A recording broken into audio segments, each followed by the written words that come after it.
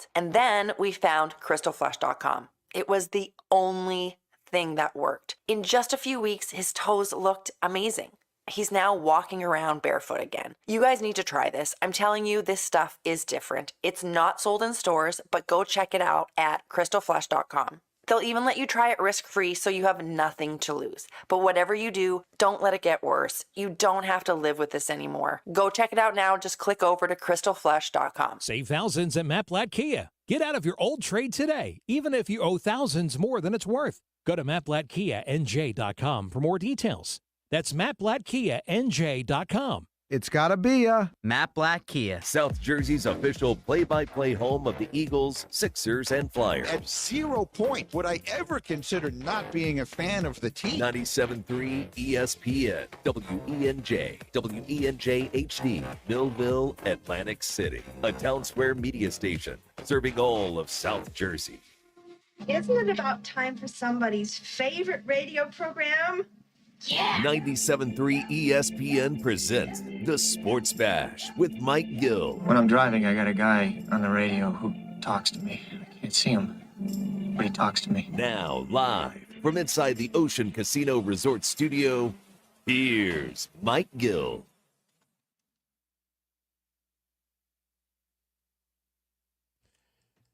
Happy Hour Friday starts now. The Sports Bash live, 97.3 ESPN, the 97.3 ESPN free mobile app, streaming live video on the X platform, YouTube at Mike Gill Show.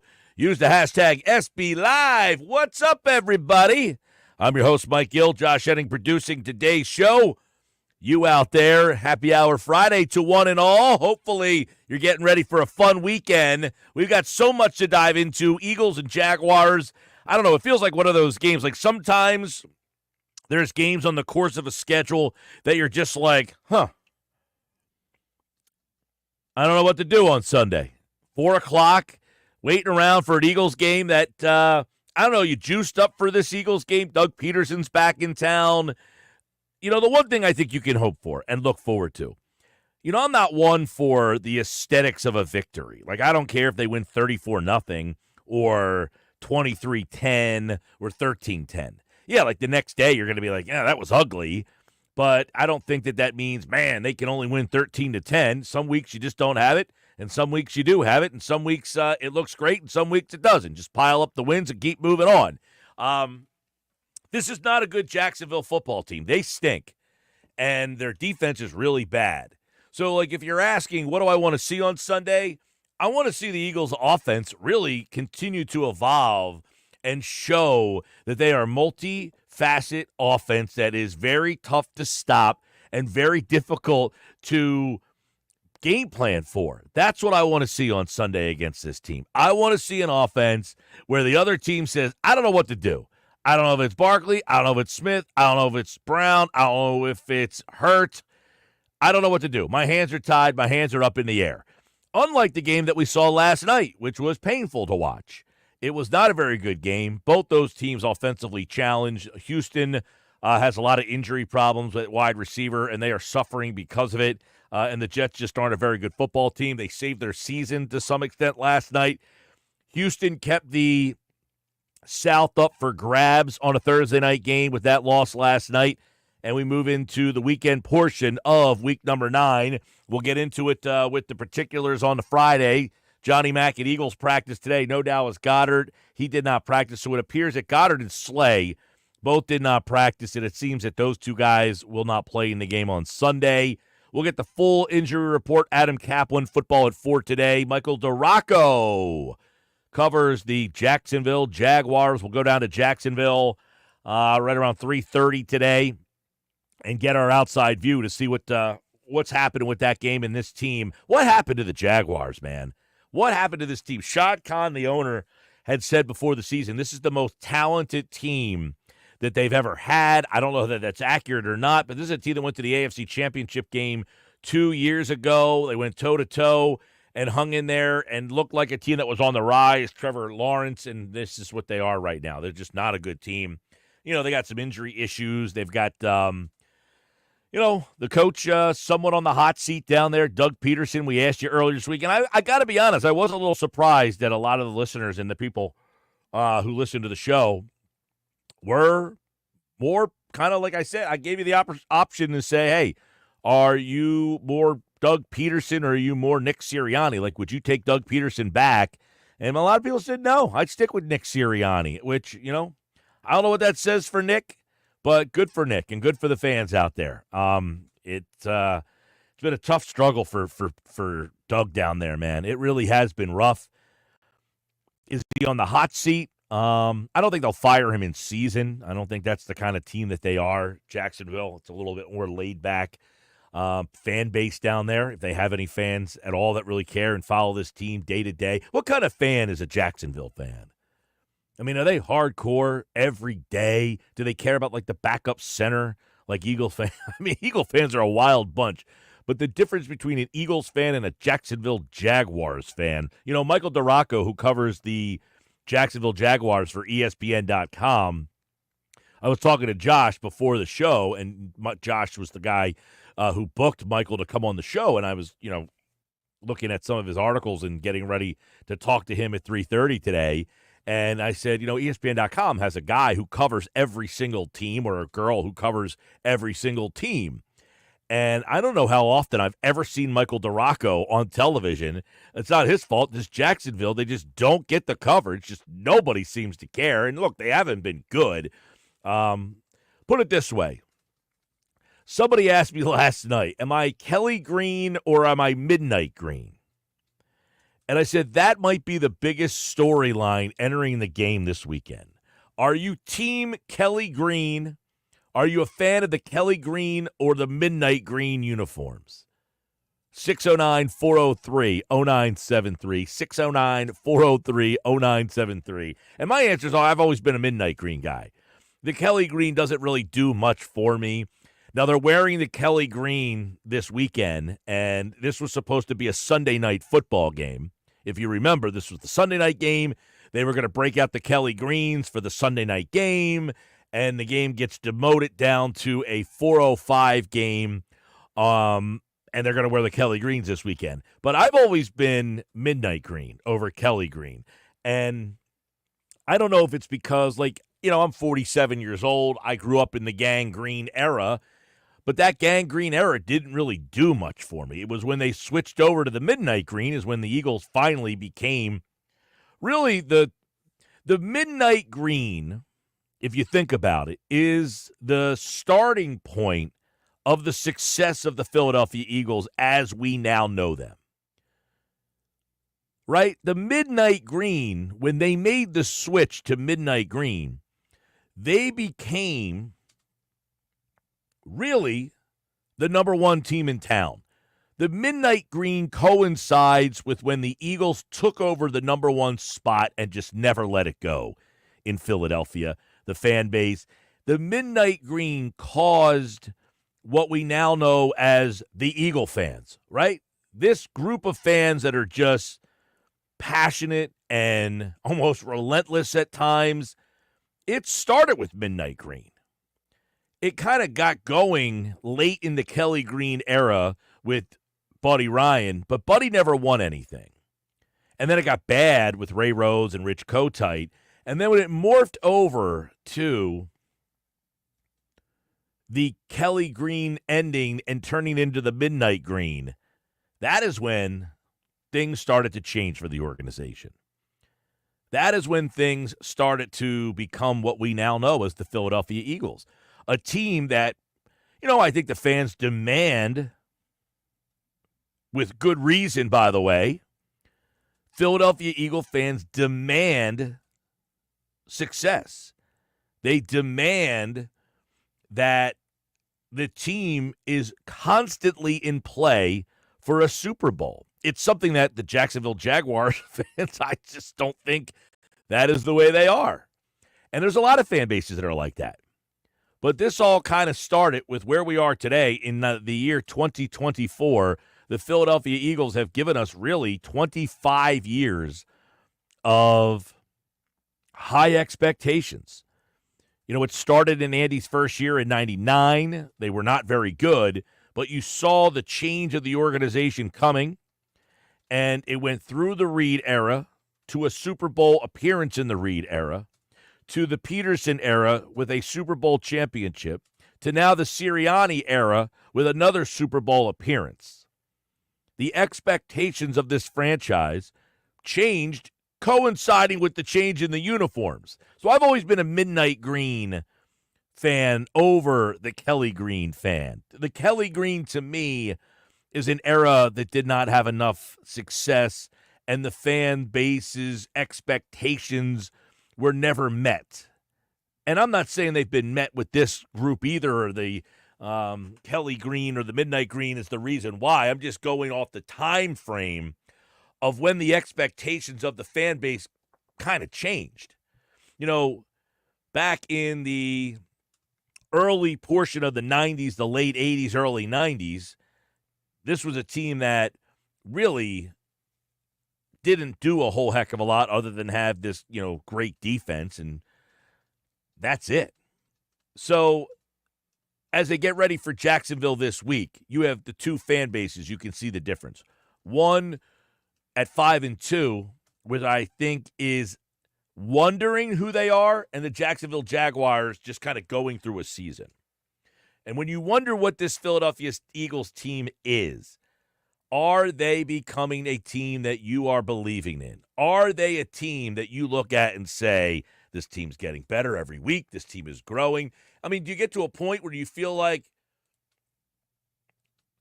this is a team that I think could win a Super Bowl?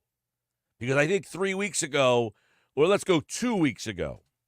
2 weeks ago, I'm not sure you felt that way. Do you feel that way now? As they get ready for Jacksonville, do you feel like, hey, this is a team that can win a Super Bowl? Sports Bash Live, 97.3 ESPN. Croce says Midnight Green, no contest. All right, I like the no contest. That was definitive there, Croce. Terry and Galloway says, got the Sports Bash on the app down island, watching the ship sail to somewhere with a margarita for happy hour Friday. It's beautiful down here right now. Terry, Galloway, guess what? It's beautiful everywhere right now. The weather has just been outstanding. In fact, I know up in Philly today, the beat writers were mentioning it's November 1st, and yet the weather for this game, 78 degrees on this Friday as we get ready.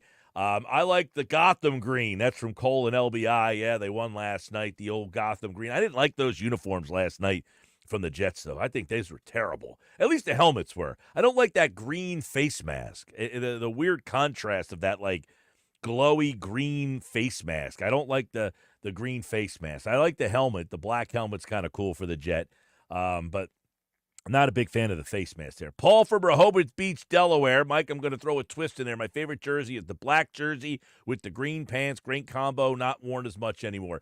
Yeah, they don't wear the green jersey all that much. They only wore it a handful of times since they've even introduced the green jersey. I mean, the black jersey, I should say. I don't really love the black jersey. The contrast to me, the dark midnight green with the black, there's not enough contrast in it. But I know a lot of people generally like the black uniform there. Sports Bash Live, Luke in Atlantic City says, my brother hates the Kelly Green because it reminds him of losing. He's 57, I'm 45. That's the way I feel. The Kelly Green reminds me of lousy teams. The Midnight Green introduces a new era of Eagles football for me. That's why I've always kind of been like, I don't really like the Kelly Green. I don't have any great memories of Kelly Green.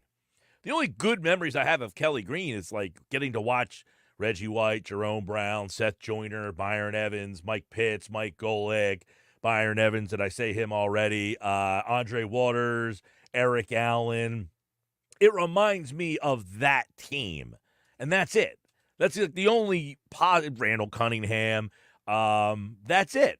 There's not a lot before for me. I'm 47 years old. That's like the crew that I grew up with. They gave me nothing but despair, disappointment. Those teams in the playoffs were rotten to watch, right? Those teams in the playoffs were rotten to watch. 609-403-0973, 609-403-0973. Mike, it's not about which era was more successful. It's about which uniform looks better, and that's the Kelly Green, Steve and EHT. Yeah, we all have our own criteria, Steve. I don't like the Kelly Green as much as I like the Midnight Green, actually. I actually like the darker green better if I'm just saying the color of the uniform, I like the dark midnight green a little bit better than I do the bright Kelly green color, which I don't know. I just never that bright Kelly green is not something that really is something that I'm all that like a fan of. Man, that's just me. I know everybody's a little different. All I know is we have a bunch of midnight green and jelly green gear, and I very much prefer wearing my Kelly green gear. Yeah, okay. I do see it. Listen, I know a lot of people like the nostalgia. Like, not even when you got your first Eagles starter jacket. No, you know what? I do like, in terms of the Kelly green, I like the Kelly green script with the gray. That starter jacket, you've seen it. It's like a very light gray, almost silver, with the Kelly green Eagles on the front. I do like that combination. I do like the Kelly green jerseys I'm not the biggest fan of, but I do like the more silver color pant that they wore with the Kelly green jerseys. I can go with the grayish silver with that Kelly green. I like that contrast better than I like the black jersey with the midnight green. But they're going to wear the Kelly green this weekend. I would imagine it's the Kelly green and that silver pant that they're going to go with. But my point with that, when the guy asked me, we were talking about I said, he said, oh, they're pulling the Kelly greens out. I almost forgot about it, to be honest with you. Right? I almost forgot that they're wearing, because this game just feels so lost in the sauce because of the opponent. I said, my gosh, I can't even imagine what's going to happen the week that the Eagles play Carolina, which is, when do they play Carolina? Let's see. The Carolina Panthers have to be the worst team. There's not one appealing thing about that team right now. They are just bad all over the place. Defensively, they give up like 30 points a game. They've got no weapons on offense or defense. I mean, they just stink out loud. So Philadelphia plays Jacksonville. Next week, Dallas. Then Washington. At L.A., at Baltimore, and then Carolina. So it's not till, over another month from now that they play Carolina. Who knows what the record will be by the time they get to Carolina. They do have a couple, listen, I think this Jacksonville game, I don't want to say, listen, is it a must-win game? No, not for, I might take that back because, and I'll tell you why this might feel like a must-win game. It's not a must-win mathematically, but it's a must-win because other than Carolina and the Giants in the final week of the season, you don't have a game on your schedule that is like this one, where you're just definitively better than they are. Every game the rest of the way, other than Carolina and the Giants is always tricky because of the nature of it being a division game, but, the Eagles have kind of owned the series against the Giants, but they did beat you last year. But I'll even include them in this. Other than Carolina and the Giants, there's not another game on the schedule where you are definitively going to be the best team on the field. You might be better than them, but not definitively head and shoulders. Next week, you're playing at Dallas, and look, we all think Dallas is not as good as they've been, and they're not, but they are talented enough that when they play a good game that they can beat you, right? And if they get healthy, that's the problem for them. They have not been healthy on the defensive side of the ball. If voila, next week you play them and Micah Parsons is back and, stuff like that, then that Dallas team is a lot different. Washington on a Thursday night, that's going to be a tough game. At the Rams, that's going to be a tough game. That's on a Sunday night. That offense is a tough matchup for Philly because of the style of their wide receivers are these small, kind of shifty guys that find openings in the zones. At Baltimore, another game that, it's going to be physical and tough. Then you got Carolina, Pittsburgh, another tough game. Pittsburgh defense. At Washington, Dallas, New York. That's the way this schedule ends. It's a pretty interesting schedule in terms of where this Jacksonville game fits and why it's so important. You win this game, you get to 6 wins on the season. All right? And that means between 1, 2, 3, 4, 5, 6, 7, 8, 9. The final 9 games of the season. Can you get 5 more wins out of that group? And is that even going to be enough? Right now, as we told you earlier in the week, let's take a look at the standings. Getting ready for Week 9 of the NFL. You look at the playoff standings right now. Philadelphia, it's not clear cut. I mean, they're the 7th seed right now. They are the last wild card team. You lose the game this week, you're potentially out of the playoff mix, and then you start to get into tie-breaking possibilities. Tampa Bay beat you already. Keep in mind, you play the Rams. Do you want to get stuck into a situation where tiebreakers come into play with the Rams if they start, so that's why this game does have importance in terms of, I say, must win mathematically. Are you knocked out? No. But, man, you don't have a lot of gimme games left. You cannot afford to have this game be one that you give up. 609-403-0973. Jeff in Ocean City says, Mike, when they announced the Kelly Green, I didn't care. But when I saw the uniform live at the stadium, I was blown away. It's sharp. Going with Kate May, always ready for Happy Hour Friday. Yeah, man, Happy Hour Friday to everybody out there. Let's get you ready for it. It's a Happy Hour Friday. I feel like we've been the summertime, and then we've let a lull off on the Happy Hour Friday. We got to get the Happy Hour Friday going again. We got to get ourselves excited for the fall season. Let me know what you're having for the Eagles game this weekend, this Friday, this Saturday. 609-403-0973. 609-403-0973. The Sports Bash is live on a Happy Hour Friday. And by the way, Joel Embiid speaking today. He is out for the game tomorrow night, as is Paul George. They are both already ruled out for the game tomorrow night. But what did Joel Embiid have to say about the way he's been treated since he is not playing? You'll hear that coming up on the Sports Bash Live, 97.3 ESPN, the 97.3 ESPN free mobile app, streaming live video on the X platform and YouTube at Mike Gill Show. How about the throwback Kevin Curtis game uniforms? They were bad. Yes, they were. That was the yellow and baby blue. They were no bueno. I did not like those uniforms. I don't like when teams like the Phillies wore those blue and yellow pajamas during the baseball season this year. I don't like when teams stray away from the foundation colors of their show. All right, so when we come back, Mike McGarry from the Press of Atlantic City, pressofac.com.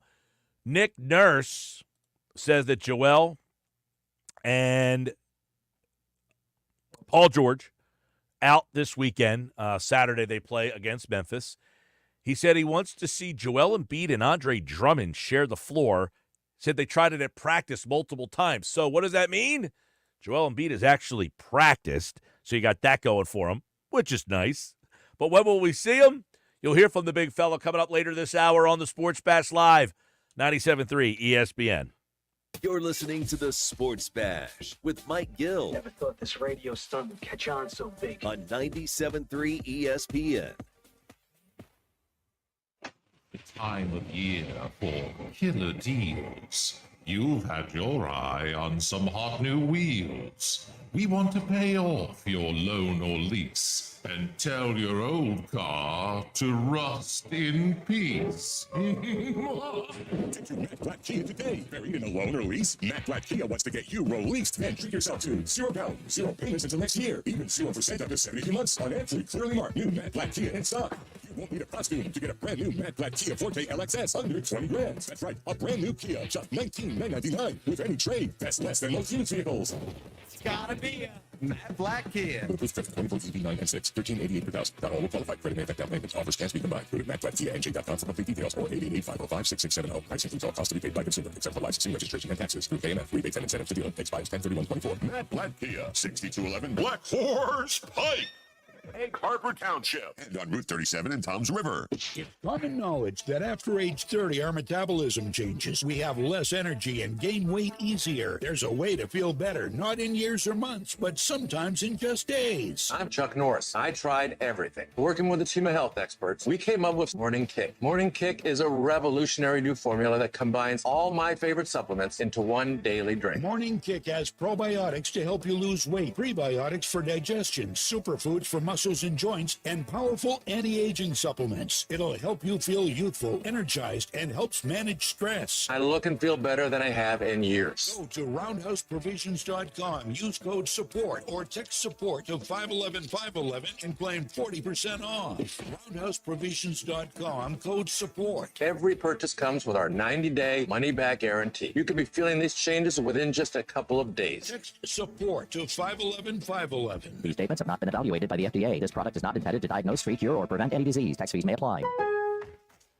Build up to Black Friday with savings all month long at Lowe's. Right now, get up to 35% off select major appliances. Plus, save up to $500 on select LG major appliances. And get holiday inflatables for under $20. Because Lowe's knows deals. Valid 10/24 through 11/5. Applies to select LG major appliances only. Cannot be combined with additional discounts. See Lowe's.com for details and qualifying items. While supplies last.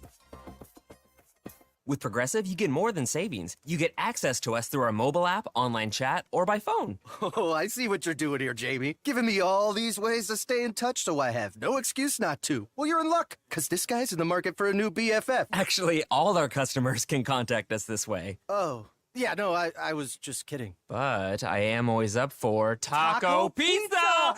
Jigsaw! Get help from Progressive through the website, app, chat, or phone. Progressive Casualty Insurance Company and Affiliates. Good morning, Doctor. Doctor? Hi, Doctor. Doctor? Dr. Jackson's practice is growing. What do you mean we're still short-staffed? He needs a good patient doctor. How do we not have enough doctors to doctor all these patients? And he doesn't have the patience to sift through hundreds of resumes. I need Indeed. Indeed you do. When you sponsor a job on Indeed, it's easier for talented candidates to find it, which makes it easier for you to hire them. Visit Indeed.com/credit and get $75 towards your first sponsored job. Terms and conditions apply. Did you know that Wendy's has any size soft drinks for just $1? Yeah, any size, anytime. Like $1 Coke, $1 Sprite, or even $1 strawberry Fanta. Okay, could we maybe switch up the sound effect, please? Because I'm losing it. Wow, no, not that. Any size soft drink for just $1? Gotta be Wendy's. Limited time only. Price and participation may vary. A la carte only. Not valid in a combo. Exclusions apply. Still getting around to that fix on your car? You got this. On eBay, you'll find millions of parts guaranteed to fit. Doesn't matter if it's a major engine repair or your first time swapping your windshield wipers. eBay has that part you need, ready to click perfectly into place. For changes big and small, loud or quiet, find all the parts you need at prices you'll love. Guaranteed to fit every time. You already know that. eBay. Things, people, love. Eligible items only. Exclusions apply.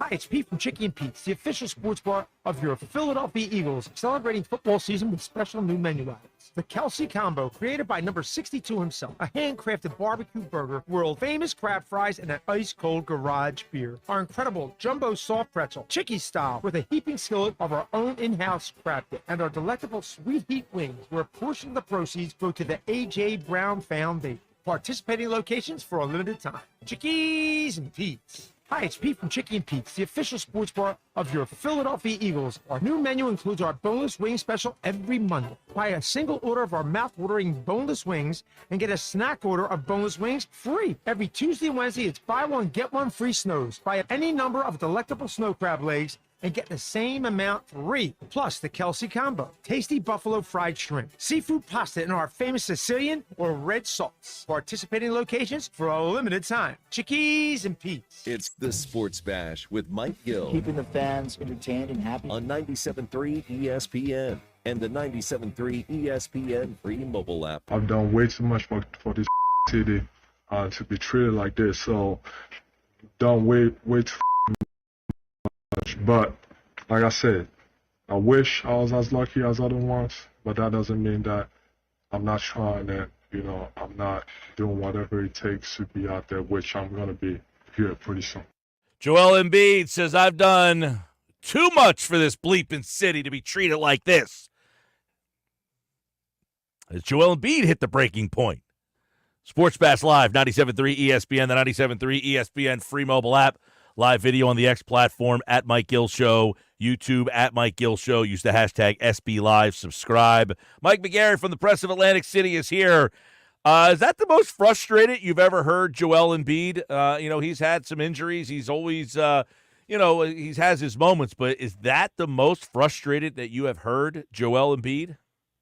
Yeah, he sounds frustrated there, Mike, but I'm not so sure what he is frustrated about. I don't think anybody is suggesting that Joel Embiid doesn't want to play basketball or doesn't want to be out there for 82 games a year. I think the frustration with the Joel Embiid situation stems from the fans and media not having a lot of information as to what exactly is going on. And even in the press conference today, there was really no clarification from Embiid as to what is wrong with the knee, what is a timetable for a return.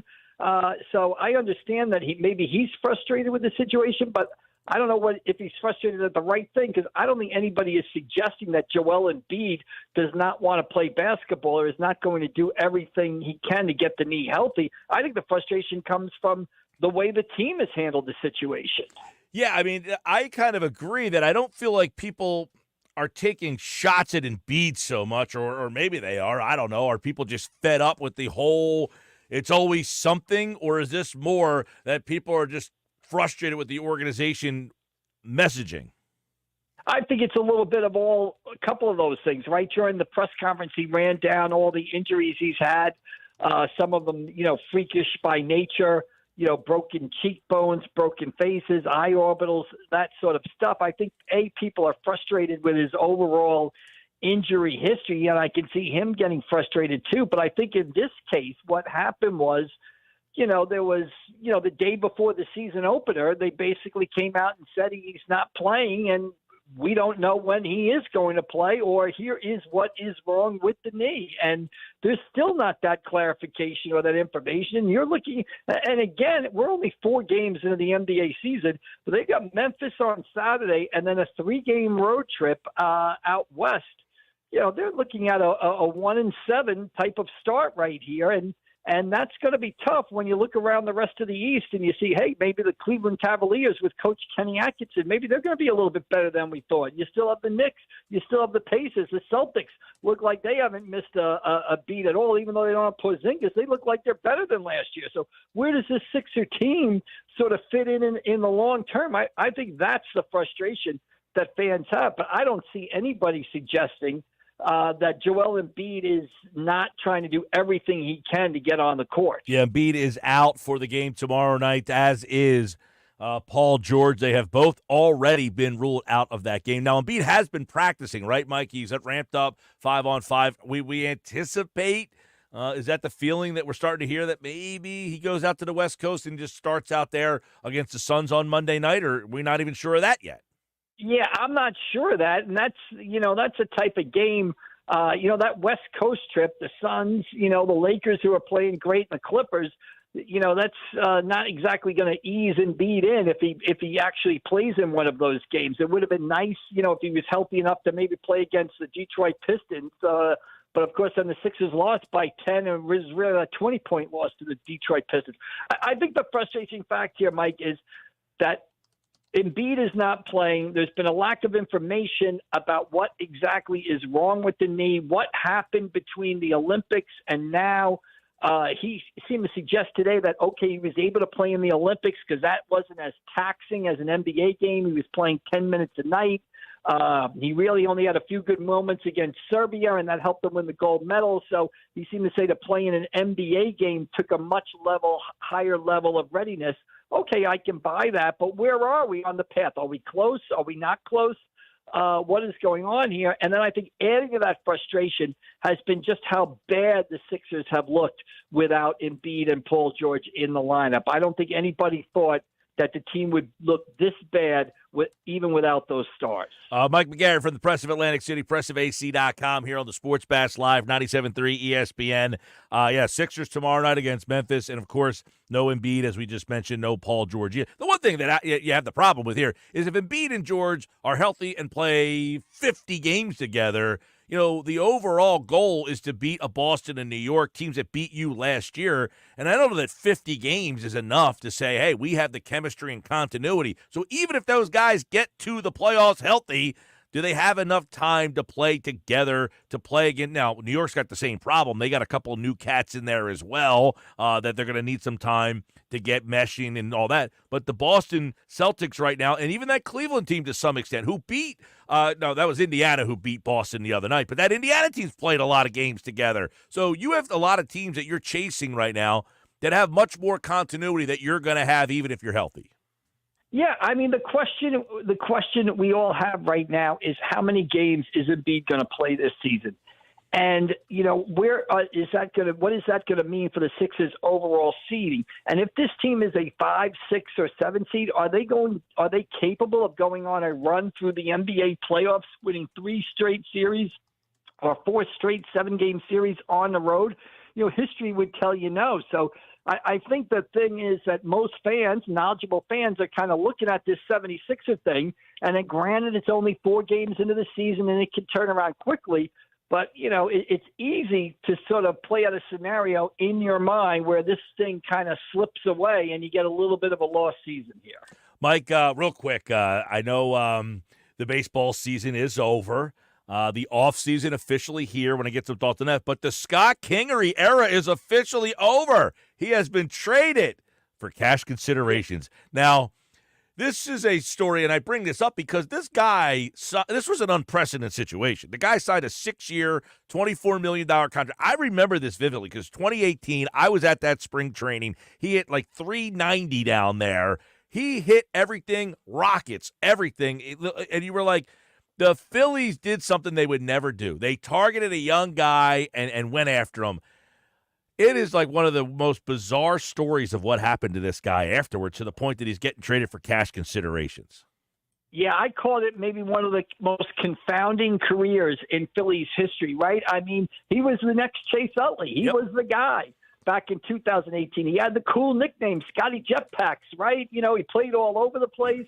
He played in the infield, played center field, even pitched occasionally, in lopsided games. And people saw him as kind of the heir apparent to Chase Utley. And, somehow 2018 and 19 were okay seasons. And, he came back in 2020, the shortened year when we had COVID. And he was one of the players that got COVID and never really got untracked that season. And then, you hear swing changes here, maybe too much of an emphasis on trying to hit the ball over the fence. Swing changes kind of ruined his career. And it was amazing this past year. I mean, he was the hitter of the year with the Lehigh Valley Iron Pigs, 25 home runs, 25 stolen bases. Yet, and they called up 4 or 5 guys from the Iron Pigs this season, and they didn't call him up. Wasn't on the 40-man roster. So, Mike, it is really, and it's kind of lesson. We hear about all these prospects. We hear about this guy, that guy, what they're doing. It's hard to make it in the big leagues. And what happened with Scotty Kingery, I think it's one of the most confounding careers in Phillies history. Well, I mean, to even bring up a guy who hasn't played up here in years, who got traded for cash considerations, and people immediately know who it is, and could say, man, what a weird story. You said it. He was the guy that was going to be the next Chase Utley. They had him playing second, then they moved him to short. They had him playing center field. They changed his swing. Who knows what could have been. He was a second-round pick, Scott Kingery, traded for cash considerations. By the way, he got traded to the Angels. They couldn't get Mike Trout back in return, though. No Mike Trout the back. Angels are almost like Phillies West now because you got Moniak out there, you got the catcher out there, and now you got Scotty Jetpacks out there. So any Philly fans, want an alternative universe, go to Anaheim and check out the Angels play next season. I remember a buddy of mine, and I was a big fan of what the Phillies did with that, where them targeting him, signing him. I said, good for them. This guy almost looked like a can't miss.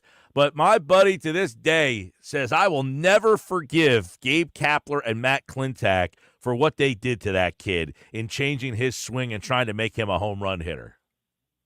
Yeah, well, I mean, the talk also is, did the Phillies change his swing? Did he change his swing on his own? Who knows? Somehow along the way, he just got lost and never found himself backwards. And even though he put up great numbers this year at AAA, a lot better numbers than some of the players who were called up to the Phillies this season, he never got a call up. So the whole thing is bizarre and strange. And, and it finally comes to an end today on November 1st with a trade to the Angels for cash consideration. Mike McGarry's must-win column, I would ask you, is this a must-win kind of feel for the Eagles? And I asked that question because a loss, right now, they're the 7th seed in the wild card. You lose to Jacksonville, you fall probably out of the mix, and then you have a group of games coming up, none of which you are going to be a definitive favorite. So while mathematically, yeah, the season's not over, but is this the kind of game that you can't get snuck up on? Yeah, you can't lose this one at home. This is a game that good teams win, teams building momentum win. Eagles played very well last week. They're facing a Jacksonville team that is kind of beat up. Doug Peterson has had his struggles down there. They've been inconsistent, a lot of tough losses. They have some injuries to deal with. So, yeah, this is a game that if you're a team with the Eagles and you're thinking about contending in the NFC and you're thinking about going deep in the playoffs and maybe you want a home playoff game or you want to win the NFC East, you're a 7.5-point favorite right now over the Jaguars, a team that's limping into Philadelphia on Sunday. You got to go out there and take care of business at 4:00 on Sunday. Yeah, it's a bad Jacksonville team. I don't know what happened with Doug Peterson down there, and obviously it just hasn't worked out. This team went to the playoffs, and here they are wondering what happened. Philadelphia, on the other hand, with a win, would be 6-2. And of course, you can listen to the game right here on 97.3 ESPN. The NFC East this weekend, when you take a look around real quick, Mike, you got Washington. We feel like we're starting to believe in that team. We feel like Washington, but we take a look at the schedule. They haven't really played anybody, but they got your Giants this weekend. Yeah, interesting game. And remember the second game of the season, that's the game where the Giants made NFL history by scoring 3 touchdowns, giving up no touchdowns, and actually losing the game. I think 1,000 NFL teams that had done that had won previously. The Giants made history. That's the game Graham Gano pulls the hamstring. The Giants don't have a kicker. The Commanders end up kicking, 7-8 field goals, and they win the game. I think it's an interesting game. Division game, second time the Giants have seen Daniels. We'll see, they were able to hold him in control a little bit in week 2. We'll see what happens in week 3 right now on Sunday. I think it's a very interesting game to see how do the Giants adjust to Daniels and how does Daniels adjust to a team seeing him for the second time. I'm interested to see how that plays out. Yeah, that was an ugly first game, 21-18. Washington never scored and still won the game somehow against the Giants there. So that game, of course, 1:00, NFC East. You got Dallas and Atlanta. Big game for Dallas. If they lose, you would essentially feel like they're done. Yeah, absolutely. I kind of feel like they're done now, but, back up the truck. It's amazing how the narrative in the NFL can change last night. I mean, you wake up today and the Jets have a tiny sliver of light, right? A little bit of life right now. So you never know what a win could do. But, yeah, that's a game that the Dallas Cowboys have to have. And it's a tough game for them. The Falcons are, a playoff team, beat the Eagles early in the season. So that's an interesting contest. All right, Mike, got high school football, the playoffs underway. Give us some of the matchups, the key games that you guys are going to be covering for the Press of Atlantic City. Yeah, first day of the public school playoffs here. I'll be over at Atlantic City at Eastern. Atlantic City hosts its first playoff game in a dozen years. Atlantic City beat Eastern 35-27 about 3 weeks ago. A lot of times in the playoffs, you end up facing a team that you haven't played before or that you're not that familiar with. Obviously, these two teams just prepared for each other, so you've got that sort of interesting aspect. So that's a real interesting game. We'll also be up tonight at Southern Regional in Manahawkin, an undefeated Cherry Hill East team, undefeated for the first time since Glenn Foley, former New York Jets quarterback, was quarterback in Cherry Hill East back in 1988. They'll be undefeated going in to play Southern Regional. A lot of other games around the area. Barnegat goes to Mainland. Ocean City hosts Allentown. Millville is the top seed in Group 4. They'll be playing Red Bank Regional. Cedar Creek has a home playoff game, too. Tomorrow night, Oakcrest travels up to Homedale. So first weekend of the public school playoffs here as the road to the state championship starts today. Man, it's the day after Halloween, and the playoffs are underway. And, of course, Mike McGarry and the crew over at the Press of Atlantic City will have the coverage for you. Mike will be back on Mondays. We'll look back at the NFC East, the Eagles. I guess the Phillies could do something. Major League Baseball offseason is underway. You can start making trades and doing some stuff. The baseball season ends, and bang, they get going here. I'll tell you what, I didn't get to talk to you after the Little League game the other night, but, man, what I wanted to get into a little bit more, and I saw an article about, I don't know if you saw this, about the scouts and what they said about the Yankees, about how, just contact, putting the ball in play. They felt that their defense was one of the worst positioned defenses in the league. If you put the ball in play against them, they felt that they make bad throws. I mean, it's a really interesting thing. And then I said my favorite part of the whole World Series and the playoffs was Walker Buehler pitching on 1 day's rest. Like, you know what? Yeah. Coach, give me the ball. I can get it done.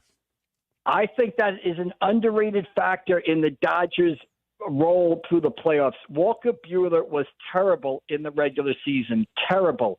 He was terrible in his first playoff start against the San Diego Padres. And then all of a sudden, he turns into the Walker Buehler of a few years ago, beats the Mets, throws a great game against the Yankees, and then is the guy they choose to close out the World Series. If you had said to me back in August or September, who's going to be on the mound for the Dodgers when they close out the World Series, Walker Buehler might have been the last guy that I picked. And what you said before goes to show you, hey, it's all like high school baseball, right? They say put pressure on the defense, put the ball in play, make the defense make plays. The Yankees couldn't make the most basics of plays. Aaron Judge drops a line drive that I think you could have caught, Mike. And I don't know what Anthony Rizzo is doing over at first base. Oh, you blaming Rizzo more than the pitcher? Well, I thought, the pitcher should have got off the mound. Obviously, he should have been more in the picture, but I don't know what – I thought Rizzo could have been more aggressive in fielding that ball and trying to make it to the bag himself. It looked like he never even entered his mind to go to the bag. I'll tell you what, I saw somebody bring this up and actually say, this isn't on Cole, this is on Rizzo. Now, as someone who goes over that play a million times, pitcher, ball hit to the right, go to the right, just you do it in your sleep. Rizzo, I think, is doing what he's done a million times, fielding the ball and looking up to pitch it, and then he sees the guy's not there, and he's like, this is what I've done a million times. Where the heck is the guy? Yeah, I think in looking – muscle memory, Mike, the muscle memory. Right. Obviously, I agree with you that Cole should have been over there, but I think that Cole, if that's any other first baseman but Rizzo, and Rizzo is famed for not, fielding and getting to the bag himself, so maybe Cole should have known that and say, hey, 99.9% of the time, this guy looks to toss it rather than taking it to the bag himself. A good defensive first baseman, I think we can agree, makes that play and gets to the bag easily. You're 100% right. Cole should be aware of the situation. He should be aware of Rizzo's tendencies. He should have been over to the bag, too. Neither guy escapes without blame, but I can't believe that Rizzo couldn't field that ball and get to the bag himself. I agree with that, too. I don't know what he was doing, but it was just a disaster of an inning. Dodgers win, and look, they didn't have Ohtani pitching, no Glass now, no Stone, no May. Whoo, that team's going to be even better next year. And, hey, who gets Soto? That will be something we'll keep our eye on. All right, Mike, enjoy all the football this weekend. All right, we'll see you down the road. Thanks, guys. Mike McGarry, everybody, from the Press of Atlantic City, pressofac.com here on the Sports Bash Live on 97.3 ESPN. I'm Mike Gill. It is a happy hour Friday. Good to share it with you guys. Yeah, I will read off on the other side what a scout said about the Yankees from the Dodgers side of things. We got that. We got Joel Embiid talking for the first time really all season. You'll hear what he has to say. We have more sound for the big man. I got your text messages as well. Let me know what you're having on a happy hour Friday, will you? 609-403-0973. You're going to be out and about this weekend with the beautiful weather. More Sports Bash coming up. 97.3 ESPN. Start your college football Saturday with Touchdown Radio. The undefeated third-ranked Penn State Nittany Lions host the fourth-ranked Ohio State Buckeyes at noon Eastern. Get ready for the game of the year as these two Big Ten rivals duke it out for a chance at a national championship. Join J.P. Shadrack and me, the 1992 Heisman Trophy winner Gino Torretta, for Ohio State and Penn State, Saturday at noon Eastern on this Touchdown Radio station. It's College Football Saturday on 97.3 ESPN.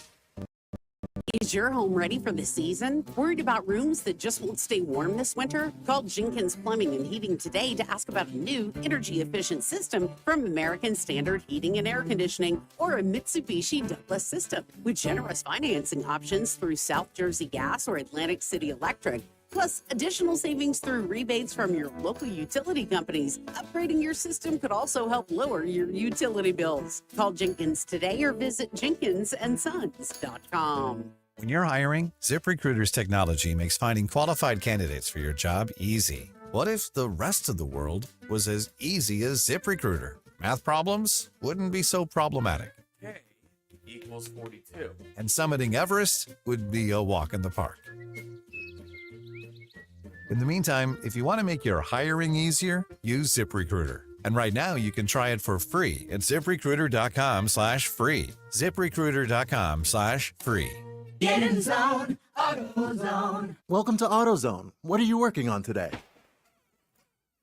Sounds like wipers. If your wipers are streaking, skipping, chattering, or even worse, loud, you need to visit AutoZone and get some fresh new blades. We've got basic wipers to get you back on the road, as well as premium blades from Bosch and Rain-X. So if you're hearing this, just head to your nearest AutoZone or AutoZone.com.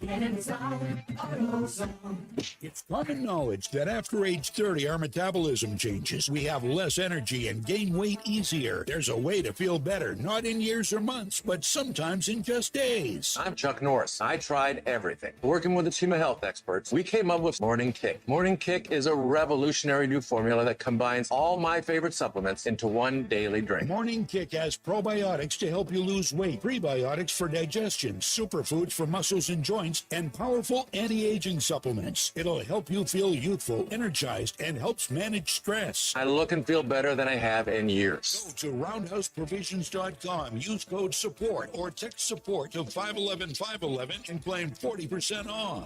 Roundhouseprovisions.com, code SUPPORT. Every purchase comes with our 90-day money-back guarantee. You could be feeling these changes within just a couple of days. Text SUPPORT to 511-511. These statements have not been evaluated by the FDA. This product is not intended to diagnose, treat, cure, or prevent any disease. Tax fees may apply. Is reviewing life insurance on your to-do list? Now's the perfect time to add it. A friend recently told me that securing life insurance sooner rather than later can help you lock in lower rates for years to come. So I bumped this up on my list and got it done. I called SelectQuote and couldn't believe how easy and affordable life insurance is. I'm 40 and got a $500,000 policy for $16 a month. My husband's also 40 and his $500,000 policy was only $18 a month. Plus, with SelectQuote's same-day coverage, there was no medical exam required, and we were covered by the time we hung up. Knowing I have this checked off my list feels amazing, but the peace of mind knowing my family is protected feels even better. Call SelectQuote at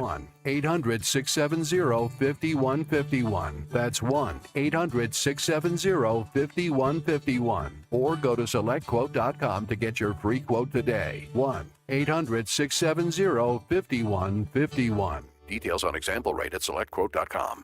Hi, it's Pete from Chicky and Pete's, the official sports bar of your Philadelphia Eagles.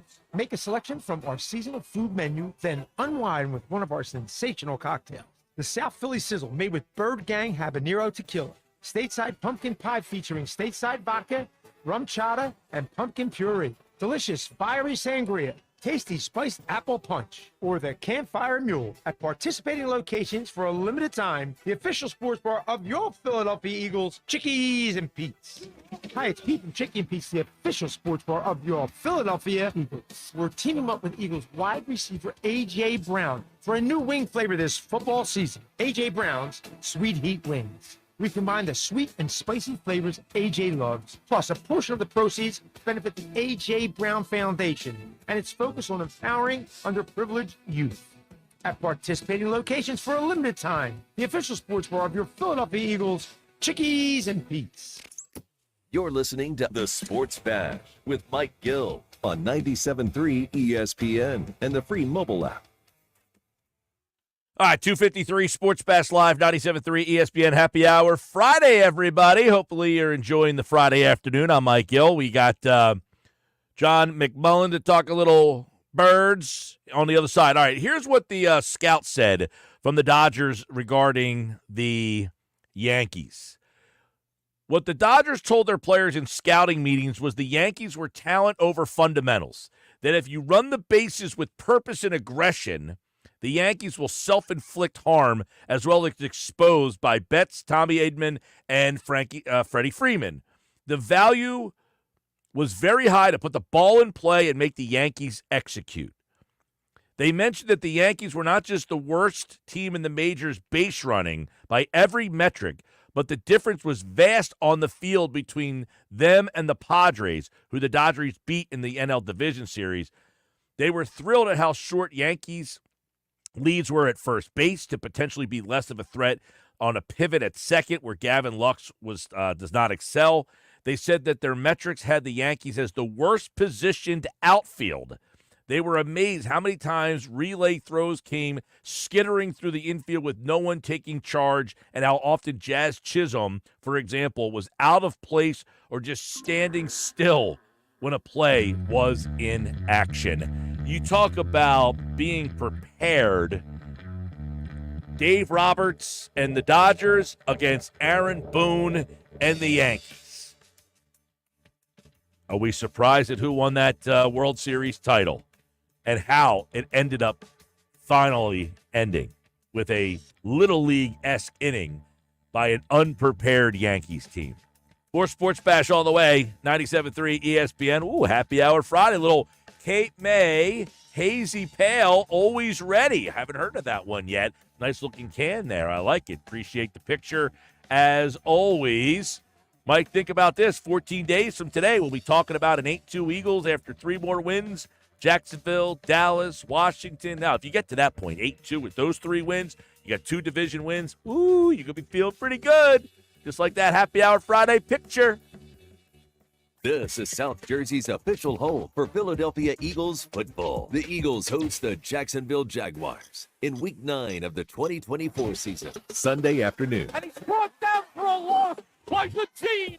What a play by the rookie. Listen to all the action with Merrill Reese and Mike Quick, with pregame coverage starting at 3 p.m. and kickoff at 4 p.m. This is the play-by-play home of the Philadelphia Eagles, 97.3 ESPN, South Jersey's Eagles station. You ever try fixing your car and realize you're missing that one part? Yeah, been there. That's why eBay's my go-to. They've got millions of parts, guaranteed to fit. I'm talking brake pads for when yours have seen one too many miles of stop and go. Oil filters, because you don't mess around with your engine care. Even got this cold air intake on my watch list. I might just go for it. To keep the ride cool and your DIY streak hot. Find all the parts you need at prices you'll love. Guaranteed to fit every time. eBay. Things people love. Eligible items only. Exclusions apply. When you experience, go for the best. Pick up the phone and call Dennis Bill Fence. Hey, South Jersey homeowners. Autumn is here and fall season means fence season. Are you dreaming of a new fence or railing, but you don't want to break the bank? Our pro tip of the day, install in the fall for big savings. As your exclusive Active Yards dealer, you can choose from our inventory of privacy, decorative, security, and pull fence solutions by Active Yards. No matter what your needs are, we have a high-quality, maintenance-free Active Yard solution that is right for you. Don't miss our Install in the Fall savings coupled with our no-money-down, interest-free financing, so together we can make your dream a reality. So give us a call today or go online to DennisvilleFence.com to request a free estimate, and be sure to mention that you want to install in the fall. Go with experience, go for the best. Pick up the phone and call Dennis Bill Fence. 1-800-499-FENCE. Visit DennisvilleFence.com.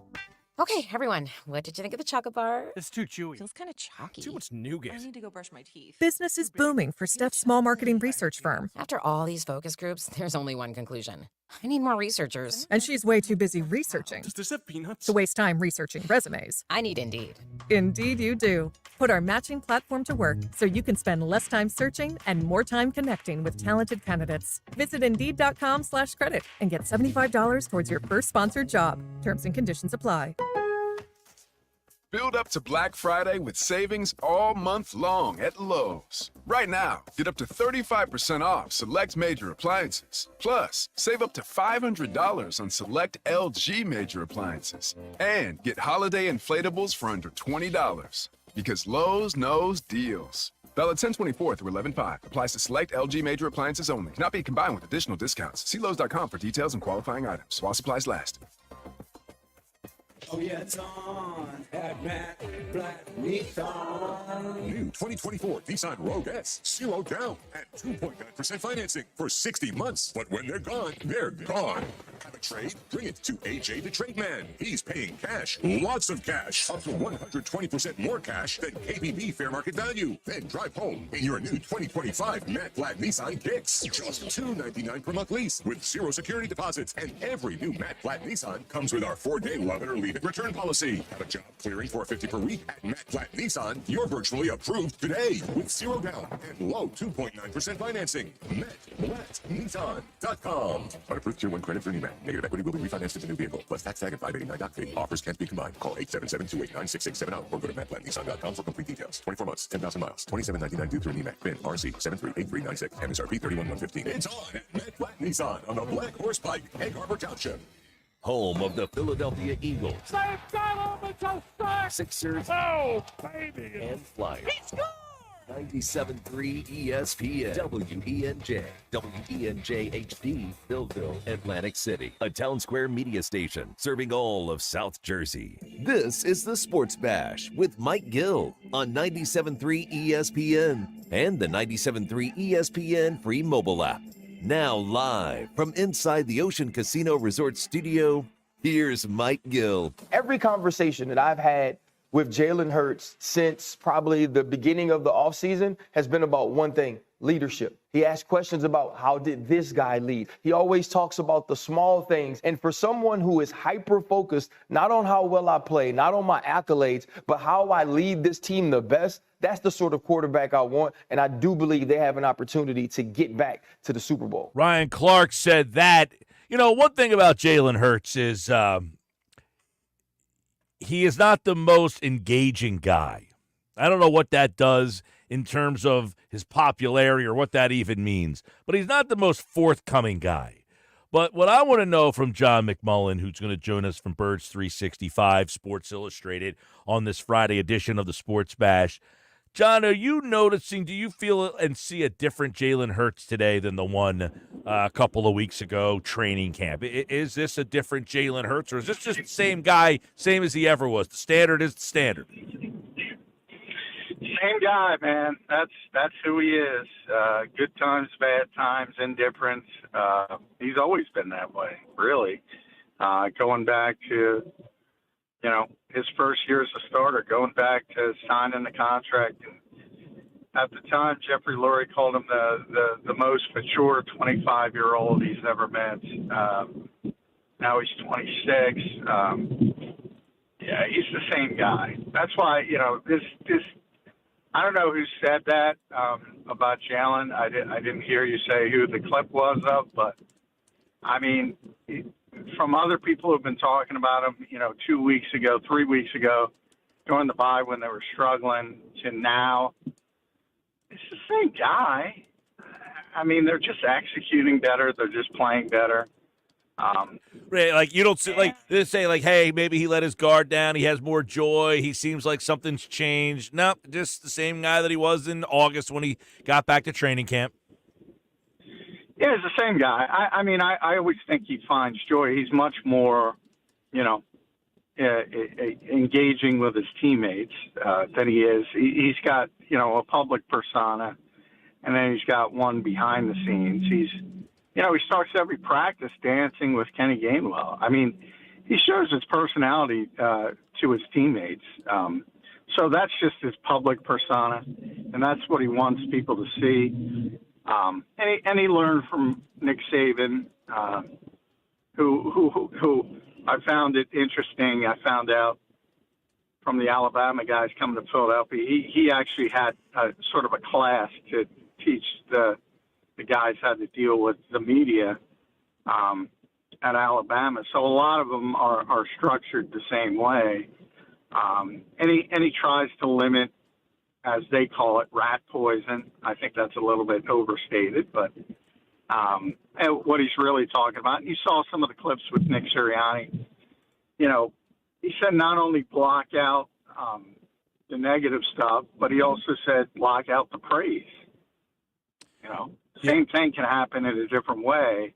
Now everybody's telling them how great they are after, 3 weeks ago telling them how bad they are.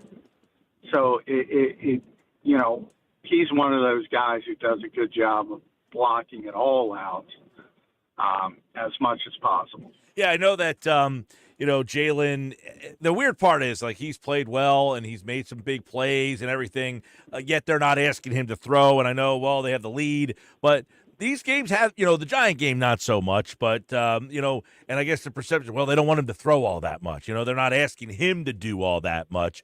They're leaning on other guys. But isn't that really what this offense should be? Him leaning on the others, and that's the best version of this offense? Well, I've tried to go about this in like a million different ways. I'm going to try to go about it this way now. That's what every offense should be. That's what every offense wants to be every week. You want to get the lead, you want to play from the lead, and you want to close the game. So I think it's, it's circumstance more than, correlation more than causation. If you look at every successful team, they go about it the same way, even though the game has changed dramatically. If you got a 2-score lead in the fourth quarter, you're going to run the football to drain time off the clock. That's the one thing in professional football that will never change. Never. Right. And do they always want to play like that? Yes. Is that realistic? No. That's why you have to be good at these other things, because you want to be able to come back from 10 points down. You want to be able to go the length of the field in a minute with no timeouts, if possible. The best teams can do all of that. But yes, in a perfect world, you want to be like they were the past 2 weeks. Everybody wants to be that way. Yeah. Well, I mean, I But guess it's not realistic. Yeah, I guess here's the rub becomes everything has been put in everybody's head that how important the quarterback is, and that if you don't have that guy where the quarterback's the franchise quarterback, what is your margin of being the best team in the league if you don't have that guy that can win the game for you? And do we put Jalen on the list of teams that can win the game for you? Yeah, he's already done it. Now, the question is, where is he on that list? There are certain guys. I think there's 4 elite quarterbacks. And one of them you saw last week, and he doesn't have a very good team right now. So a lot of people will say, well, he's not elite. Yeah, he is. But I think also one of the dumbest arguments are, well, Jalen Hurts is good because of his supporting cast. Or, insert name is good because of the supporting cast. Every quarterback needs a supporting cast, from Tom Brady on down, Patrick Mahomes on down. You've seen, when Patrick Mahomes has his spectacular offensive years, he's doing it from a numbers standpoint. He was doing it with Tyreek Hill and all those guys, and now they've shifted a little bit, and they're winning a different way, but they're still able to win. And they still have a good supporting cast, but I think that's one of those things that I just shake my head at. It's like, whether it's Justin Herbert or Joe Burrow or guys like that, it's like, oh, well, they didn't do this, they didn't do that. Like they're out there by themselves. I mean, I've never understood that. And, yeah, the Eagles have a good supporting cast, and that's why they're a good football team. But that doesn't mean Jalen Hurts is a bad quarterback. there should be more context to these things, but for whatever reason, it gets boiled down to the quarterback, which is unfair to every quarterback, not only Jalen Hurts. Because guess what? If the Eagles show up, it's probably not going to be this week because Jacksonville has so many issues. But if they show up and they play poorly, and you say, "Well, Jalen Hurts go win the game by himself," he's probably not going to win the game. You know? Well, not too many can. Let's take a look at some of his, roster mates here today as we take a look at the injuries. No Slay, no Goddard. You tweeted that out this morning at practice, so I would assume the injury report in about an hour or 45 minutes from now, Slay and Goddard likely not to play this weekend. Is that the feeling you get?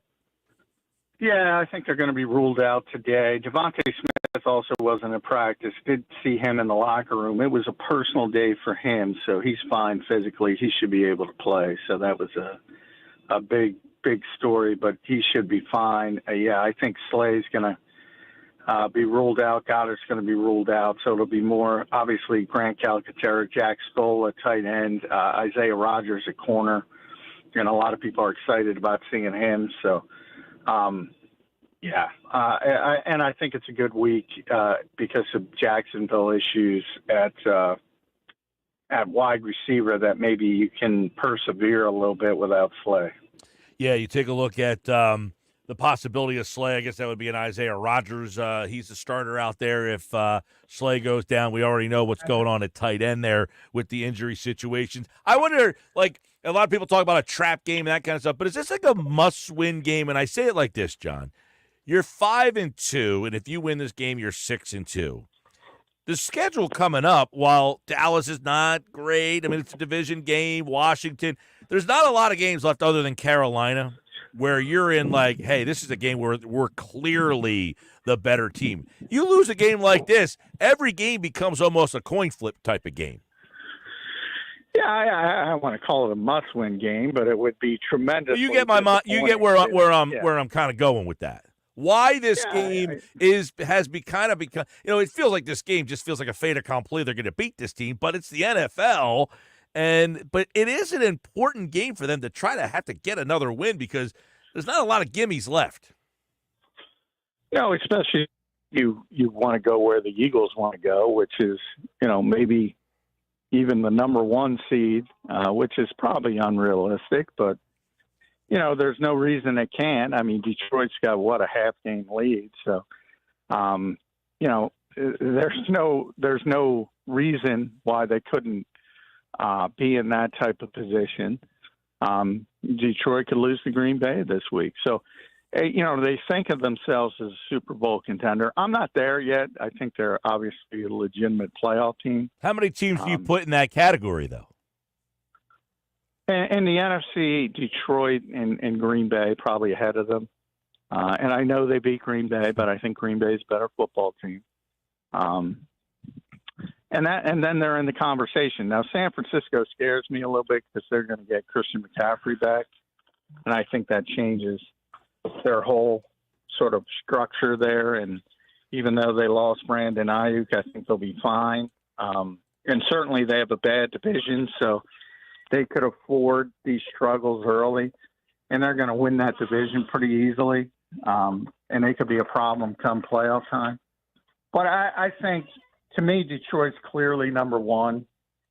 And then everybody else is in the same box. I personally put Green Bay ahead of them, but I get why other people wouldn't. So they're in that conversation. Yeah, listen, I kind of tend to agree with what you're saying. The Green Bay thing is very tricky. They did beat them on a neutral site. I can agree with you that if they played now, Green Bay just seems more fluid for whatever reason. And that's with the fact that their quarterback's been in and out of the lineup. I guess that shows you how good that team is. Yeah, and, I think they had a really uncharacteristic game when they lost to the Eagles. And now the field affected both teams. So I'm not talking about that, but just there were so many wide open throws that Jordan Love missed, and Wicks dropped 3 passes. Like, that stuff's not going to happen. You can't count on that. Now, on the other hand, the Eagles have gotten much better defensively since that, so that factors in as well. But Yeah, I mean, it's just a feel, and I think Green Bay plays a cleaner game, and I think they'd be a tough out for the Eagles. I think when you also look at that NFC field, you mentioned San Francisco. They're going to be interesting because their record might keep them in the middle of the pack. That might really make the playoffs an interesting field with them possibly in a 4 position, right? I mean, they could possibly be that 4th division champion, or let's say that the Cardinals are for real and they end up being a wild card team. They could be playing from the middle of the field. Yeah, they probably are, and I think nobody's going to, at that time, nobody's going to want to play exactly. Yeah, nobody's going to want to play San Francisco. Yeah. So, you know, I always go back to, boy, it was 2018, the year after the Super Bowl. So the double doink year, I believe that's correct. But yep, we were just talking about this the other day. When the Eagles played the Bears out in Chicago, and the Bears, you know, the Bears had a chance to rest all their starters in Week 18 against Minnesota. And if Minnesota would have won, they would have gotten the playoffs and played the Chicago the next week. And Chicago just destroyed them this year. They're a much more physical team. They ran the football. The Vikings middle linebacker was Eric Wilson. Remember him? Eagles fame. They were just not a good matchup for the Bears. But the Bears, for whatever reason, wanted to roll over them in Week 18, and they did. And they played the Eagles.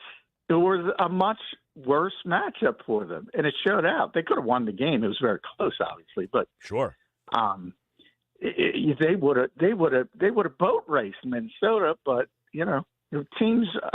Sometimes I think teams have too much ego, and they say, "Well, we don't want to we don't want to manage it."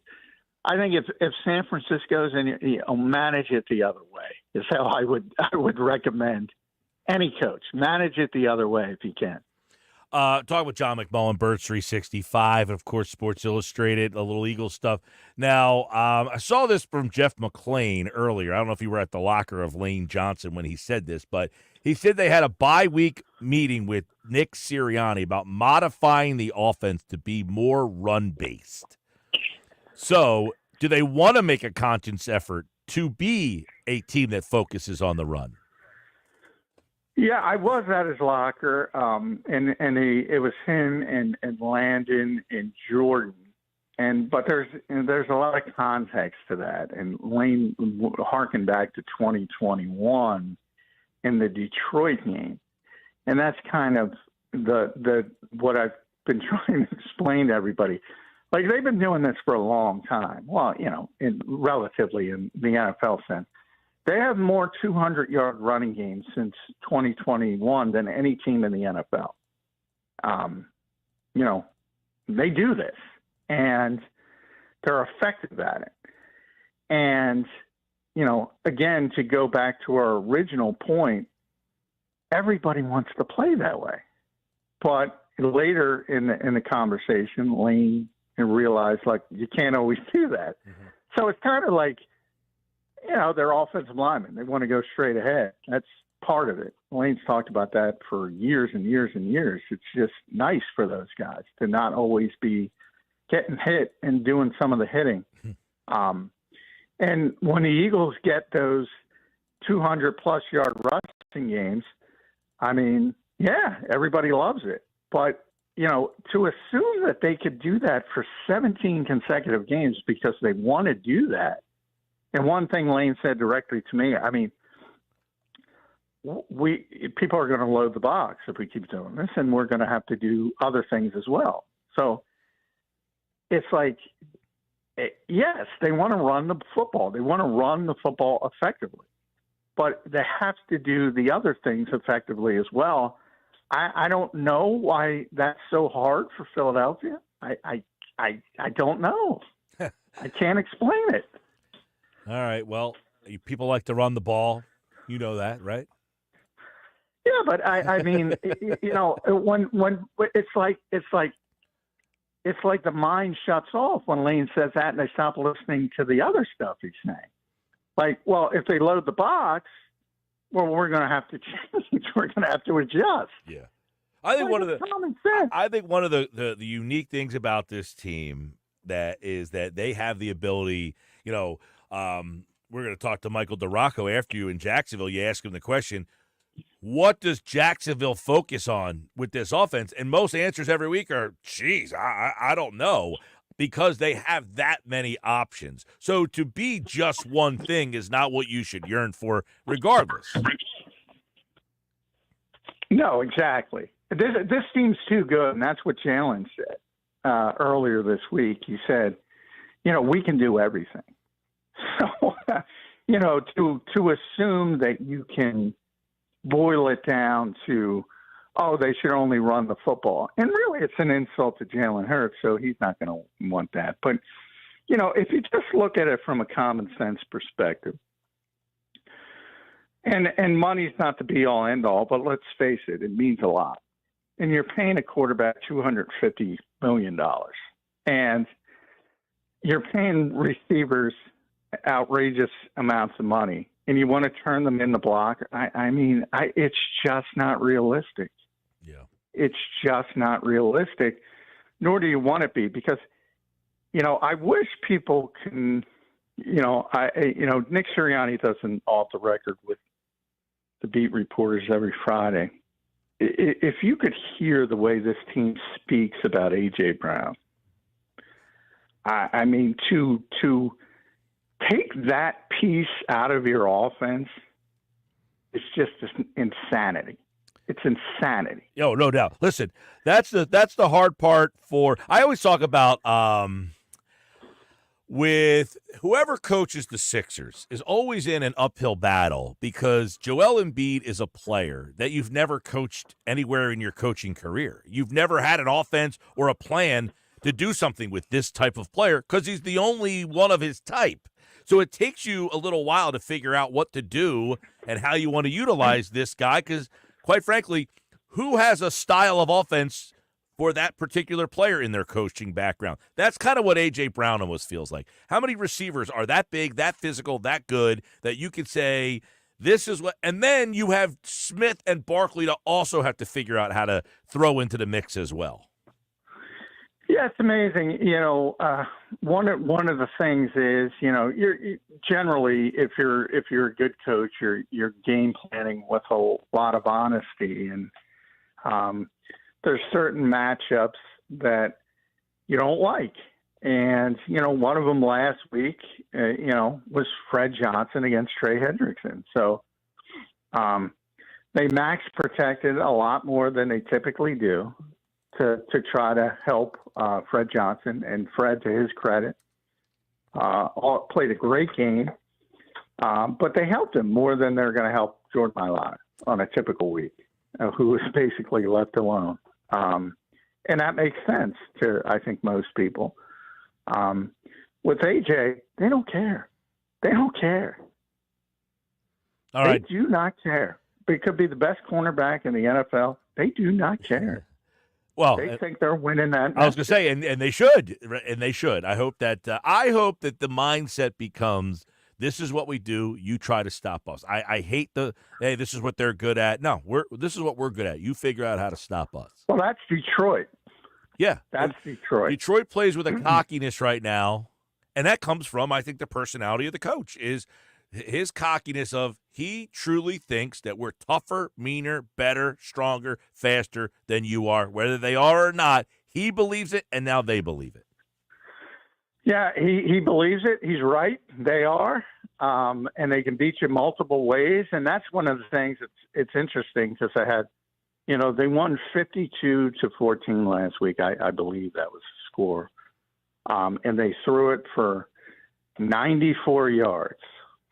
94 yards, and somehow they scored 52 points.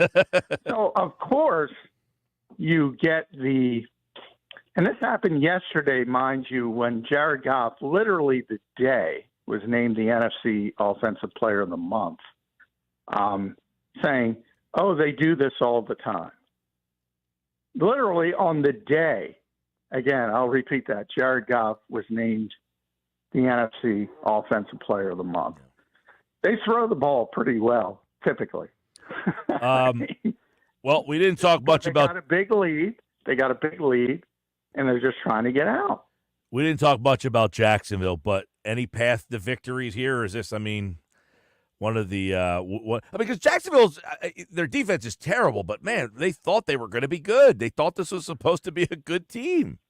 Yeah, Shad Khan called it the most talented team in Jacksonville history before the season. So it's been a great disappointment, and part of the reason is injuries. I don't think I think Ezra Cleveland's starting left guard. I think he's going to be ruled out. I think Brandon Sheriff's sort of iffy, their other guard. They traded their left tackle. Christian Kirk's out for the year. Good receiver. Brian Thomas, the best rookie receiver. He's iffy, and, we'll see if he can play. Gabe Davis, their third receiver, is iffy. We'll see if he can play. So they're banged up. Defensively, Tyson Campbell hasn't been playing. He's probably going to shadow AJ. So he's back.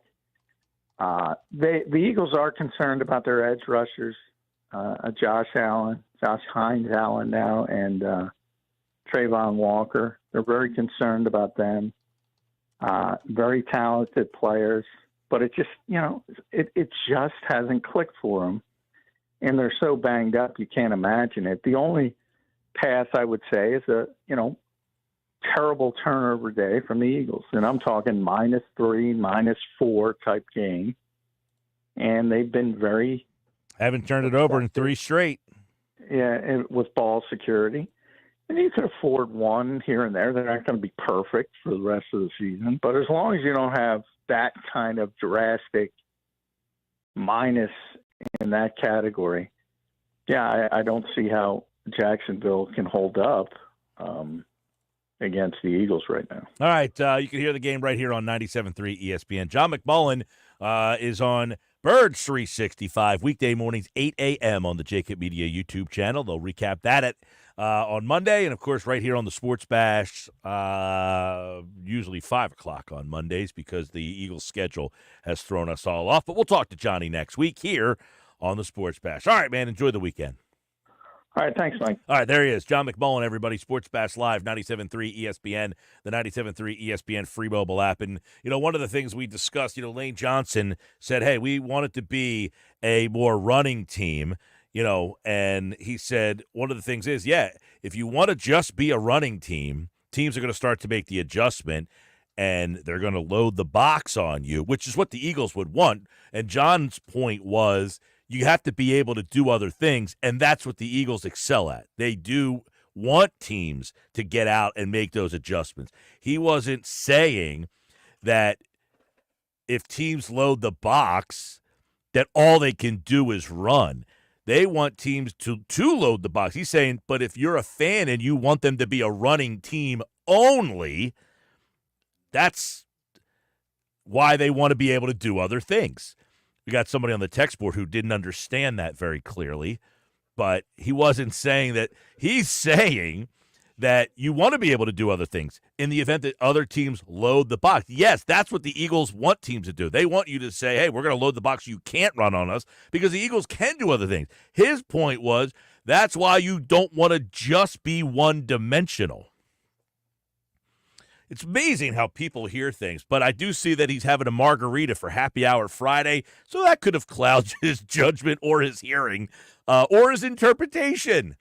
More Sports Bash coming up, 97.3 ESPN, the 97.3 ESPN free mobile app, live video streaming on the X platform and on YouTube at Mike Gill Show. Use the hashtag SB Live. Subscribe to the YouTube channel. Hey, coming up, by the way, tomorrow, Boston Flyers Round 2 tomorrow at 1 o'clock. That's on our sister station, Rock 104.1, and the Rock 104.1 free mobile app. You can download the Rock 104.1 free mobile app and listen to Flyers hockey tomorrow on 97.3 ESPN.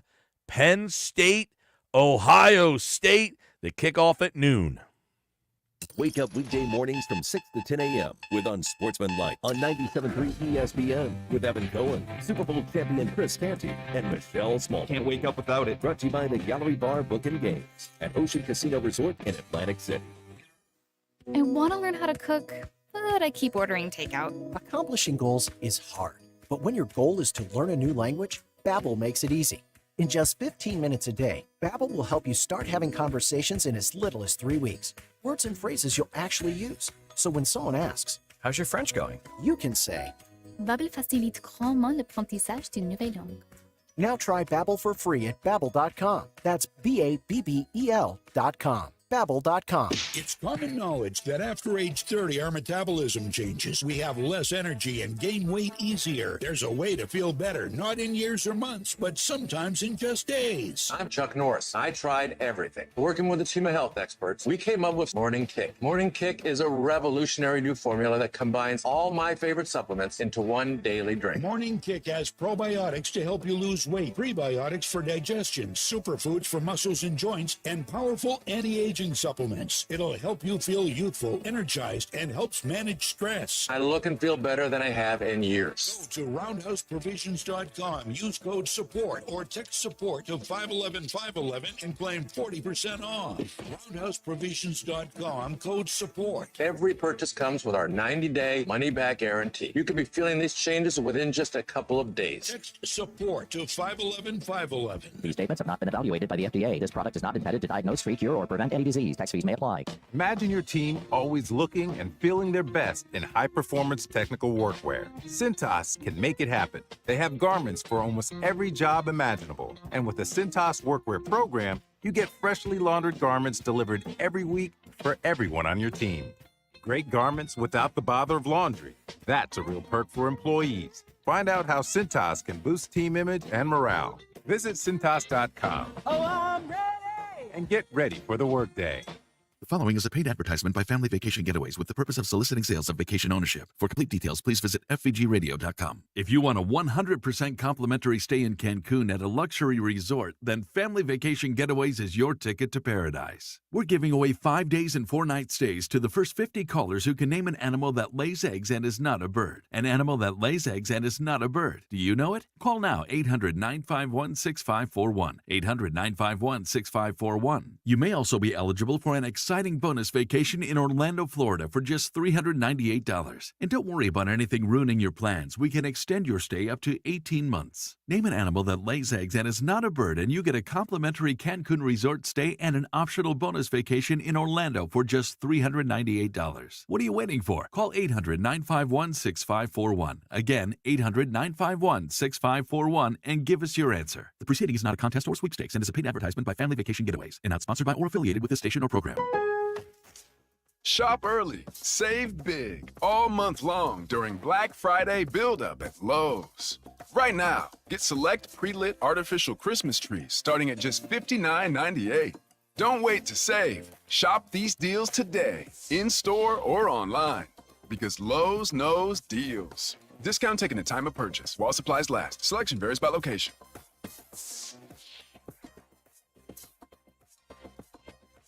Hey, Jen, I just stopped in to say hello, and oh my goodness, look how busy it is in here. How do you get all these customers? Yeah, this month has been a record breaker for us. For a long time, we had decent business coming in from word of mouth, but we weren't growing. Lately, though, a lot of new folks have been finding us online, and that's made all the difference. That's terrific, man. I wish I could figure out how to do that for my shop, but I have no idea where to start. Just do what I did. It's not as hard as you think. Go to mylocalcustomers.com to see exactly how many searches there are for businesses like yours. If you see that there are a good number of clients searching in our area, you'll also get some suggestions for the best way to get their attention. Do you think there are a lot of people searching for my business? There's only one way to find out. Go to mylocalcustomers.com. It's quick, easy, and free. Go to mylocalcustomers.com for a free local customer analysis that will show you how many customers are searching online for your type of business. It's quick, easy, and free. Visit mylocalcustomers.com. That's mylocalcustomers.com. It's the Sports Bash with Mike Gill. Do I have everybody's attention now? On 97.3 ESPN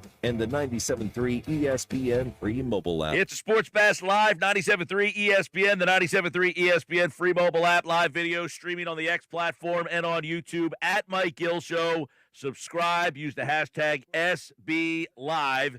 It's time for today's Outside View. It's brought to you by Broadlee's Plumbing, Heating, and Air Conditioning, your trusted source for heating, plumbing service, and installation for generations. Call 609-390-3907, broadlees.net. Our Outside View this week takes us to Jacksonville, where the Jaguars are in town against the Philadelphia Eagles. You can listen to the Eagles and Jags right here on 97.3 ESPN. Merrill Reese, Mike Quick on the call. This was supposed to be a prime-time game.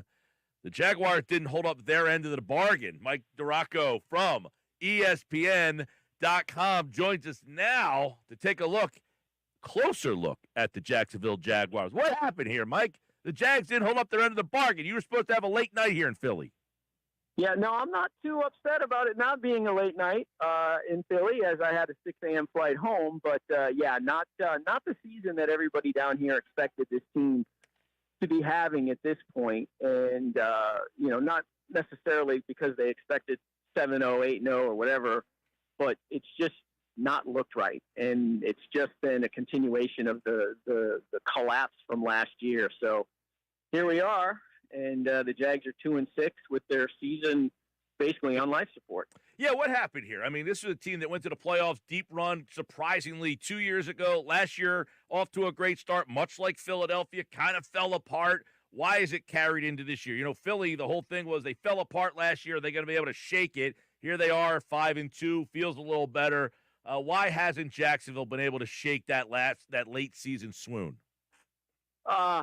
Two reasons, really. The defense has just been awful, surprisingly awful. And the other main reason has just been this team can't get out of its own way. If you go back and you look at these games that they've lost, with the exception of two, the Buffalo game and the Chicago game, they legitimately could have, should have won every other game that they played, but they just keep committing these self-enforced or self-inflicted errors.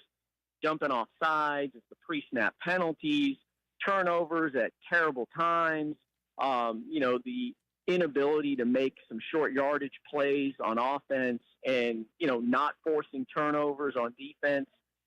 It slow starts.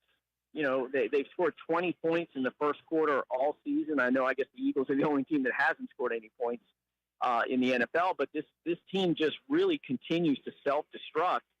And at this point in the season, we're 8 games in, I think that honestly is their identity at this point. And it would be more of a surprise watching this team if they don't commit those self-inflicted mistakes, the penalties, blowing an assignment, missing a coverage, a safety being out of position. Those are the kind of things that's basically their DNA at this point. Yeah, I was going to say, at the beginning of the year, correct me if I'm wrong, Michael, Shad Khan, the owner, said this is the most talented team that we have. So this has to be somewhat of a disappointment for the team, the fan base, and the ownership, which brings us to Doug Peterson, obviously a very popular figure up here. He'll go home here to Philadelphia where he won that Super Bowl, and there's been a ton of talk about him. But in a market like Jacksonville, is he on the hot seat there?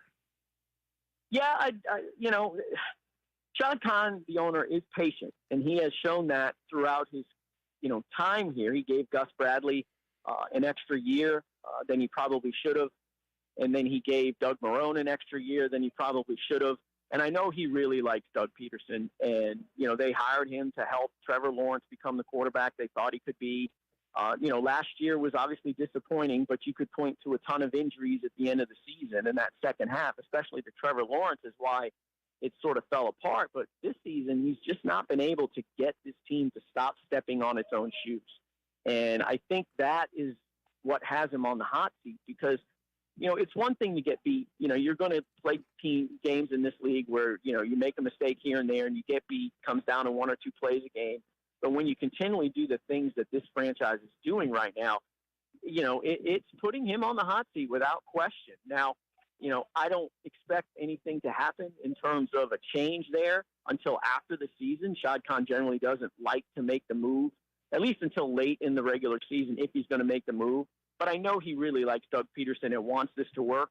And quite frankly, he's tired of having to try and find the right combination of GM, head coach, to get this roster to a place where they can consistently compete. And it's not a great division. The AFC South, I think we saw the Texans last night, losing to the New York Jets and not playing well, particularly, C.J. Stroud struggling again this year. So it's not like they're extremely far away from being competitive in this division again. So, it wouldn't surprise me if Shad Khan makes a move, but it also wouldn't surprise me if Doug Peterson and even Trent Baalke are back next year as well. Michael DeRocco covers the Jacksonville Jaguars, ESPN.com. Is this talent, injury, a mix, of you head into this week here with a lot of injury issues? Has this been a constant story? I mean, if this team's healthy, do you think they're better?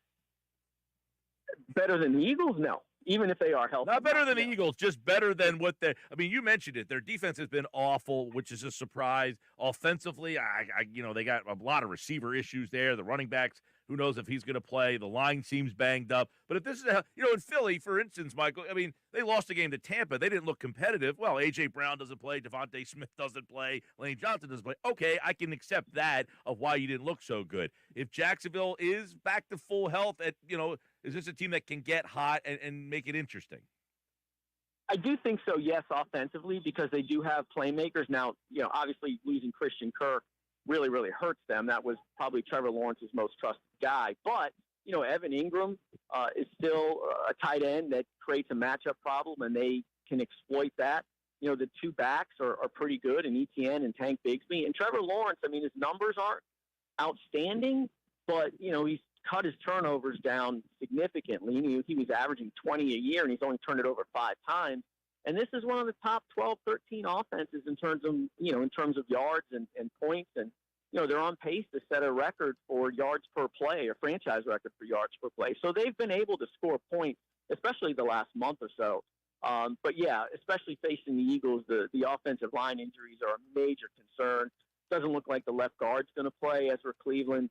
Brandon Scherf, the right guard, is banged up with a knee injury, and ETN may not even play with a hamstring. But if they're full strength offensively, they seem to have figured some things out, and they can score on anybody. I mean, they put up 27 against a pretty good Green Bay defense last weekend. But, they've got to overcome that defense, which has just been awful against the pass. And they're not creating pressure on the quarterback either, outside of Josh Allen and Trayvon Walker, and those guys really haven't started to light it up yet either. So, they would have a chance if they were full strength offensively to be competitive, I think, with most of the teams in the league. But certainly defensively, they've got those issues that would probably keep them from doing that. Yeah, Michael, obviously we're heavily looking at what Philadelphia has to do and needs to do this week. And you keep asking people, do you see a path to victory for Jacksonville? Does it feel like an insurmountable type of matchup here? I wouldn't say insurmountable. I do think that if, anytime you can win the turnover battle, you're able to have a chance against a team you're not supposed to beat. And by winning the turnover battle for the Jags, it has to be like 3-0 or 2-0. It can't be, 2-1 or 3-2. I mean, they have to play pretty clean on offense in order to get this thing going. And they have to start fast, which they haven't been able to do.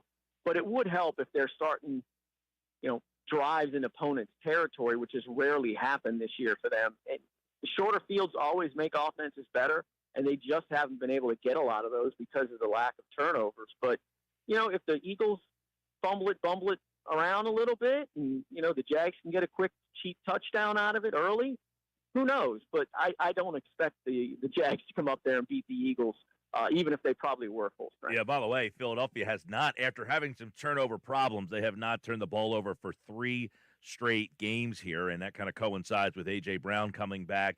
With Brown on the field, they are averaging 30 points a game. With Brown off the field, 17 points a game. So that should be an interesting matchup there. If you talk to Jaguar defenders, is it Barkley? Is it Brown, Smith, Hurts? What has them on highest alert? Wow. I mean, all of it, to be honest with you, because the problem – but their biggest issue has been pass defense, and they've made some massive mistakes at the safety position. Those safeties have not played well at all. They brought Darnell Savage in. He was playing nickel for most of the season. They moved him back to safety last week, and that seemed to help a little bit. But Andre Sisco's had his issues of being out of position. So the last thing you need is your safeties out of position against an explosive offense like the Eagles. But clearly they're worried about Barkley as well. And Jalen Hurts running the ball. This team always seems to struggle against mobile quarterbacks. And, they just have not played well along the defensive, the interior of the defensive line either.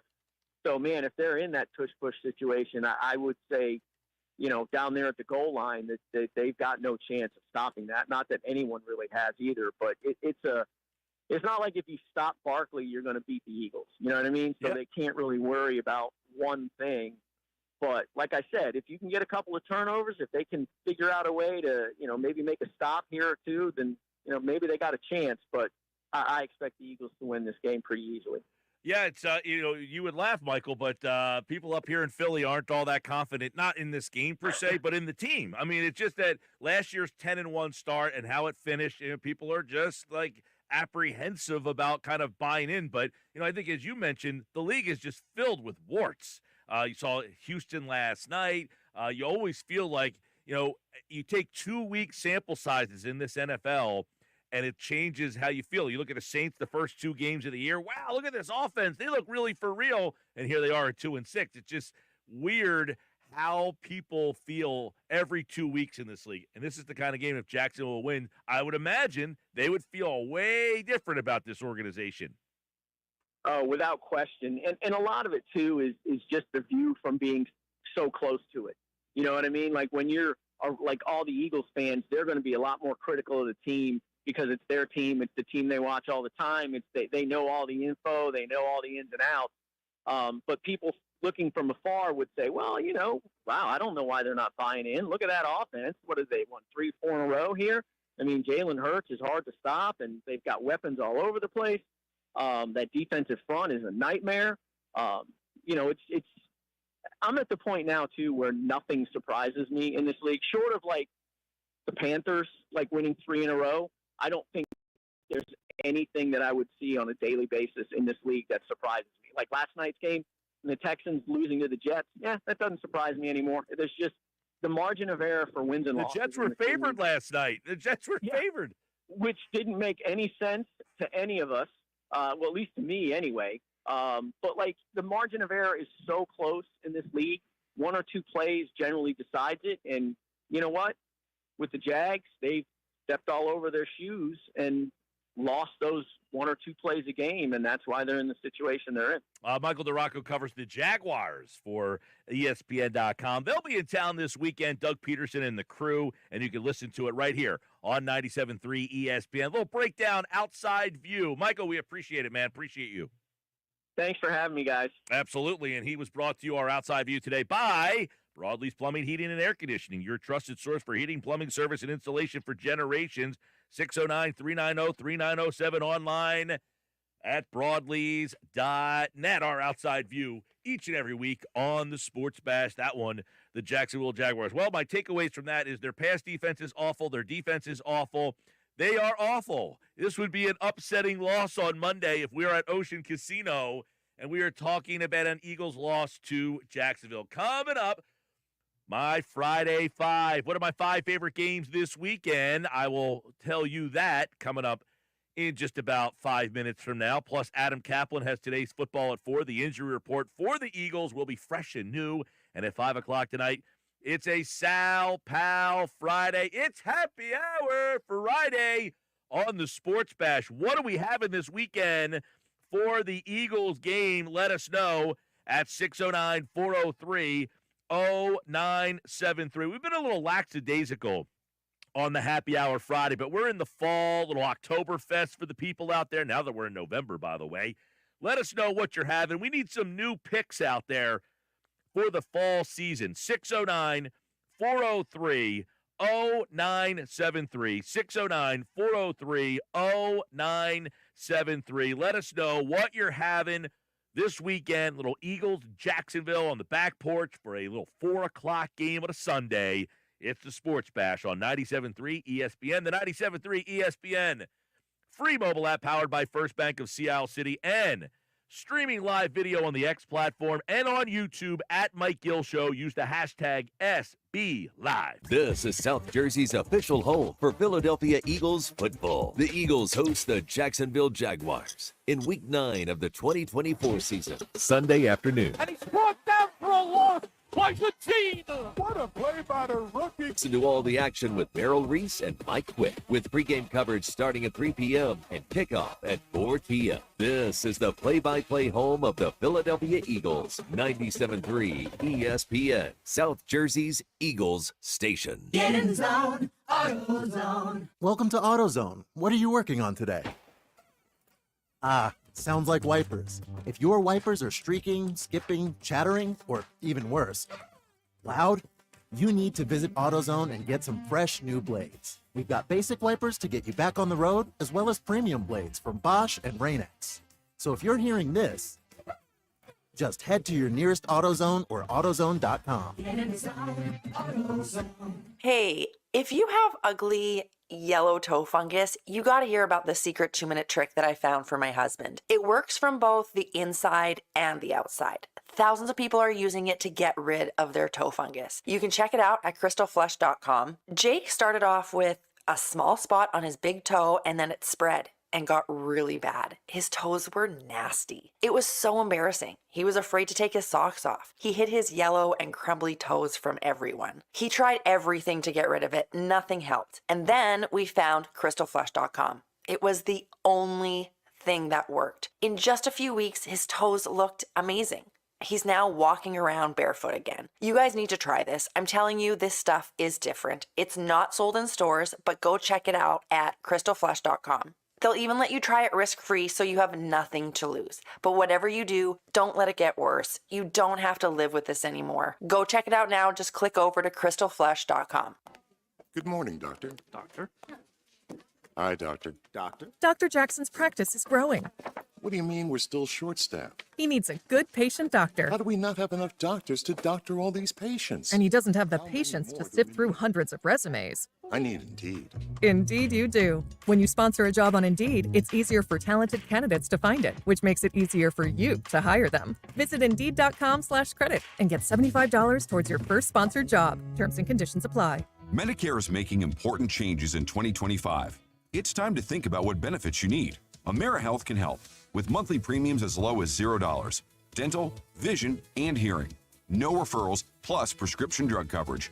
AmeriHealth has been serving New Jersey residents for 30 years. Visit AmeriHealthMedicare.com/help25 today.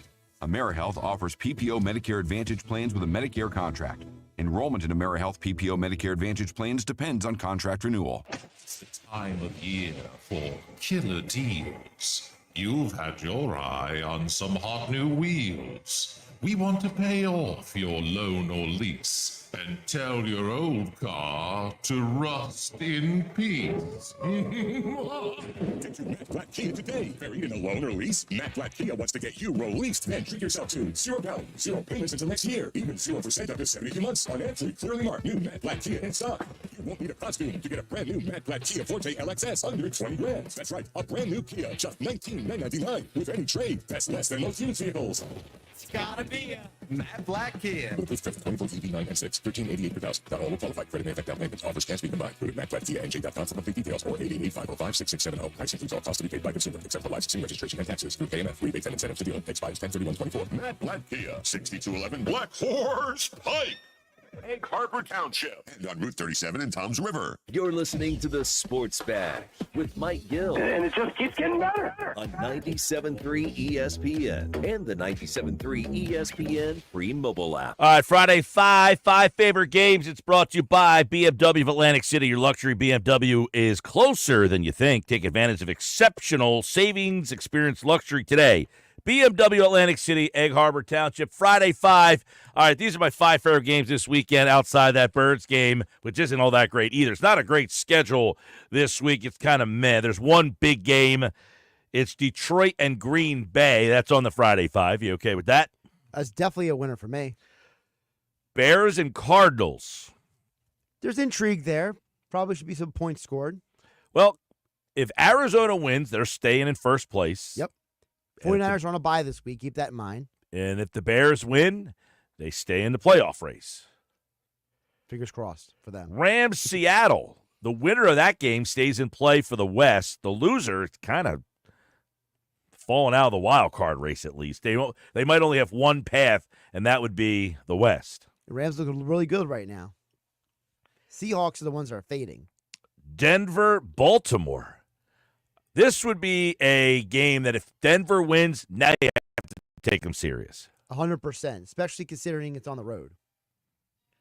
Number 5, Dallas, Atlanta. If Atlanta wins this, they're in play still fringy for the number 1 seed. You know, they have 3 I think they have 3 losses, right? Atlanta? Yeah, they're 5-3. They would be kind of in play for that number 1 seed, but if they lose that game, they're out of that race. And if Dallas wins, that keeps them in the mix. If they lose, they're pretty much c'est la vie. So that's a big one there. Other games, if Miami wins, I guess they kind of save their season. I don't see that happening. Buffalo's just really good right now. The other game, Indy, Minnesota. If Indy wins, that puts pressure on Houston in that in the South, which I think is up for grabs now with Flacco back here in play. Expect it to be a high-scoring game? I don't know. Minnesota's defense is pretty good. Indianapolis' offense is meh. But Flacco's back. It makes him at least a competent offense. That's our Friday 5. It's brought to you by BMW of Atlantic City. Your luxury BMW experience is closer than you think. BMW of Atlantic City in Egg Harbor Township in this hour of the Sports Bash. As always, brought to you by Broadley Plumbing, Heating, and Air Conditioning. Broadley is your trusted source for heating, plumbing service, and installation for generations. Call 609-390-3907. Online at broadleys.net. Sixers have announced that Joel Embiid and Paul George, both of those guys spoke today. Neither one of them is playing tomorrow at home against Memphis. Paul George said he just needs his conditioning now. It's Sixers basketball tomorrow night on 97.3 ESPN with the voice of the Sixers, Tom McGinnis, calling all the exciting play-by-play action. Maxey for 3, outside left, bullseye. He puts it in. A crossover dribble on McBride, and he pours in a triple. It's Sixers Grizzlies tomorrow night. Coverage begins at 7:30. It's Sixers basketball all season long on South Jersey's radio home for Philadelphia 76ers basketball. 97.3 ESPN. We all hear the radio ads about the IRS. They tell you to be afraid, to be scared, and they try to frighten you into calling. I'm not here to do that. Tax Relief Advocates is different. TRA is here to tell you that if you owe money to the IRS, whether it's $5,000, $50,000, or $500,000, we have a solution. It doesn't matter if you're sitting in your car, at work, or with your kids. No matter where you are, call now. 800-488-2594. Don't lose hope. TRA can eliminate or reduce what you owe to the IRS. Generous programs are now available that can give you a fresh start. Our passion is taxes and helping individuals fix their IRS problems. We have over 1,000 5-star reviews on Google and an A+ with the Better Business Bureau. You don't need to be afraid of the IRS any longer. End your tax nightmare today by visiting us online at TRA.com or call 800-488-2594. That's 800-488-2594. Tax Relief Advocates. Real solutions for real people. Must qualify for enrollment. Results may vary. When you experience, go for the best. Pick up the phone and call Dennisville Fence. Hey, South Jersey homeowners. Autumn is here and fall season means fence season. Are you dreaming of a new fence or railing, but you don't want to break the bank? Our pro tip of the day, install in the fall for big savings. As your exclusive Active Yards dealer, you can choose from our inventory of privacy, decorative, security, and pool fence solutions by Active Yards. No matter what your needs are, we have a high-quality, maintenance-free Active Yard solution that is right for you. Don't miss our Install in the Fall savings coupled with our no-money-down, interest-free financing so together we can make your dream a reality. So give us a call today or go online to DennisvilleFence.com to request a free estimate and be sure to mention that you want to install in the fall. Go with experience, go for the best. Pick up the phone and call Dennisville Fence. 1-800-499-FENCE. Visit DennisvilleFence.com. Attention, men. If you are listening to this radio ad, congratulations. There is great news. Right now, Noxitril, a leader in men's health, is conducting a research study, and you can take part in this free trial. A powerful discovery for men has been touted as a revolutionary step in male enhancement and performance in the bedroom. You can participate in this free trial, but you need to hurry to get your spot. The demand to try this proprietary male performance blend has been insane. This all-natural breakthrough is changing the game for men and will unlock your door to perform with the confidence in the bedroom you could only dream of. Space is limited, so call now and find out how to get started with your free bottle. Call 800-480-5234, 800-480-5234. Hurry now, demand is insane, and free bottles won't last long. So call now, 800-480-5234. That's 800-480-5234, 800-480-5234. When you're hiring for your business, ZipRecruiter's powerful matching technology makes finding qualified candidates for your job easy. This made us wonder, what if the rest of the world was as easy as ZipRecruiter? Math problems wouldn't be so problematic. K equals 42. Escape rooms? Elementary. And summiting Everest would be a walk in the park. In the meantime, if you want to make your hiring easier, use ZipRecruiter. And right now, you can try it for free at ZipRecruiter.com/free. In fact, 4 out of 5 employers who post on ZipRecruiter get a quality candidate within the first day. Simple. So, see what the world is like when ZipRecruiter does the hard work of hiring for you.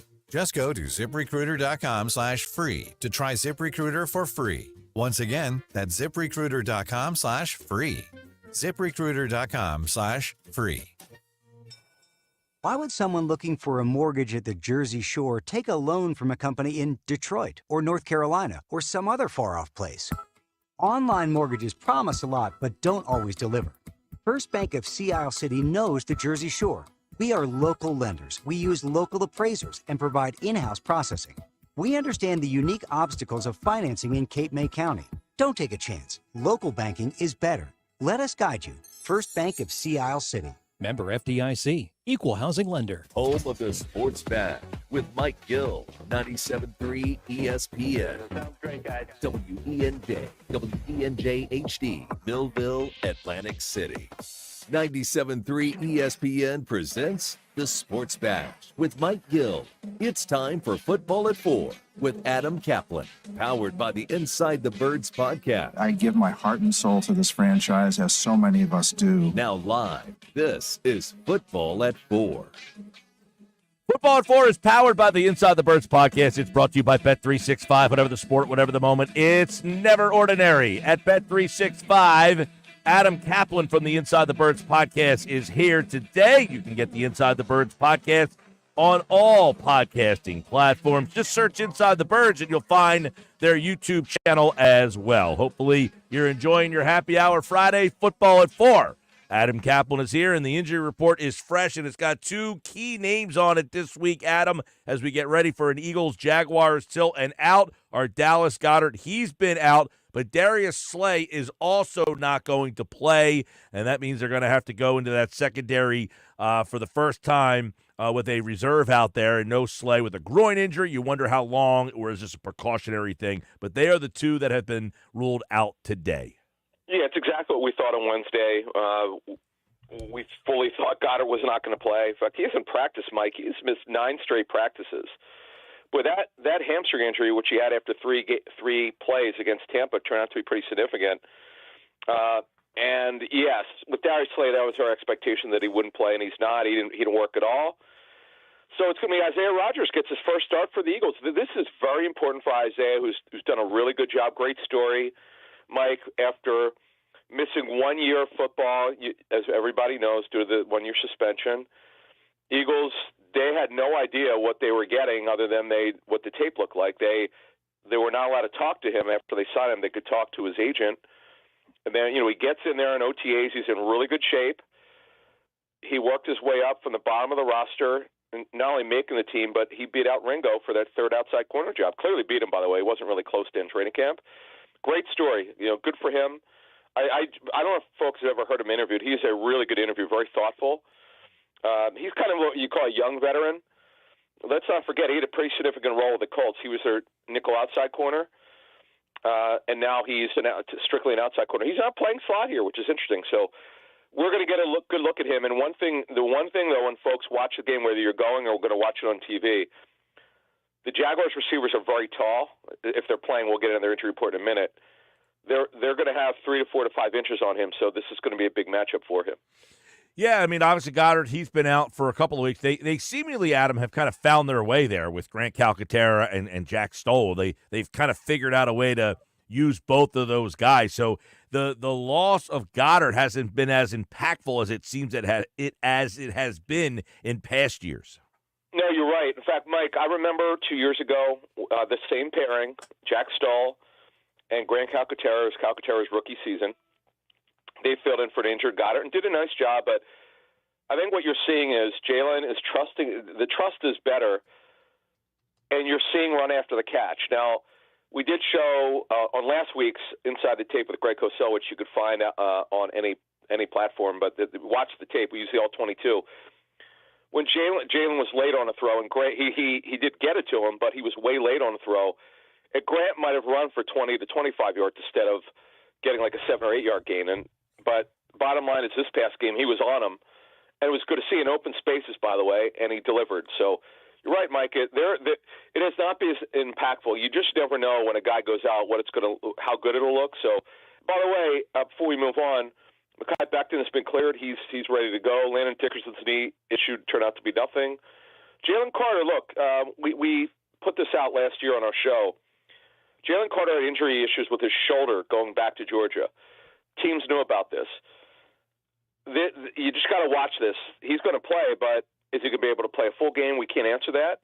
So something to watch as the weeks go by. This is the second time this season he's been listed with a shoulder issue. Now, getting to the Jaguars, Mike, what our understanding is they think they're going to have both running backs, Travis Etienne and Tank Bigsby, but they don't know for sure. They won't know until after pregame warm-ups. Usually teams, Mike, they work guys out for 1 o'clock. Oh, actually, the 4 o'clock game. So, I would say around 2 to 2:30, so probably around 2 o'clock, they'll work both guys out. If they think they're ready to go, they'll go. It's just they're in a tough spot. Those are their two top backs. Now, at wide receiver, Gabe Davis has had recurring shoulder problems. He came over from Buffalo. He's reunited with Chad Hall, who is the receivers coach in Buffalo. He's had to leave games early because of the shoulder issue. They think they're going to have him. Brian Thomas has chest contusion. They do believe he's going to be able to play, but they need to see how he responds to treatment over the next couple of days. And then Christian Kirk, one of the best slot receivers in the NFL, he's out for the season with a broken left collarbone. He had surgery. Former Penn State receiver Parker Washington fills in. He filled in for him last year. And then at left tackle, Mike, you've got Walker Little, who will start a second straight game for Kip Robinson, who was traded. And now they expect Ronald Darby to play with his hip injury. So as I get through all this, Mike, they've got major injury concerns. Their defense on the back end has been awful. And I heard your show earlier, Mike. I don't see a letdown. I see a team that in the Eagles will match up very well to the Jaguars team. Yeah, I mean, we're trying to find ways. We just had Michael Duraco on, who covers the Jaguars, and he couldn't really find too many paths to victory for them as well. I mean, he just said, look, they've been awful on defense. They've been awful in the pass defense and in the run defense. So, the Eagles look like they can pretty much pick a way that they want to go this. And you take a look at their offense, you're going to have this offensive line with Mekhi Becton back, Fred Johnson on the outside. But it's almost like they can pick their poison. Do they want this to be a Barkley game? They want to take some load off of him and go through the air this time around. That's what you're kind of be able to do. This is a terrible pass defense, and they're not very good against the run either. Mike, the thing is, Ryan Nielsen, their defense coordinator, he did a really good job with Atlanta last year with not a lot of talent, and it just has not worked. It's been kind of stunning, to be honest with you, how bad their defense is. It's like Trayvon Walker's got 6.5 sacks. But you probably wouldn't know it. Sacks are individual plays. Sometimes we get too carried away with sacks. You got to look at every play and grade them. But their defense, it's not non-competitive, but it's close. They're really bad. And the thing is, Mike, they spent a lot of money on their defense, and they have not delivered. And trust me, Doug Peterson's on the hot seat. I trust me. And Shad Khan called the coaches out for the lack of development. he said that there's got to be a better focus, and a lot of players are not developing on that roster. When you look at player development, is it fair to say that some of these guys for Philadelphia, it's been a rapid player development? All right, Mike, this is, to me, people talk about Hurts and the turnovers and no turnovers in the last 3 weeks. That's great. That helps. If you go back 40 years, if you win the turnover battle, you win 80% of the time. So, yeah, that helps, no doubt. But the real reason, the secret sauce, has been this rapid development. I want to start on offense here, and I think it's real. I think this is – I don't think this is like, okay, well, their schedule is great, and let's not give the players or coaches credit. These guys have performed. Fred Johnson has been an incredible story for a guy that some wondered would ever even make the team. The Eagles signed him to a 2-year deal last year because they wouldn't take a good look at him. He could play right or left tackle. His best position is left. He did not play well against Bucs. He gave up a ton of pressures, but he played really well last week. They helped him a little bit. He did a great job. Tyler Steen, Mike, look, he didn't play well last year when he had to start against Dallas. He's played exceptionally well this season. They're in great shape here at that right guard spot. So it's either going to be Tyler Steen for the future. And by the way, Mekhi Becton's been a great story. Again, we saw under Doug Peterson and Doug's career, boy, guys were not developing. You look at Tyler Steen, obviously under the great Jeff Stoutland. Steen has been really good. This is a good story. Becton, who I mentioned, Mike, and then going to defense. Now, Moro Jones has been a great story in his limited role, and so is Thomas Booker, former draftee of the Texans. Now, you only really know truly about a backup until they have to start. Then you see how really good they are. But in these sub roles, they're doing a great job. This is a good job here by Clint Hurtt, the defensive line coach, who's new, who was with Fangio in Chicago. Nolan Smith, I know he's been a disappointment, Mike. I joked with our Patreon group on Wednesday night in our live stream. I said, before about 3 weeks ago, he was playing like a 7th-round pick. Now he's playing like a 3rd-round pick. So he's improving. Getting there, right? He's getting there. Yeah, he's getting there, exactly. Now here's the best story. This one I'm kind of stunned at. If you graded their 11 starters, you probably would say Zach Bond has been their best defensive player, game in, game out. I didn't say he's the most talented. Who's the guy? Maybe one game he didn't play well. Zach Bond has come out of nowhere, and Greg Cosell told us that he's rushing more than people think. He's not doing what Van Ginkel did for Miami last year, but he's doing an excellent job. Wouldn't surprise us if before the end of the season they look to extend his contract. Mike, this has been a great story, and let's go to Nakobe Dean.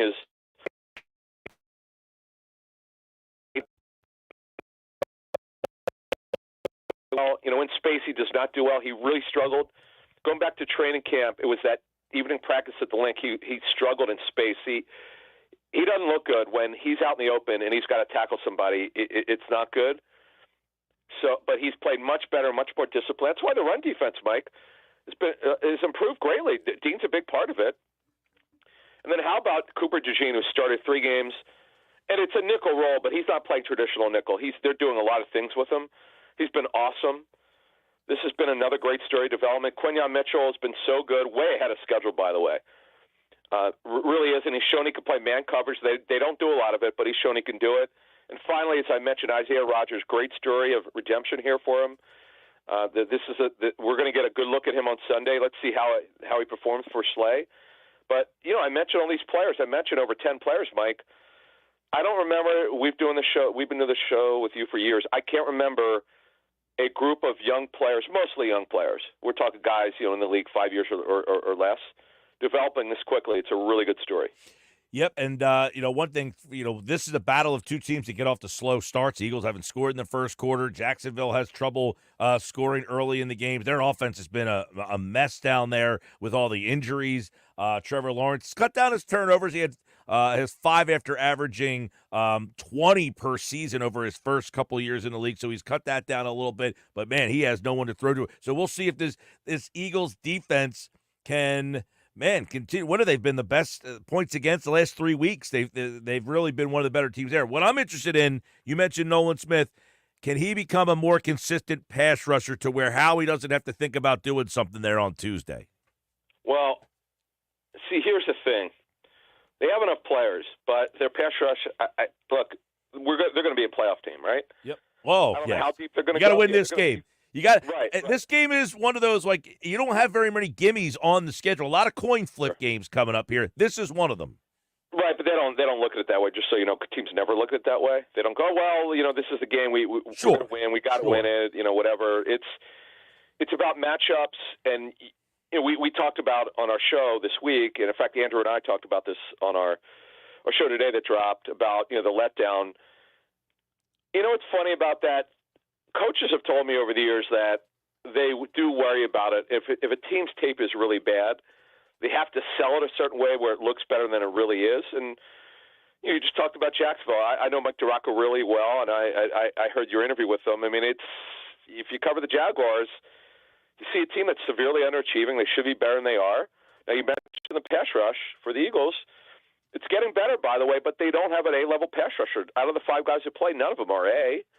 It's a pass rush by committee. Now, here's the type of guys are available are Jadeveon Clowney, guys are near the end of their career. You like Josh Uche, who just was traded. Right now, he's a young pass rusher. He's on a 1-year veteran deal. He was traded from New England to Kansas City. When New England didn't want him, he's a sub-package rusher. He could help. But those are the type of guys you're going to find, Mike. You're not going to find the A-level pass rusher. Well, and one of the things, everybody said, Howie always makes a deal. I don't know where there's a guy on the field that they would supplant in a trade. Well, that's the point about the edge rusher. I mean, where are you really going to get an A-level pass rusher to do just like you said? Safety, could they use another safety? Yeah, but you're not going to trade for one. You could use one more for depth purposes. And they still have to figure out what Sidney Brown's going to do. They don't know yet. He just got back. They could use a veteran defensive tackle, but they don't need one on the 53. They could put one in the practice squad, so you don't need one there. They don't use a third receiver, though their depth at receiver is not very good. They don't need one. Mm-hmm. They could use one on the practice squad, sure. So you're right, Mike. Honestly, I'm not saying they won't make a trade. Edge rusher is one, certainly. Well, if you bring in an edge rusher, Adam, that means almost like you have to not play Huff and admit that was a mistake. Well, that's the one. It would be strictly because of Huff. If Huff had been playing at a high level, it's not even a conversation because they have 5 guys who are in the rotation. Right. And now he's basically a sub-package rusher almost. It is what it is. We all these guys are developing. And even Nolan Smith, we've been very critical of. He's developing. He's starting to. Look, I don't think he'll ever be.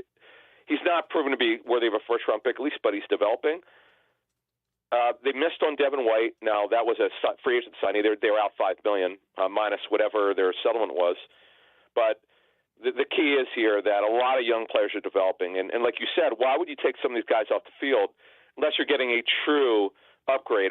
Those guys rarely are available, Mike. Before we get out of here, remember when Jay Ajayi was acquired? Yeah, he became more or less a starter, but it wasn't like he was the only guy. They just put him in a rotation. Some weeks he was clearly the guy, some weeks he was not. Right. But that's the kind of thing you can get. But you make a fair point, Mike. The only area they really need an upgrade is edge rusher. And you're not getting Myles Garrett. It's just like, what do you think you're really going to get out there? All right, the trade deadline Tuesday, the Eagles and the Jaguars this Sunday. You can listen to the game on 97.3 ESPN. Football at 4, powered by the Inside the Birds podcast. He's Adam Kaplan. Thanks, bud. Thank you. All right, Adam's, of course, back on Tuesday. Football at 4 all next week. Mosher, Kaplan, DeCecco. Football at 4, powered by the Inside the Birds podcast, is brought to you by Bet365. Whatever the sport, whatever the moment, it's never ordinary at Bet365. Sports Bash Live, 97.3 ESPN. This is a Jaguars defense that's on pace to give up the second most yards and points per game in franchise history. We should, on Monday, and I'm going to tell you, I got some text messages I want to get to. We're going to be talking about an Eagles team that probably, if they want, should rack up a ton of rushing yards in this game because they'll have a lead, play ahead, hand the ball off. Phil chimes in. Mike, sometimes I think John misses the point with some of the fans' point of view. The Eagles are unique, as mentioned, as they can beat you running or passing. Both sides of the ball are adapting to coordinators, and the coordinators are adapting to the skill set of the players. What we as fans dislike is when the Eagles throw 40 times and abandon the run if it's not super successful early in the game. Over the last few years, that offensive mindset happened a lot. How many years did Barkley have in the first half and ended up over 100 last week. Perhaps Lane was referring to that. All right, so let's get some of this Lane Johnson audio because I do think that, I think what John was saying was a lot of fans want the Eagles to be a run almost only team. Run first and run only. And his point was, okay, if you want to have that mentality, you're going to have teams start to stack the box against you. You have to be able to do something else. It's not that they don't want teams to stack the box against them. Yeah, the Eagles can do other things. But if you're one of those people that want them to be a run first and run only type of offense, in other words, like, hey, they got A.J. Brown and Smith. Those guys are useless. What do you have them on the team for? His point was you have to be able to do other things. And as a fan, you should want them to be balanced and do both. Now, the weeks that you don't have to be balanced is when you're up 28-3. You get a lead early in the game, and you can run the ball pretty much getting a 2-score lead early on the game. Now, I see what Phil's saying is there have been times, yes, where the Eagles have not come out and established their run early for whatever reasons. Maybe they don't trust the running back. Maybe it's bad. Who knows? I think you can come out, establish that early run, and for the most part, like last week, they got down in the game. They were down 7-0 right off the bat, right? They went down the field and scored, did Cincinnati. But this is kind of like a chicken or egg approach, the way that I see this. And it's always the conversation. Wow, they ran the ball 40 times this week. Well, they had a 2-score lead for most of the second half of that game, and now they're trying to run the clock out. So I don't think the Eagles are a run-first team or a pass-first team. I think they're just good at both of them. Some weeks it works better because of the circumstance of the game. They don't want to be a one-dimensional team. They don't want to be what the mentality sometimes is. We want you to be, this team needs a run. They need to be a run-first team. They don't necessarily be a run-first team. They need to be a team that gets the lead. However they get it. However they get that lead, that's what they need to be. They need it. And by the way, they're 5-2 and they haven't scored in the first quarter. So let's hear some from Lane Johnson today. We had some discussions there, during the bye week and coming back. What was our identity, and we haven't established that. So, if I had to compare it to anything, I would compare it to like 2021 when we played Detroit, and we had a similar kind of offensive attack the first few weeks when we played Detroit and ran lots of run plays, lots of play actions, and it worked out really well for us. So, I feel like it's more of the same formula. That's interesting because 2021, correct me if I'm wrong, that's the year that Jalen was his first year as the starter. Correct. They were 3-6 that year. That was the year when, member Sirianni gave the play calling responsibilities to Steichen, and then the Detroit game was the game that he's referring to. Yeah, they were 3-6, and then they just kind of said, listen, we don't have the talent to kind of be what we've tried to be. Right. And we're going to just simplify things and kind of scale things back here. And that team had a very good offensive line. And I talk about and model a lot of things of that's who the Eagles should be. Their star is that offensive line like it was in 2021. So Lane Johnson explaining there that they need to kind of get back to that where they just simplify things a lot. And also the key thing is he mentioned, we have a really good running back. Like that was Lane's way of saying, look, we understand who's lined up behind us, and that's part of our thinking as well. What adjustments needed to be made? An offensive-led movement. I mean, we knew we had to make some adjustments. Some of the guys, some of the leaders, veterans on the O-line, we had our fair share of talks and helping it. So we just want the offense to be the best version of itself and win some games and hopefully, score some points in the first quarter. Yeah, get some points in the first quarter. That would be fun, right? The adjustments that they make here is, listen, we can beat teams up front. We can beat teams up, and that should open up everything for us. That's why they've had such big play, I think, big play scores in the pass game. Because you're having so much focus now on Barkley, you're starting to, that now you're getting the matchups that you want, and you're letting those guys win those. Because Brown and Smith are going to win the matchups. People keep asking about the third receiver. They don't need a third receiver because their top two win their points. They win their individual battles. They're also going to get Britton Covey back soon. And when he comes back, remember, he was a guy who was targeted a good amount before he got injured. So he is someone who I would assume they are already looking ahead to be like, look, we know we're getting this guy back, and he's going to be part of this offense. Yeah, he was right now. I think he still has the third most receptions for any receiver. For a receiver.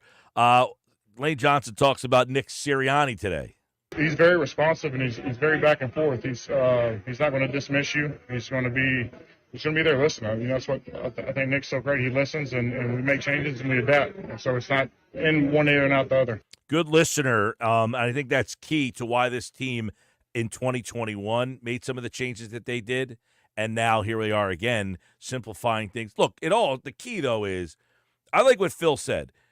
Don't try to throw yourself to the lead, which is what this team has sometimes kind of fallen into the trap of. Well, because the philosophy for guys, the Andy Reids and those West Coast offense guys is you pass to set up the run later in the game. You want to get scoring early so then you can just run the ball to end the game. But the problem is sometimes these teams get carried away with that philosophy, Mike. Yeah, a lot of teams get pass happy, and then they fall behind. And now you've eliminated, you've become one-dimensional. Right. That's what we were talking about earlier. You don't want to have a one-dimensional focus. It shouldn't be, hey, this is who we are, this is what we want to be, and that's the only thing we can do. Because eventually, if that's all you can do, teams will find a way to stop you. Teams will say, this is all you can do. Now, the Eagles obviously can do other things. They would invite you to try to stack the box and do that kind of things because they can do other things. But the point with the passing thing, if you become very one-dimensional and then you fall behind, and now that's the only way to get yourself back in the game, that's much easier on the defense. Even this Jacksonville defense, which is wretched. Sports Bash is live. This hour is brought to you by Jersey Cal, a great place for the family to hang out and eat ice cream. Jersey Cal, everything's homemade in Northfield, Brigantine, with all the fall flavors. And they're open year-round, every day from noon to 10, Northfield, Brigantine, Jersey Cal. When we come back, Nick Earnshaw is here with another edition of Nick's Nuggets on the Sports Bash. You're listening to the Sports Bash with Mike Gill. And if you're not down with that, we got 2 work for you. On 97.3 ESPN and the 97.3 ESPN free mobile app. Oh, yeah, it's on. New 2024 Nissan Rogue S. 0 down and 2.9% financing for 60 months. But when they're gone, they're gone. Have a trade? Bring it to AJ the Trade Man. He's paying cash, lots of cash, up to 120% more cash than KBB fair market value. Then drive home in your new 2025 matte black Nissan Kicks. Just $299 per month lease with 0 security deposits. And every new matte black Nissan comes with our 4-day love it or leave it return policy. Have a job clearing $450 per week at Matte Black Nissan? You're virtually approved today with 0 down and low 2.9% financing. MattBlackNissan.com. On approved Tier 1 credit for NEMAT. Negative equity will be refinanced into new vehicle plus tax tag and $589 doc fee. Offers can't be combined. Call 877-289-6670 or go to MattBlackNissan.com for complete details. 24 months, 10,000 miles, $27.99 due through NEMAT. PIN RC 738396. MSRP 31,115. It's on at Matt Black Nissan on the Black Horse Pike, Egg Harbor Township. Oh no, stomach issues again? Stomach issues? Who are you? Your pancreas. I could be the real reason for your diarrhea, gas, bloating, stomach pain, or loose oily stools. I thought it was my stomach. People often do, but any of these symptoms could mean having a condition called exocrine pancreatic insufficiency, or EPI. With EPI, the pancreas doesn't release enough enzymes to break down food, but EPI is manageable. Use the symptom checker on identifyepi.com and speak with your doctor. That's identifyepi.com. Sponsored by AbbVie. Good morning, Doctor. Doctor? Hi, Doctor. Doctor? Dr. Jackson's practice is growing. What do you mean we're still short-staffed? He needs a good patient doctor. How do we not have enough doctors to doctor all these patients? And he doesn't have the patience to sift through hundreds of resumes. I need Indeed.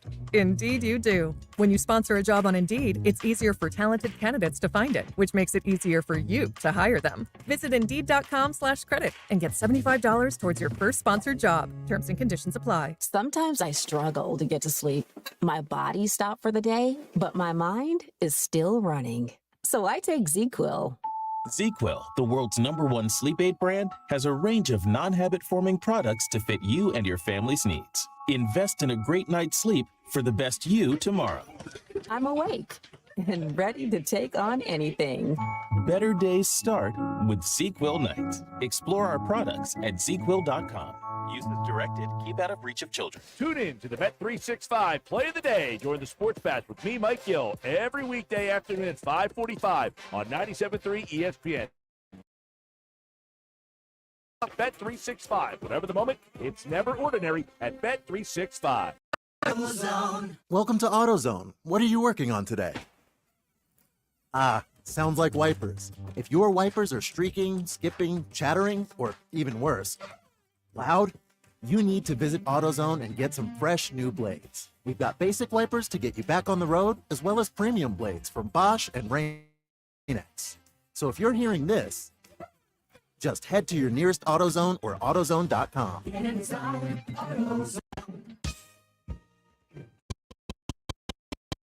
This is the Town Square, New Jersey Info and Weather Network.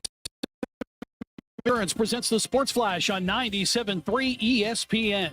NFL, the Eagles hosting the Jacksonville Jaguars on Sunday, riding a 3-game win streak at 5-2. It's the return of former Eagles head coach Doug Peterson for the second time since he parted with Philadelphia. His Jaguars squad struggling at 2-6, and they will be without leading receiver Christian Kirk. Philadelphia averaging 24 points per game with the second-best rushing offense in the NFL. 97.3 ESPN will have Eagles Jaguars on Sunday starting at 3 o'clock. NHL, the Flyers hosting the Boston Bruins Saturday afternoon, coming off back-to-back wins, including a victory over Boston Tuesday. Thursday night, the Flyers beat the St. Louis Blues 2-1. Bobby Brink with the goal late in the third period. Boston, they have dropped 5 of their last 6. Rock 104 has that game for you Saturday at 1 o'clock. NBA, the Sixers hosting Memphis on Saturday night, coming off a loss Wednesday to the Detroit Pistons. You can hear that contest on Saturday right here on 97.3 ESPN at 7:30. I'm Tony Desiri, and that's your Sports Flash on 97.3 ESPN. I'm Tahisha Way, New Jersey's Lieutenant Governor, with a message for New Jersey voters. You have 3 voting options in the general election. Vote in person on Election Day, Tuesday, November 5th. Vote early in person Saturday, October 26th through Sunday, November 3rd. Or apply for, complete, and return a mail-in ballot. Whatever you choose, vote by 8 p.m. on Tuesday, November 5th. Details at vote.nj.gov. Good afternoon. With your South Jersey weather forecast, I'm Joe Kelly. Weather-wise, we've had a pretty nice Friday. We're going to see cool temperatures tonight, though. Might have to turn the heater on. Clear sky tonight, low 45. Tomorrow looks pretty good, partly sunny with a high of 64. Much of the same expected for Sunday, partly sunny with a high of 62. As of right now, the weather for your back-to-work Monday, partly sunny with a high of 66. That's your South Jersey weather forecast. Have a great weekend. I'm Joe Kelly. New Jersey might be small, but there's a lot of wow packed into this little state. We got your down at the beach wows, your top of the mountain wows, your show-stopping wows, your cork-popping wows. New Jersey, it's one wow after another after another. Find your wow at visitnj.org. New Jersey, little state, lot of wow. You're listening to the Sports Bash with Mike Gill. When I'm driving, I got a guy on the radio who talks to me. I can't see him, but he talks to me. On 97.3 ESPN. All right, 431, the Sports Bash Live, 97.3 ESPN, the 97.3 ESPN free mobile app. Knicks Nuggets are brought to you by the Piccalilli Inn. Visit them on Facebook or at piccalilli.com for their pick game specials. And be sure to pre-order to guarantee your spot in Sunday's lineup. Nobody beats the Piccalilli Route 206 in Shamong. It would be a pretty big disappointment if the Eagles lost this game on Sunday. We'll dive into that and more on Knicks Nuggets today on the Sports Bash Live on 97.3 ESPN as Nick Earnshaw joins us for another edition of Knicks Nuggets. There he is. What's up, Nick? Hey, Mike, how are you? Might have to stop by the pick tomorrow and complete our bet as well. Might have to do that after the locker room tomorrow morning so you can get your drums and you can be all happy and smile and not have any of the flats. I'll take some of the flats. I might get some flats and put them in my pocket or something. All right, you know what's funny? Last night I got home from Chickies and Pete's, all right? We did the show there. Yeah. And when I went home, I looked at my freezer and I was going to do some wings, all right, for the game last night. Okay. I said, I'll make some wings for the Thursday night game. All that was left in there were flats because I picked out all the drums. Oh, man, did you end up eating the flats at all? Did you enjoy yourself? Have Nope. the flats? I said, you know what? This doesn't Wow. look like an appealing night for me. I'll do something. That's unbelievable. It's unbelievable. You let some good flats just sit there and not be eaten. That's unbelievable. You didn't throw them out or anything, right? Now it's sitting in the freezer. All right, I'm gonna have them when I come over to your house tomorrow. I'm gonna stop in. I'm gonna go right in the freezer. I'm not even gonna say hello to you. I'm gonna walk right to the freezer and go get some flats for myself and just kind of hand you the drum. I'll throw the drums at you. All right. Yep, I'm all. They're all yours. All right, sounds good. And yeah, last night I actually last second decision went up to MetLife. Nosebleeds. I took it up to MetLife, caught some Thursday night football. It was a great game towards the end, especially didn't take the Jets, unfortunately, so lost some money there on a couple of my bets, but it's okay. I'll take it. We'll take it how it was. You know, I know no dog in the fight, but I will say this.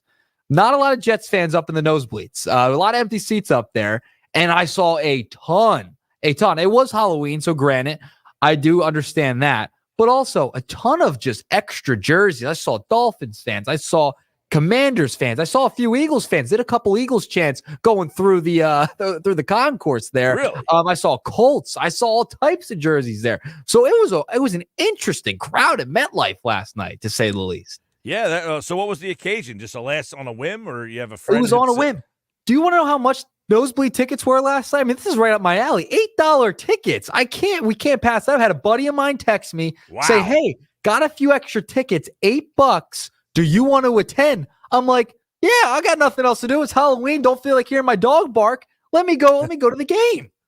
What are the chances of getting an 8? What's the cheapest of the cheap of a ticket that you can get to go to an Eagle game? Oh my gosh, it's got to be what in $100, like $100, $200. I mean, at the very least, right? It was $18 after the fees. You know, they get you on the fees, but still less than $20 to go to a Thursday night football game. That doesn't happen too often. It only happens in Carolina and for the Jets, apparently. That's unbelievable. I would never have guessed that you can get into an NFL game.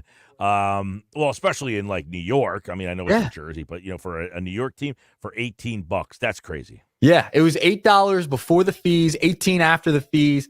My goodness. I was like, oh, yeah, dude, I'm down. Let's do it. He offered to drive, too, so I didn't have to drive. I was just riding shotgun. Boom, we go up to a game, a couple of my buddies, and, had a good time. Wore the Eagles hat, wore the 97.3 ESPN T-shirt, and, it was a fun time. So you go Eagles gear in a game that the Eagles aren't playing? Absolutely. I'm not a Jets fan. I'm not a Texans fan. Why would I wear a bunch of my buddies, absolute frauds, by the way. None of them were Jets fans. Not one of them were Jets fans, and they all wore Jets jerseys. So they were pretenders throughout the entirety of the night. Yeah, that's weak sauce wearing the stuff, but you just go with regular clothes. I just went regular clothes, Eagles hat. No.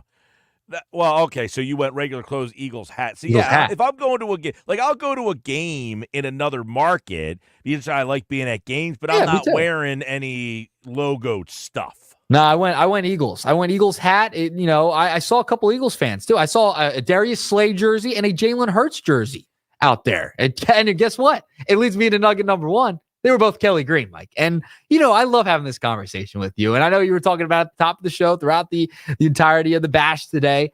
There is nothing better than the Kelly Green. I'm sorry. I know you want to associate it with losing. I get it. I know that was a time period where they were wearing the Kelly Green jerseys. This is a new era of the Kelly Green. It's clean, Mike. These jerseys are clean. I mean, it's a little bit of a different shade of Kelly Green than before as well. My goodness, how can you hate on the Kelly Green? The midnight green, it's out. It's done. It's had its time. It's had its prime. It's time to go back to the Kelly Green full time. That's where I'm at, Mike. That's where I'm at with it. Well, I will tell you, you are a thinner gentleman. I'm a larger gentleman. So the bright color green is not doing so well on a bigger guy. So keep that in mind. Yeah, but I'm looking at it like this, as the players on the field. I'm not looking at me or you or anybody. I'm looking at the players on the field. Doesn't it look so much nicer? I mean, it's just a cleaner, a fresher look out there having the Kelly Green. I love it.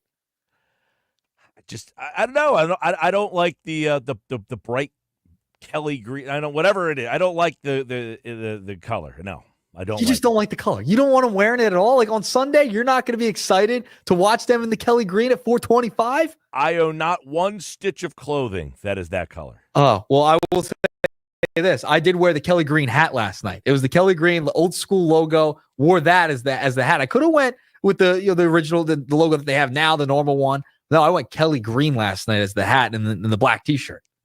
Hey, good for you, man. I'm out on the Kelly green. Give me the midnight green. I'll go with that color. And I'm not wearing a jersey anyway, so I guess it doesn't really matter. Yeah, but you don't even want them to wear it on the field. You don't even want Jalen Hurts to be wearing it. You don't want the coaches to be wearing it because you're associating it with losing. It's a different time. It's a different era. It's a different shade. It's even a different jersey than it was back then. It's changed. Yeah, it's still not a good color. But what I will say, yes, the era of Eagles football that you know and that you're a fan of is only been around with the midnight green. If you were around during that time, you would say, those jerseys, they remind me of bad football teams. I don't want to remember bad football teams. So when I see that jersey on the field, I think of bad football teams. That's what I think of. I think of teams that weren't good, unfulfilled promises, and are teams that I don't really want to remember. Listen, I'm just going to say this. Even last year, after the collapse, all that thing, they wore the jersey twice. They were against the Buffalo Bills as well as against the Miami Dolphins last year in prime time. They had the goal to wear it in prime time this year as well. But here's the thing. They won both those games. I'm just saying they won both those games in the Kelly Green last year. I expect another win this year with the Kelly Green, Mike. I'm going to convince you at some point that the Kelly Green, and the powder blue with the Phillies, they're just legendary. They got to stick with them. I don't know if the Phillies want to go primary, but the Eagles should go primary colors back to the Kelly green and use this green that they're using now. I'll pass. I'll keep the midnight green going. By the way, are they wearing them a second game this year, or did they already wear them? I don't remember. Yes, they have not worn them yet. They have not worn them at all. This will be the first time this season that they're wearing them this coming Sunday. There's going to be a second game as well. I cannot remember off the top of my head, but there will be a second game this year that they will wear them. Gotcha. All right. All right. Well, and I know, and I hope, I'm going to get you that for Christmas. I'm getting you something Kelly Green. I'm going to force you to wear it on the show. We'll make another bet so I can rehash this drum bet that I made and lost. I actually take this bet. I do have one Kelly Green shirt. And when we did our show at Charlie's this year, they gave me a Kelly Green t-shirt. And I have that shirt. And I said, it's a very nice gesture. It's just not color for me. You turned it down? Did you give it back? The shirt. I wear it around the house, maybe. Okay. All right. Yeah. Just get maybe they have a Kelly Green. They have a Kelly Green T-shirt that they sell over there. Yes, I do. Yeah, I saw a bunch of the T-shirts. Kelly Green was one of them. December 29th, by the way, against the Cowboys. Okay. The next Kelly Green. All right. That's I love that it's against a division rival. I absolutely love that they're doing that. All right. Moving along to nugget number 2. We got to talk about these Joel Embiid comments from today, Mike. Lot to go through. A lot of cursing, a lot of frustration from Joel Embiid in today's press conference. He's asked about the injury, asked about the article in the Philadelphia Inquirer he kind of brought up that came out a couple of weeks ago, an opinion piece. Listen, I'm kind of on Embiid's side here a little bit, Mike, because of the injuries he's had to go through. I don't think it's him. I think some people are misdirecting the hatred and, the criticism towards him when it should be going towards the organization. It came out today according to Shams Charania of ESPN, the Sixers discovered minor swelling in Embiid's knee after training camp this year.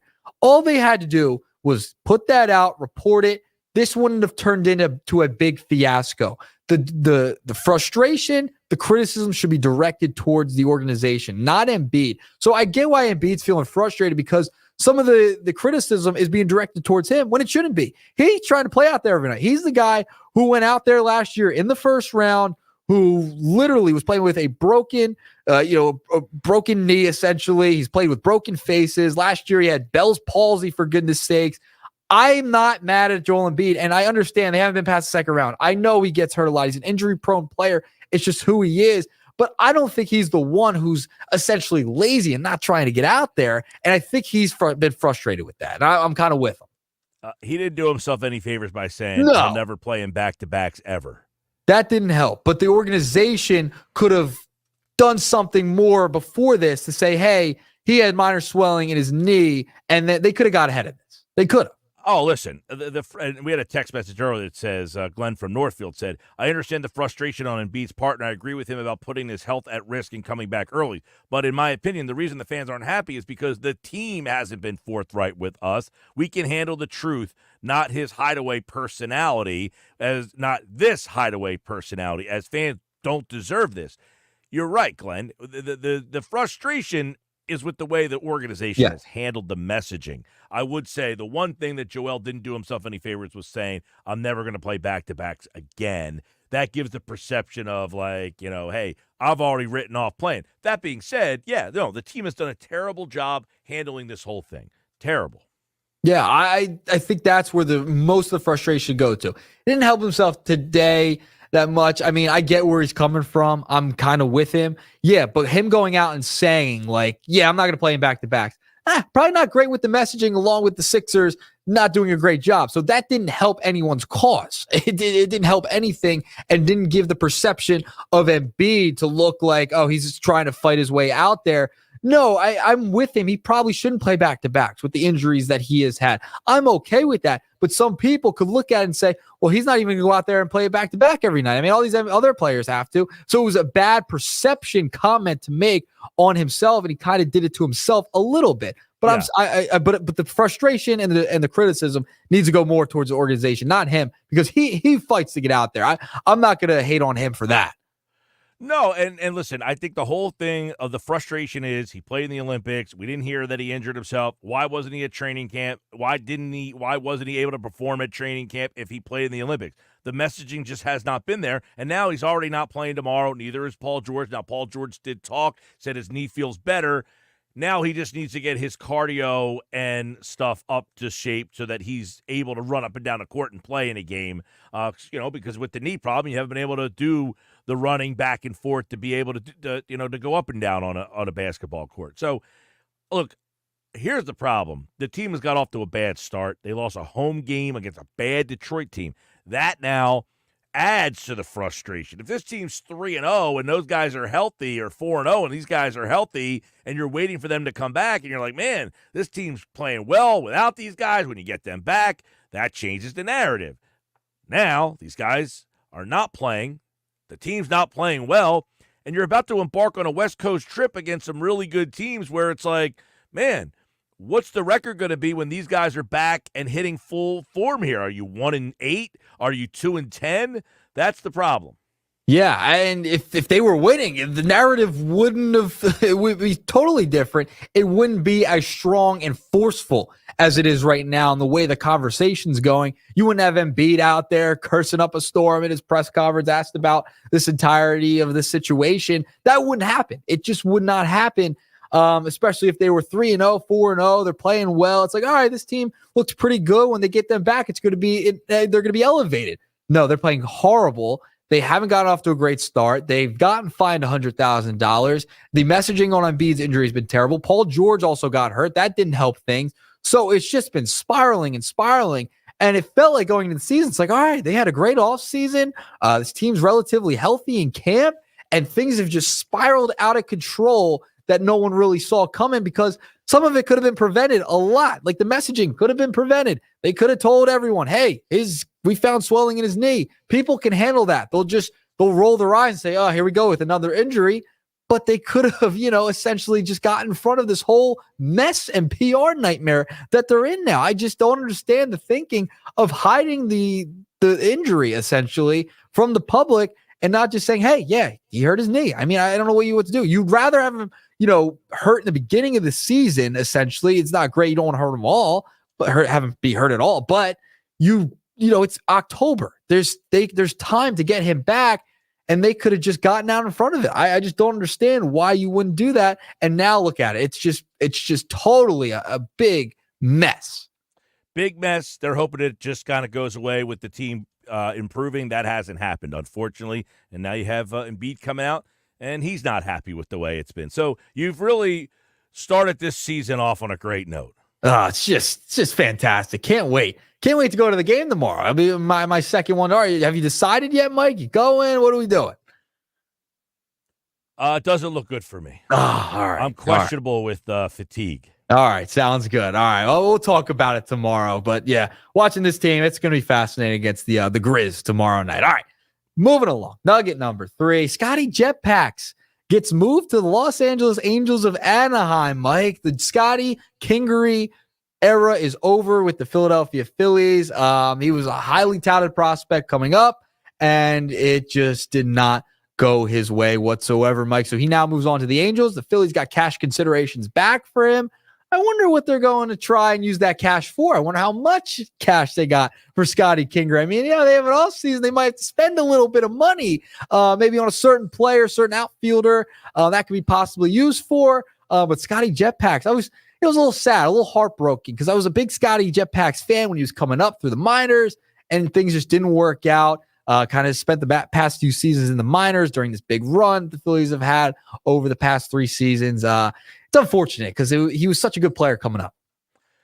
I remember that spring training in 2018. I was down there, and I remember watching it. Everything he hit came off his bat. Yeah. And he hit like 400 that spring, like 380, 390, somewhere in there. He just seemingly always was on base, and you're thinking, man, this guy needs to play right away. Like, he's ready. You got to play him. And they signed him. They signed him to a 6-year, $24 million deal. The Phillies did something that they never do. They jumped out ahead and identified, look, we don't want this guy to hit arbitration, and we want – essentially, they were banking that he was going to be a star player and be underpaid. Yep. That's how good they thought he was, that we'll give him a contract before he even makes it to the majors, which I think was only the second time that had ever happened in baseball history, was that they gave the guy that kind of extension and bought out all the arbitration years, and it just did not work. I mean, he was okay that first year. Then they started moving him around. He was second base. He was shortstop. He was center field. They messed with his swing. He was and then he got COVID. Yep. It's just been an unfortunate star-crossed type of existence for him. I wonder if he's a change of scenery type player. Like, he just needed to get out of here and go to a different organization where he gets a fresh look. Yeah, I mean, at this point, he's going to the Angels. Feels like the Phillies trade everybody with the Angels. I mean, Brandon Marsh, Syndergaard a few years back.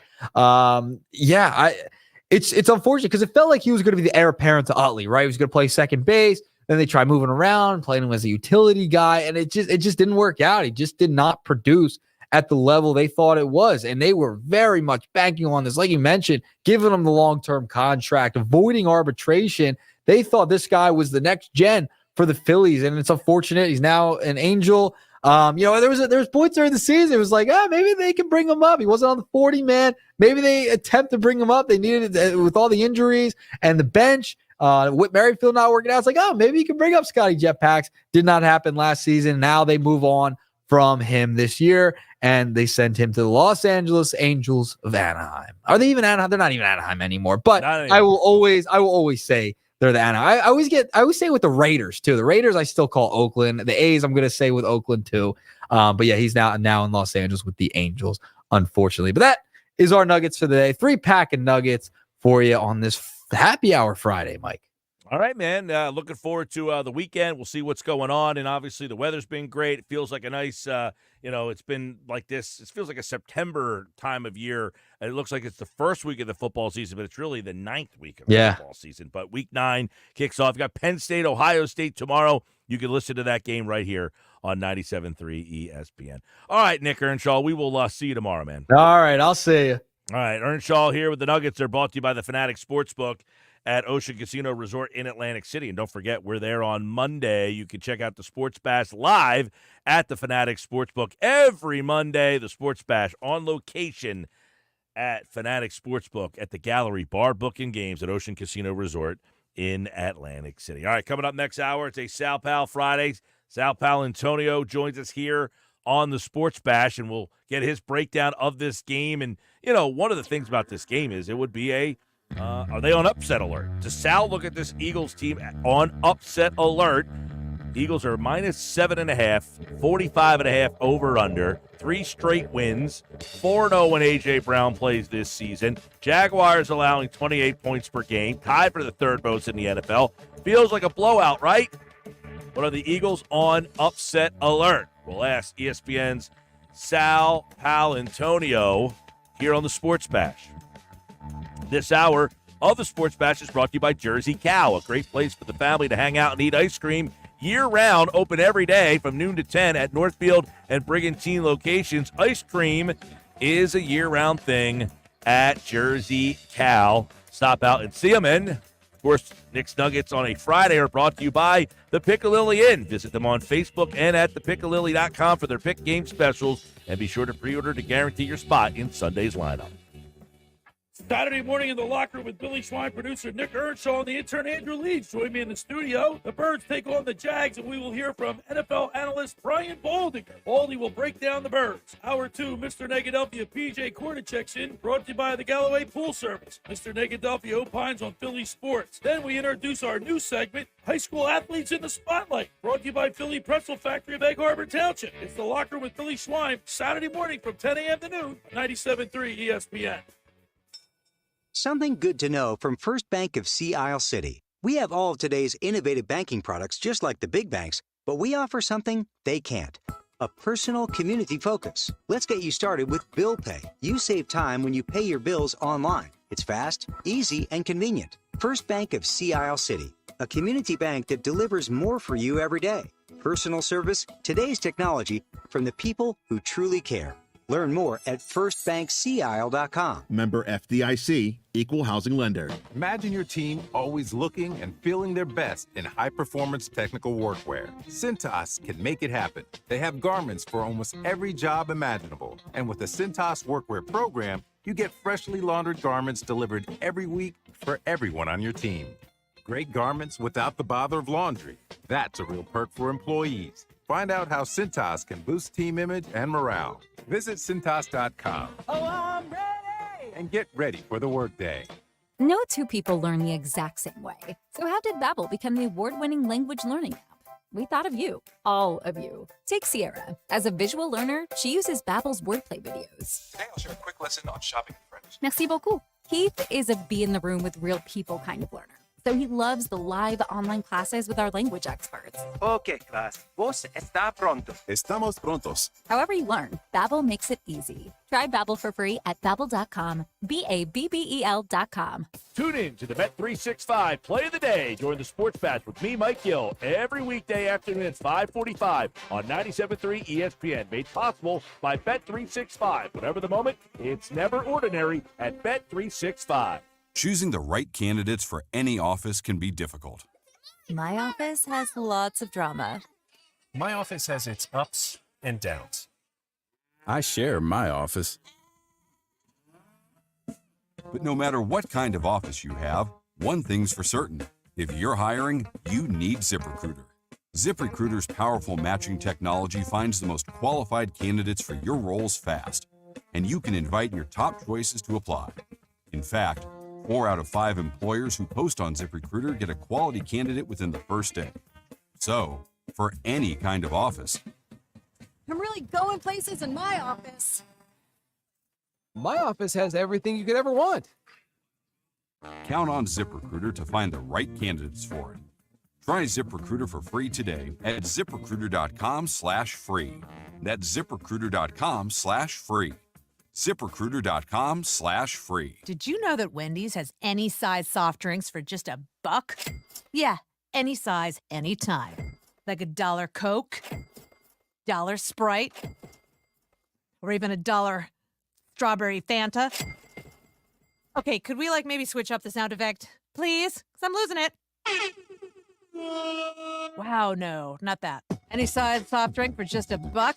Gotta be Wendy's. Limited time only. Price and participation may vary. A la carte only. Not valid in a combo. Exclusions apply. Save thousands at Matt Blatt Kia. Get out of your old trade today, even if you owe thousands more than it's worth. Go to mattblattkianj.com for more details. That's mattblattkianj.com. It's gotta be a Matt Blatt Kia. Hi, I'm Dr. Peter Stahl, board-certified urologist and senior vice president of men's sexual health at HIMSS. I've helped many guys with ED in my 12 years of practice. But now you can get world-class care for ED 100% online by going to hims.com. So what are you waiting for? To start your free online visit and find ED treatment at up to 95% off brand name prices, go to hims.com/joy. Prescriptions require an online consultation with a healthcare provider who will determine if appropriate. Restrictions apply. See website for details and important safety information. Subscription required. Price varies based on product and subscription plan. Still getting around to that fix on your car? You got this. On eBay, you'll find millions of parts, guaranteed to fit. Doesn't matter if it's a major engine repair or your first time swapping your windshield wipers. eBay has that part you need, ready to click perfectly into place. For changes big and small. Loud or quiet. Find all the parts you need at prices you'll love. Guaranteed to fit every time. You already know that. eBay. Things, people, love. Eligible items only. Exclusions apply. It's common knowledge that after age 30, our metabolism changes. We have less energy and gain weight easier. There's a way to feel better, not in years or months, but sometimes in just days. I'm Chuck Norris. I tried everything. Working with a team of health experts, we came up with Morning Kick. Morning Kick is a revolutionary new formula that combines all my favorite supplements into one daily drink. Morning Kick has probiotics to help you lose weight, prebiotics for digestion, superfoods for muscles and joints, and powerful anti-aging supplements. It'll help you feel youthful, energized, and helps manage stress. I look and feel better than I have in years. Go to roundhouseprovisions.com, use code SUPPORT or text SUPPORT to 511-511 and claim 40% off. Roundhouseprovisions.com, code SUPPORT. Every purchase comes with our 90-day money-back guarantee. You could be feeling these changes within just a couple of days. Text SUPPORT to 511-511. These statements have not been evaluated by the FDA. This product is not intended to diagnose, treat, cure, or prevent any disease. Tax fees may apply. Get in the zone, AutoZone. Welcome to AutoZone. What are you working on today? Sounds like wipers. If your wipers are streaking, skipping, chattering, or even worse, loud, you need to visit AutoZone and get some fresh new blades. We've got basic wipers to get you back on the road, as well as premium blades from Bosch and Rain-X. So if you're hearing this, just head to your nearest AutoZone or AutoZone.com. Get in the zone, AutoZone. Hey, Frank, looks like business is booming. What are all those tabs you have open on your computer? Oh, hey. Well, this one is for my SEO company. This one is for my website company. This one is for my CRM. This is for invoicing and estimates. This one does email. And this one does billing. Geez, that sounds tricky to manage. It's clunky, but I need all this to run my business. Wait, you run your own business, and you're even busier than I am. Don't you have all this stuff, too? I do, but I get it all on one screen with the Town Square Business Management Platform. What's that? The Town Square Business Management Platform is an all-in-one tool that helps me grow and run my business. It combines website, billing, and scheduling into one program. That sounds simpler than juggling all the tools I have now, but you still need someone else to help you find new business, right? Nope. They have powerful digital advertising built into the platform as well, which helps me keep my calendar full. You can get a demo of the product for free. Check out their website. See if it makes sense for your business. Go to townsquarelocal.com for a free demo of the Town Square Business Management Platform. Visit townsquarelocal.com. That's townsquarelocal.com. Home of the Philadelphia Eagles. Thank God I'm a girl! Sixers. Bang! It's good! Ball game! And Flyers. Just in front of the net! 97.3 ESPN. WENJ. WENJ HD. Millville, Atlantic City. A Town Square media station serving all of South Jersey. This is the Sports Bash with Mike Gill on 97.3 ESPN and the 97.3 ESPN free mobile app. Now live from inside the Ocean Casino Resort studio, here's Mike Gill. I absolutely am not putting the Eagles on upset alert. I believe that the Eagles are playing extremely well right now. And something that's underrated that's also happened since the bye was inserting Cooper DeJean at the nickel position. Yep. They were struggling with slot coverage. I believe that he solidified that position. Quinyon Mitchell playing extremely well. And offensively, they're just so explosive right now, being able to beat you in multiple ways. Ryan Clark says, no way! The Eagles are not on upset alert against this Jacksonville Jaguars team. Birds are a 7.5-point favorite in the game. That number has not been kind to them in this situation. Eagles are 0-9 against the spread in their last 9 games when they're favored by at least 4 points. They're favored by 7.5 in the game. 3 straight wins against this Jaguars outfit that has given up 28 points per game, tied for the third most in the NFL. It's a Sal Pal Friday on the Sports Bash. Sal Pal, are the Eagles on upset alert or nah, this is the Jags. Keep it calm, Mike Gill. This is just the great Mike Gill. How are you today? I don't think the Eagles are on upset alert. I agree with Ryan Clark. And by the way, Ryan Clark must be listening to the Mike Gill show because you and I have been talking about Cooper DeJean for 3 weeks. Yeah, right. Yeah, he's really added to this defense. By the way, he can tackle. Cherish the thought, Sal, pal, man. He can tackle. Yes, he's a very good tackler, and he's a real sharp player, and he's a great addition. All right, let's take a look at some of the particulars in this game. It's not the most exciting game. It's not the sexiest game, but these are the kind of games you need to win, Sal. And what are some of the things we've seen over the last 3 wins that they need to keep building on this week to kind of take them from, this 5-2 team to a 6-2 team that we now trust and believe more in? Well, Mike, when we first started this stretch, you and I talked about the fact that this was this possibility of winning these 4 games and going 4-0 was a real juicy possibility if they did certain things, and they've done those things. And whenever you're going into week 9/week 8, now that it's a 17-game set schedule, and you want to separate yourself from the pack and you want to bring it home for a playoff game, you got to do 3 things, in my opinion. In my experience covering the NFL and talking to you on this show. Number 1, the quarterback can't turn the ball over. And Jalen Hurts has gotten that together. He's gotten his act together. 3 games without a turnover. That's number 1. Number 2, look at the most important statistic, points allowed. It's like team ERA in baseball. If your team ERA is great in baseball, if it's somewhere hovering in the 2.3 or 2.4 or 3.0 range, you're going to win a lot of baseball games.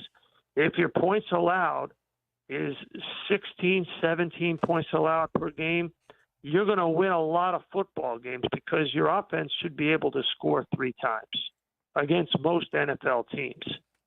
So points allowed has come way down. We'll talk about that for a second, about how it's happened. And number 3, rushing attempts. I'm not talking about rushing yards. I'm talking about rushing attempts, volume. Are you committed to running the ball?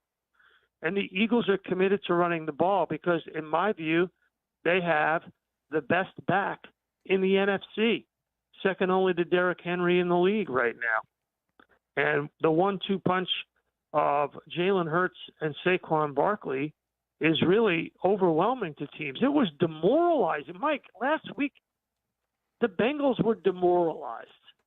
You could just tell. The body language was like, oh, my God, these guys are relentless. Yeah. Eagles scored on every possession in the second half. And look at the tape. Look at how they're running the ball.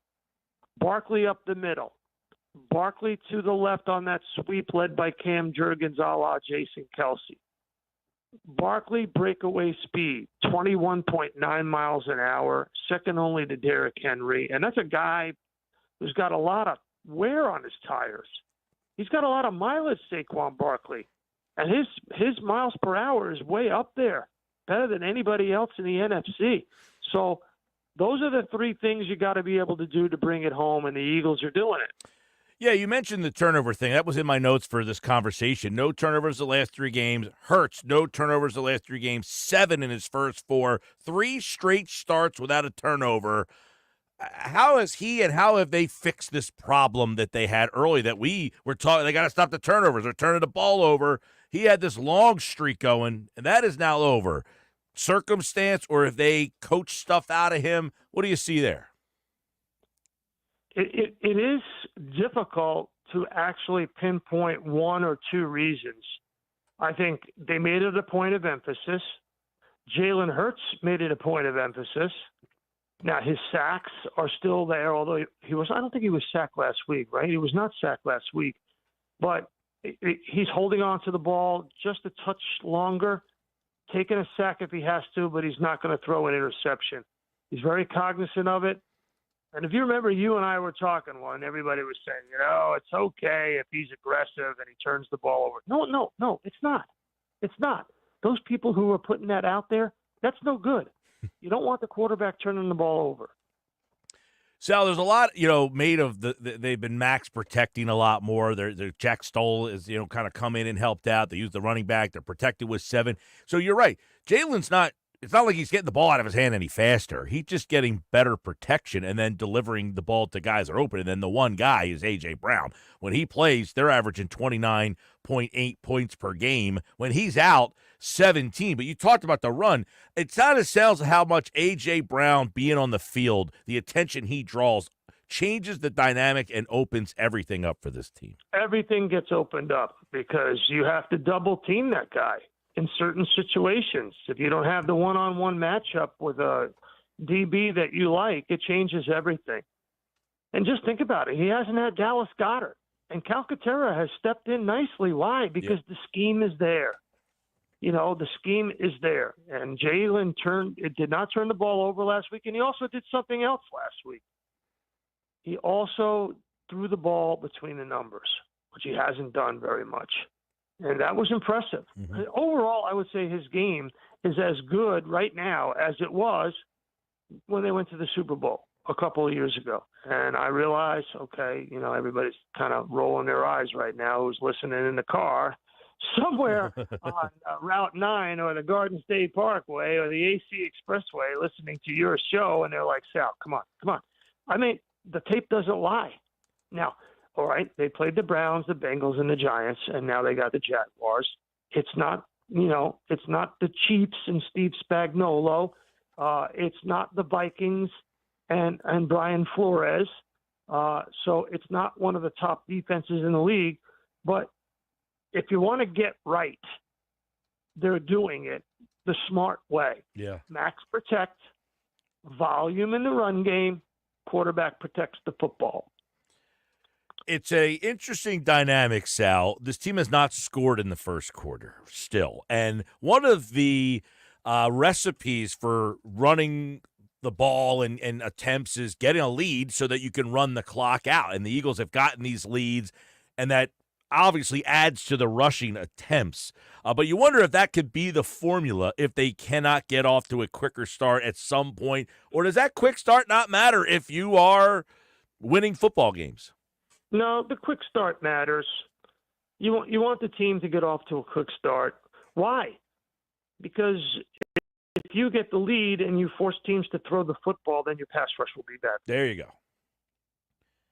And this team's pass rush, do we trust it yet? Are we trusting the pass rush? Do we trust it if they have to get the stop, 3rd down and 9, big situation, and maybe not a sack, but a hurry? Do we trust them enough, or is this, this stretch of opponents not giving us enough detail?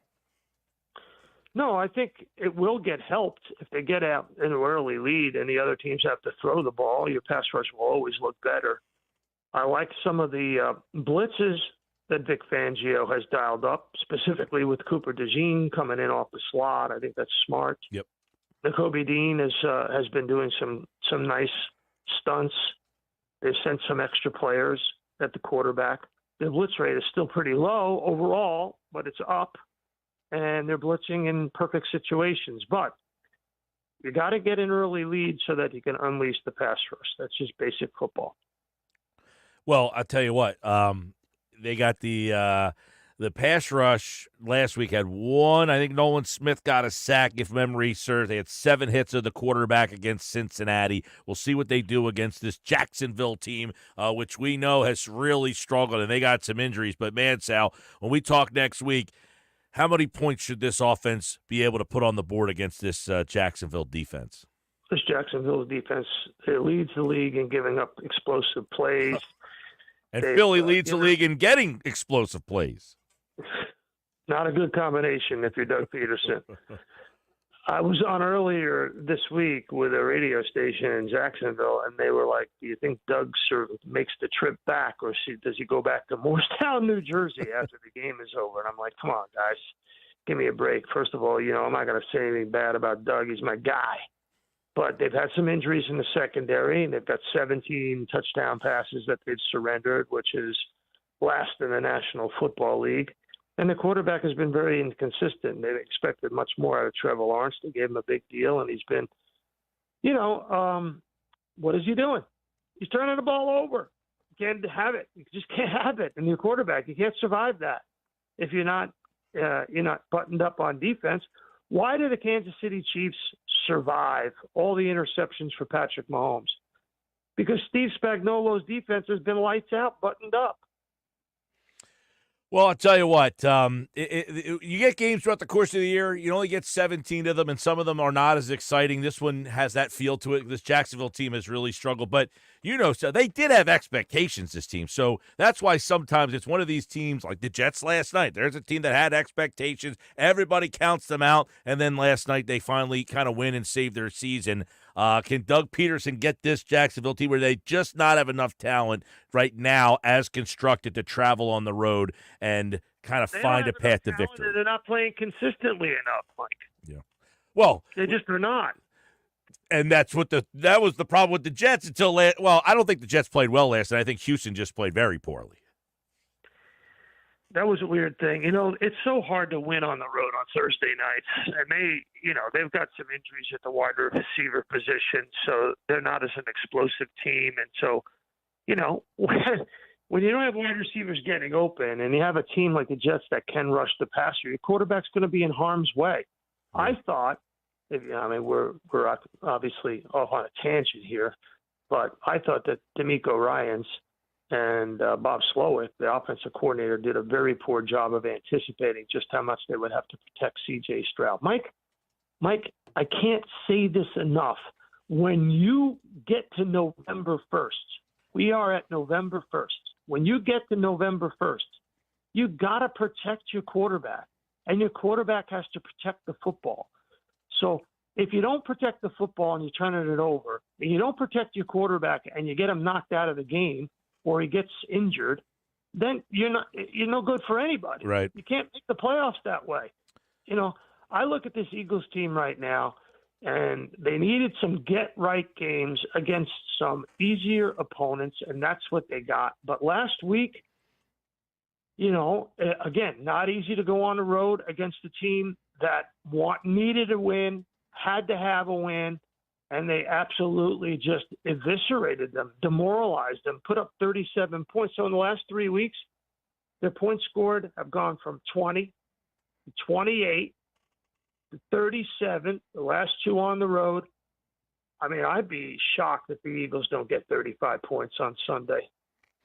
35, yeah, that's a good number there. This team gives up 28 points a game, third most in the NFL. They give up like 380 points, and you mentioned it last week. You had it on Sal Pal, ESPN on the Instagram, the big explosive plays for the Eagles. We got another one last week. Devontae had a big one, 45 yards. So we'll see if they can get a bunch of big plays, bunch of scores. Should have a little fun. Doug Peterson back in the building. A little Kelly Green.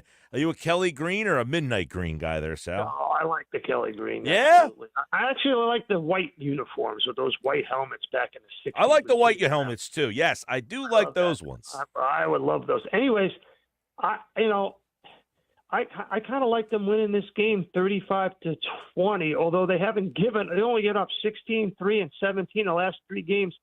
I don't know. 35-17 sounds about right in this football game. Well, that would go against the ATS there, 0-9 when they are a more than 4-point favorite in their last 9 games. They're actually 4-5 outright in those games, so hopefully that streak gets snapped this week against the Jacksonville. The Eagles I wish I was in Ocean City this week. The weather must have been unbelievable. It's breathtaking down here right now. You get yourself a nice. I know. I've been getting texts from Johnny G, Griner team at Burger Realty in Ocean City saying, "When are you coming down?" So hey, it's the middle of the football season. I'm a little busy. Well, you just said it's November 1st, and I was almost like, wait, what? Because of the weather, right? The weather. Well, you're right. November 1st means those preseason, regular season games are over now. And I'll tell you, Sal, this is what we talked about earlier today. This is the last game other than Carolina on your schedule where, they're a little down. Most of the games the rest of the way, everybody is talented enough to knock you off. And that includes Dallas twice. Maybe the Giants at the end. But this game here, that's why you have to have it, because then it gives yourself a little chance to have a game down the road where you can slip up. But you can't have a slip up down the road if you slip up in this game. The way I hear it from NovaCare, and what I'm hearing is they're in lockdown mode. they are in serious lockdown mode. They're feeling extremely confident, and right now, they just want to take care of business. They're grinding through it. They realize where their mistakes were. They're listening to Vic Fangio. The practices are longer. They're obviously getting coached up hard on tackling. The addition of Cooper DeJean has been tremendous, but it really has emanated from, in my view, Jalen Hurts, Nick Sirianni, and Vic Fangio. I think those are the three guys that have really put the hammer down, and I think it starts with the quarterback, Jalen Hurts, and that's why you see him so committed to making sure that A, we're not going to turn the ball over, and B, we're going to lean on 26, whatever it takes. Barkley, it's got to be Barkley. Lean on 26 in the big plays. Right, lean on 26, and the big plays will come in the pass game. Without a doubt. You got them safeties sniffing down there and thinking, okay, I'm going to take out 26, and he rolls over you. It's demoralizing. It really is. Thanks to Johnny G, by the way, for supporting this radio station and supporting all my friends and family down in Ocean City. Does such a great job. Well, of course, it's a Sal Pal Friday here on the Sports Bash, and we will do it again. By the way, when we come back on Friday, Howie make a move, or is this team okay? Trader Howie, got to make a move. All right. Gotta make a move. He'll make some kind of move. He will. What have you and I been screaming about for like the last 4 months? Right. You got to get some pass rush, but the thing is. Yeah, but they don't grow on trees. That's Right. the problem. That's the problem. And, Detroit's also in the market for one. So, Detroit's the team you're going to have to face somewhere down the road. So, they're in the market for a pass rusher. So things suddenly got a little more expensive.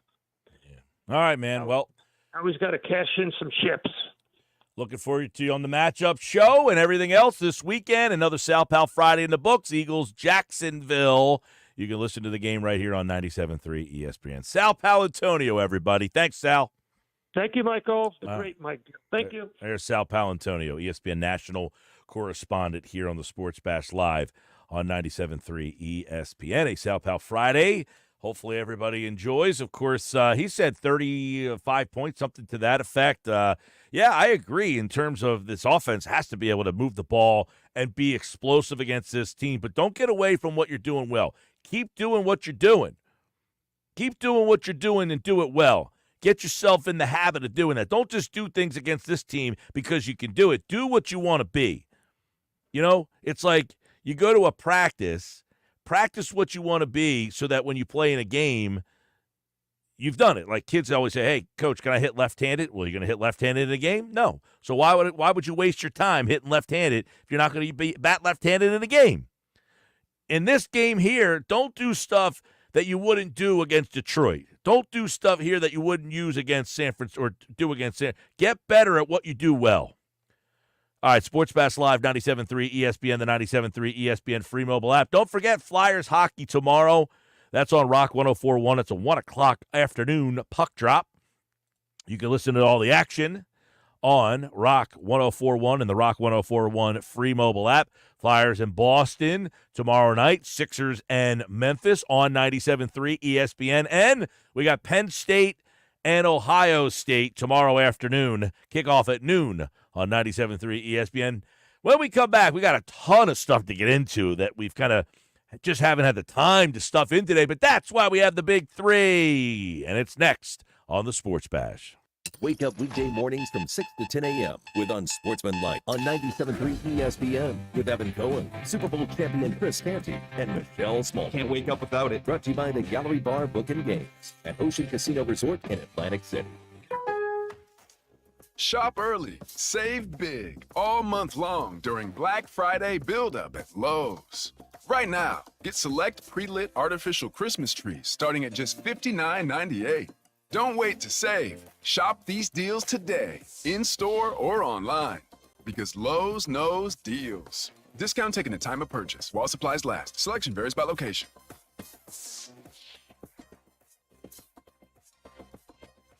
Drivers who switch and save with Progressive could save hundreds, which could be life-changing.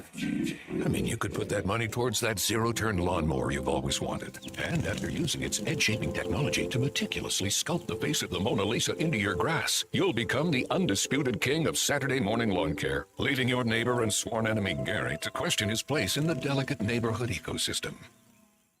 And it's all because you could save money switching at Progressive.com. Progressive Casualty Insurance Company and affiliates, not available in all states. Got a leaky pipe? At Ace Hardware Home Services, they're around the block with everything you need to fix it, including the person to do the fixing. Got an air conditioning issue? They've got a person for that. Because now they're not just the helpful hardware folks, they're also the helpful home services and repair folks. From plumbing to heating and cooling, they've got the trusted pros to keep your home humming all year long. Ace Hardware Home Services, now in South Jersey. They're bringing helpful home. The helpful you love from the store now to your front door. Visit AceHardwareHomeservices.com to book your next appointment today.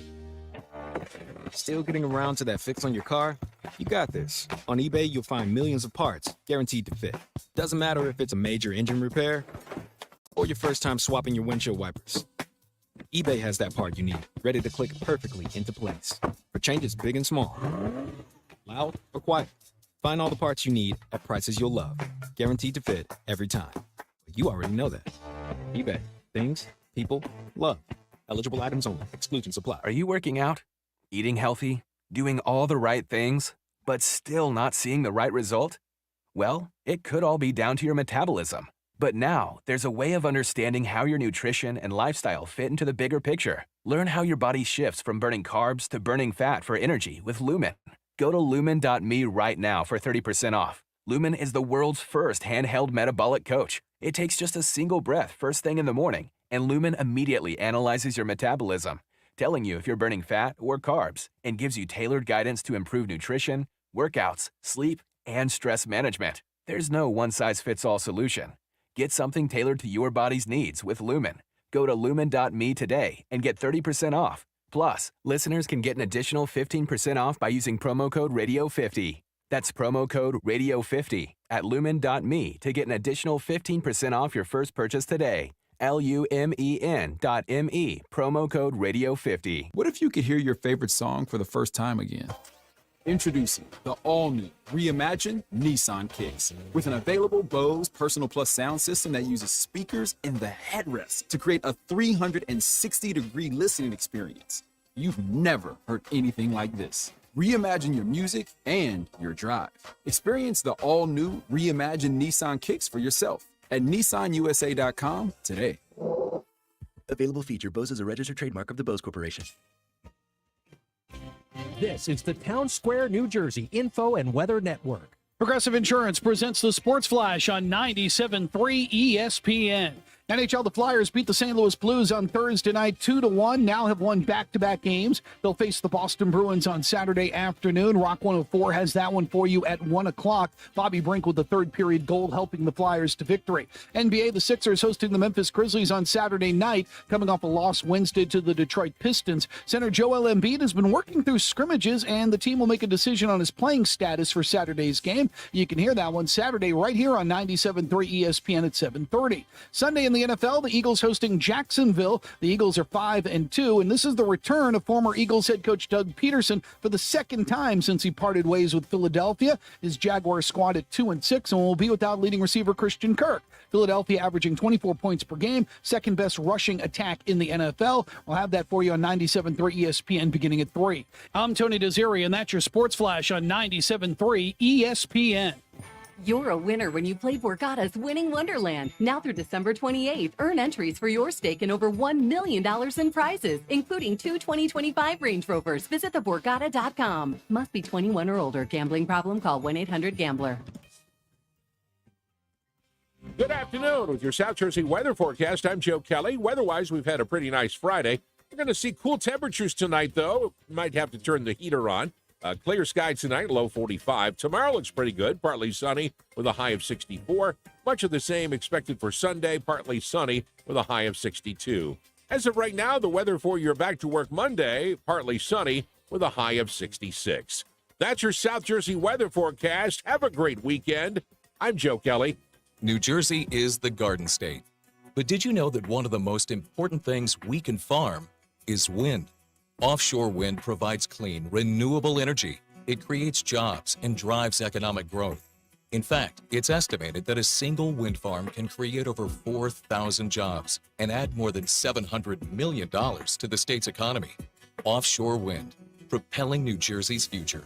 To learn more, visit nj.gov/offshore wind. We have the perfect solution for sitting in traffic. Come with me. The Sports Bash with Mike Gill on 97.3 ESPN and the 97.3 ESPN free mobile app. So you playing tomorrow? Nope. You're not? Nah. So, Joe, did you have a setback with your knee? No, I think I had, surgery in February, whatever that was, and then I did come back early, to, fight for the team and, to play and try to give us a chance. Joel Embiid, will you play tomorrow? No, he's not. I feel bad for Joel, and I understand the frustration from the fans. Believe me, I do. I think it's a misunderstood situation from both sides of the thing. Here's a guy who he's frustrated by the fact that he can't stay healthy. And then he is healthy, and he goes out there and he plays because he's trying to help the team win. And then he's not able to be the best version of himself. Stephen EHT says, you are way too easy on Embiid. He deserves a ton of criticism, especially coming from the fans.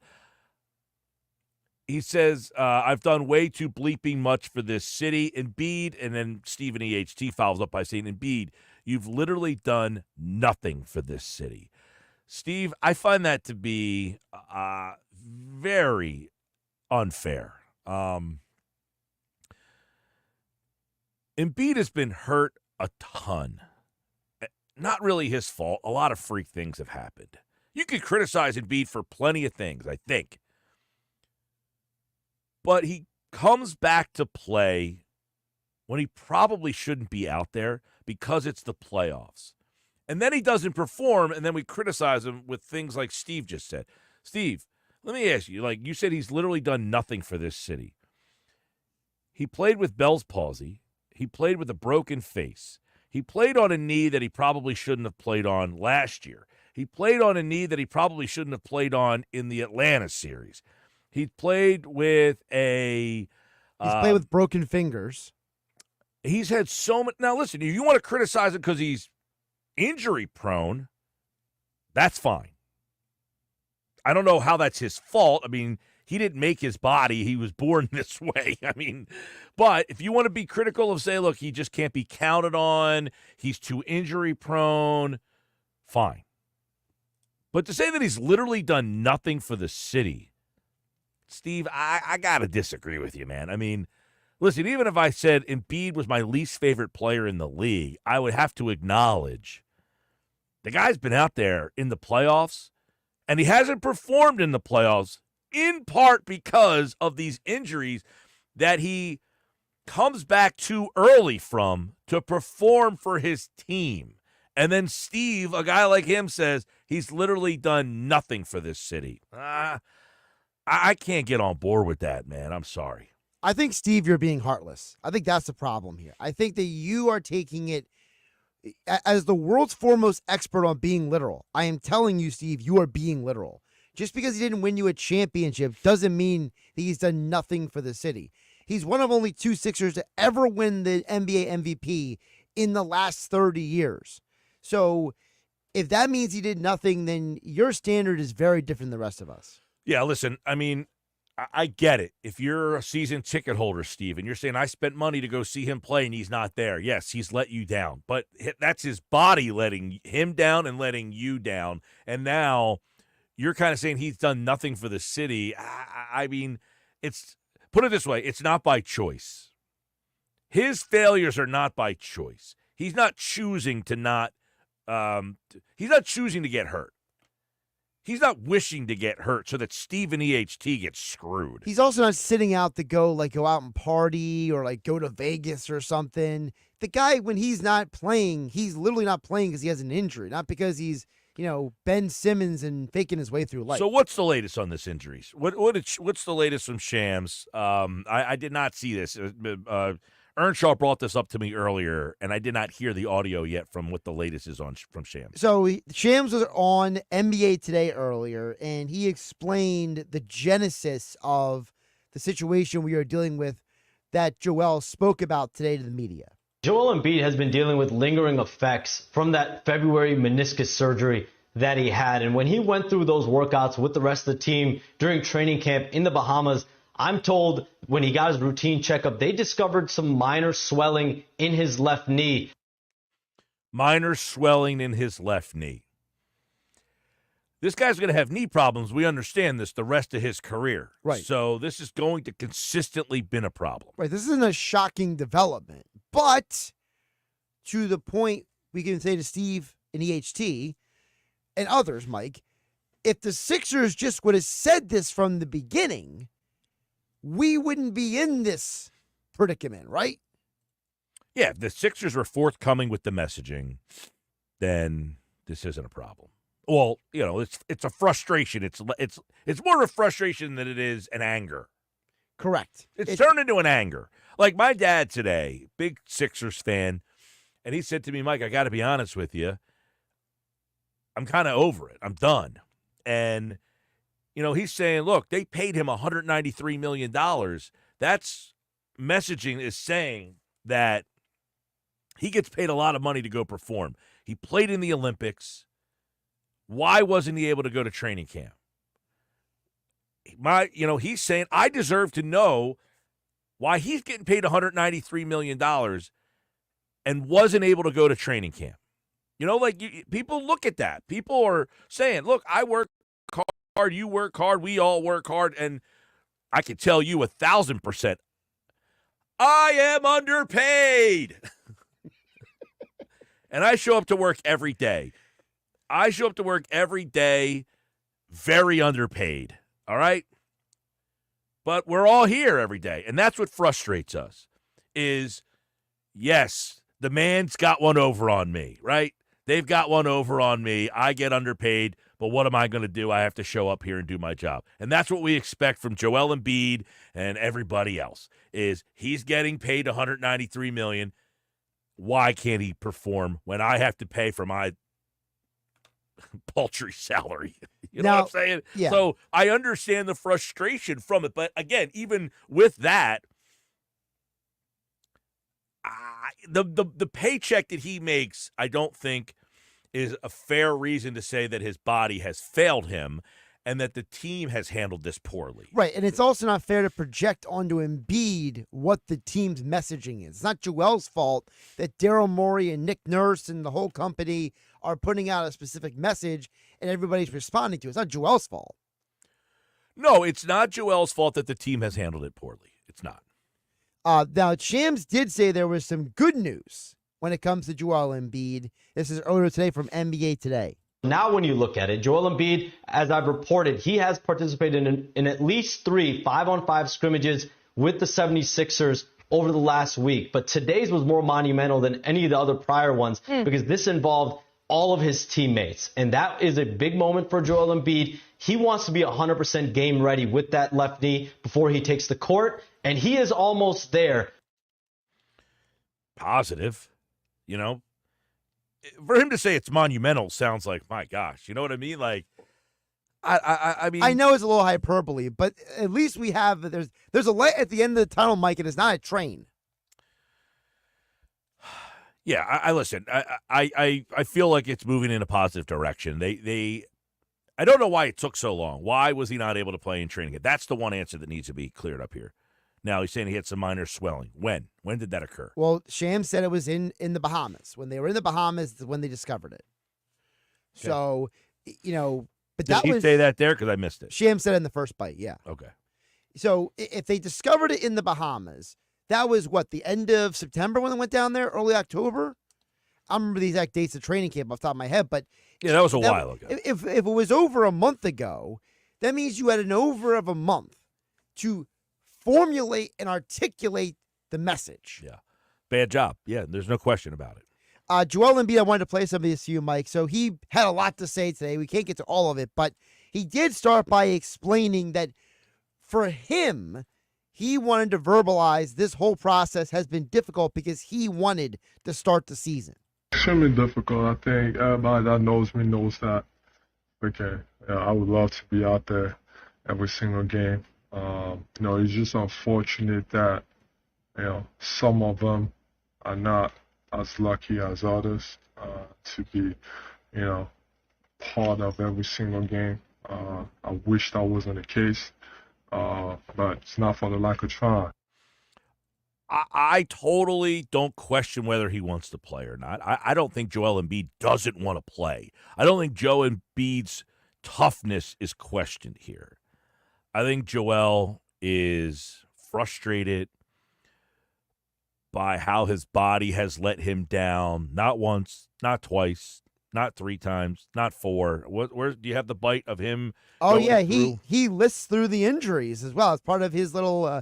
He went on, Mike, without anyone asking questions for about 2 minutes at one point. So Joel obviously has some things to get off his chest. I've done it.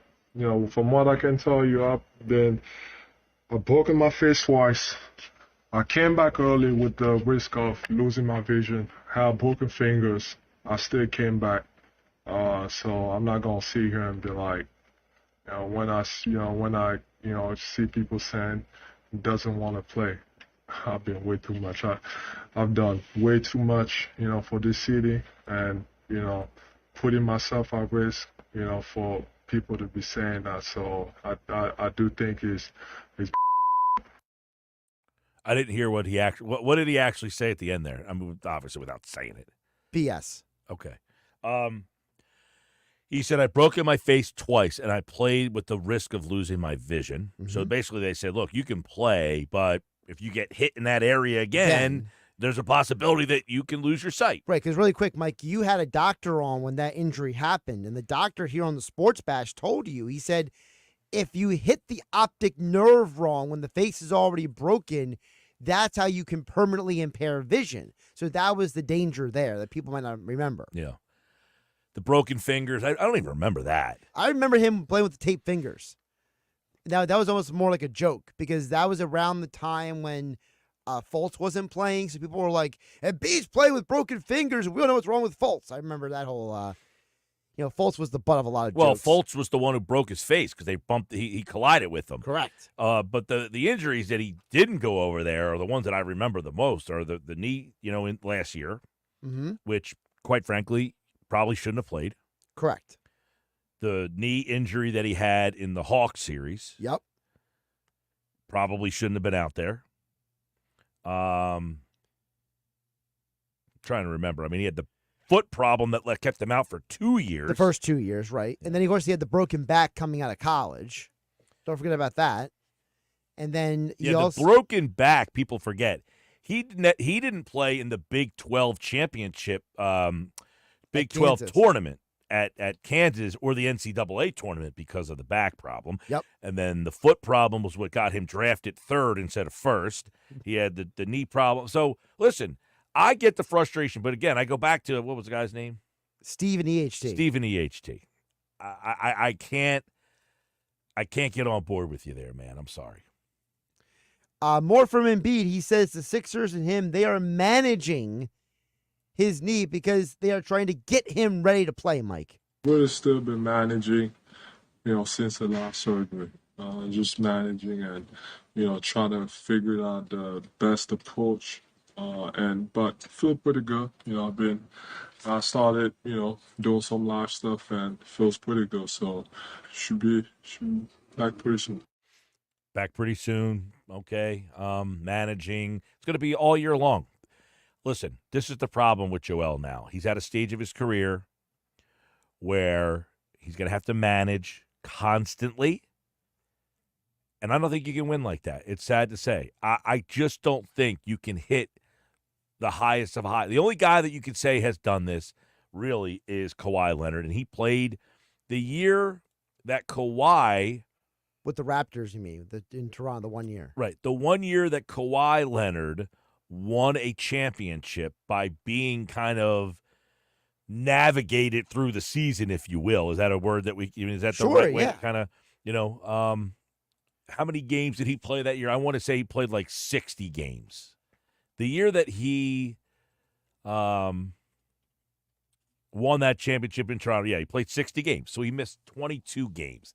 And Toronto went 17-5 without him. If Joel Embiid plays 60 games and they manage his way through, okay, maybe they can make it work. I find it far-fetched. That's just my opinion.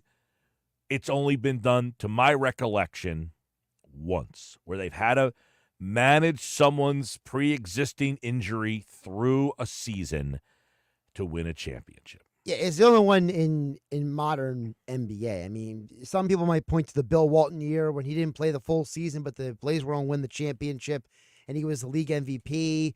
You could always point to that year because Walton was constantly injured off and on in Portland.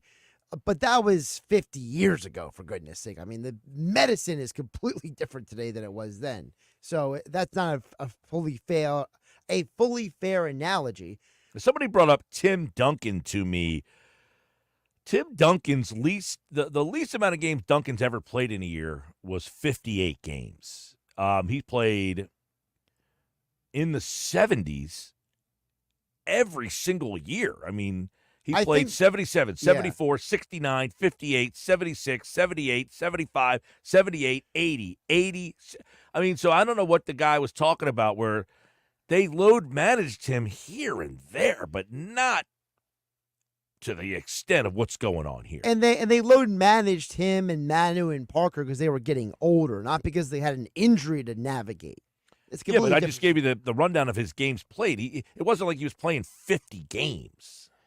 No, but what I'm talking about is when those guys were being load managed, it wasn't because of an injury. Yeah, so I can't think of another guy that had to be managed because of an injury that led to a championship. And listen, when they gave him, when he had the injury last year, the knee problem, he did come back and play. I'm not questioning him on that at all. What I'm saying is, you thought this offseason that was behind him because he played in the Olympics. Correct. And the team's actions were that this was not going to be a problem because we extended his contract and paid him $193 million.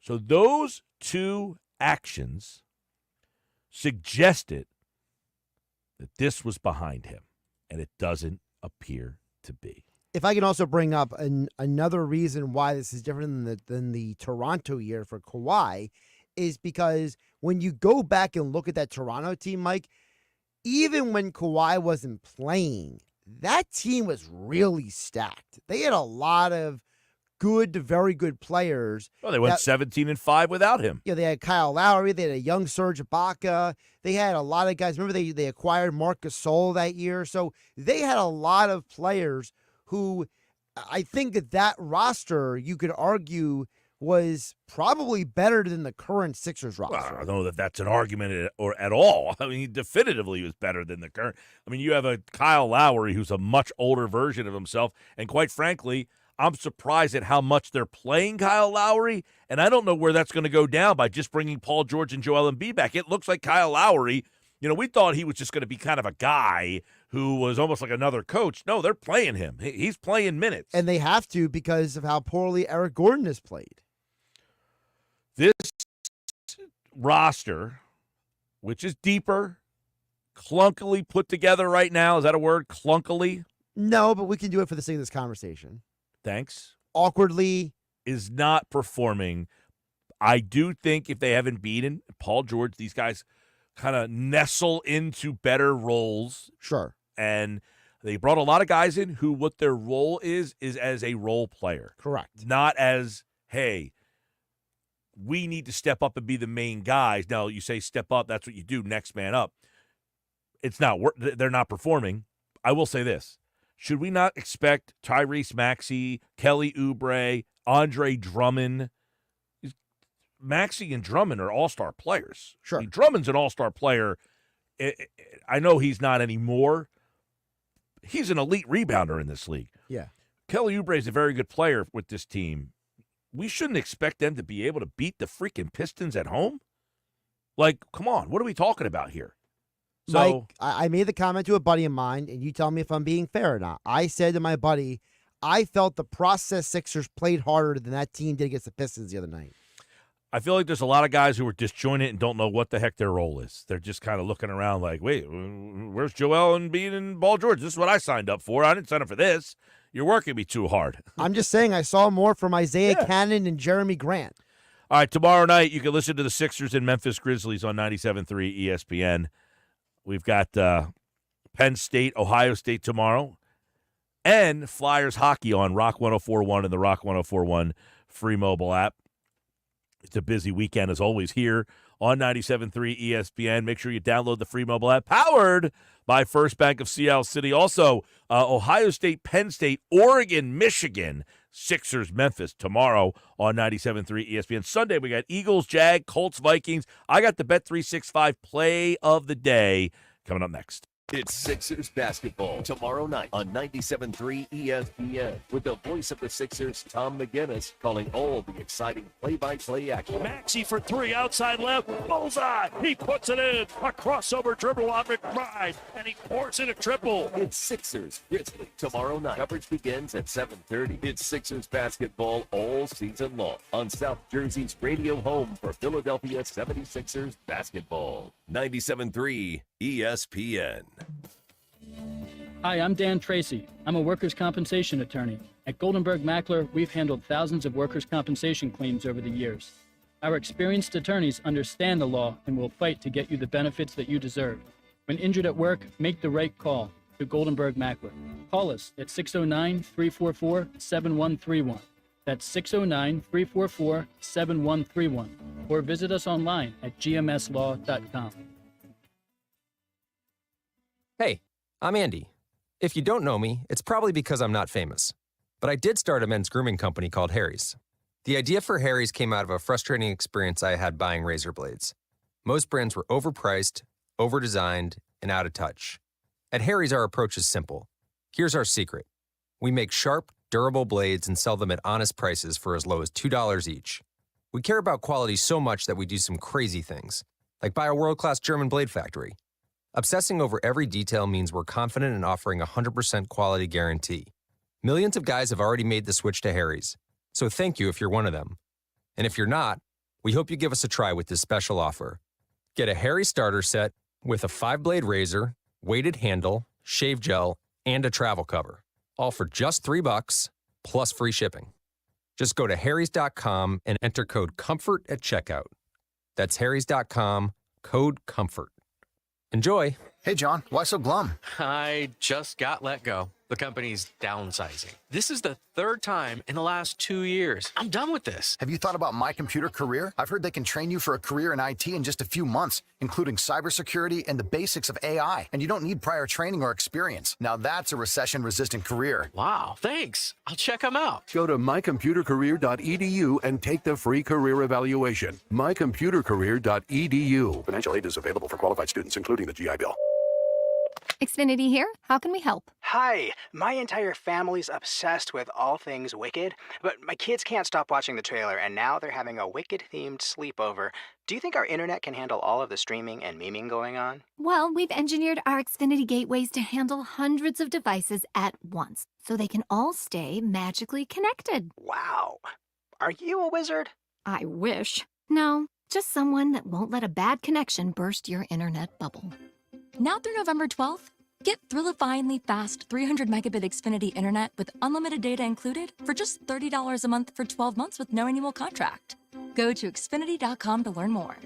Keep the magic going from your screen to the big screen. And see Wicked, only in theaters November 22nd. Restrictions apply. Requires paperless plan to auto stored bank account. Equipment, taxes, and fees extra. After promo, regular rates apply. Currently $90 a month. Actual speeds vary. Presenting Again Fling's love story.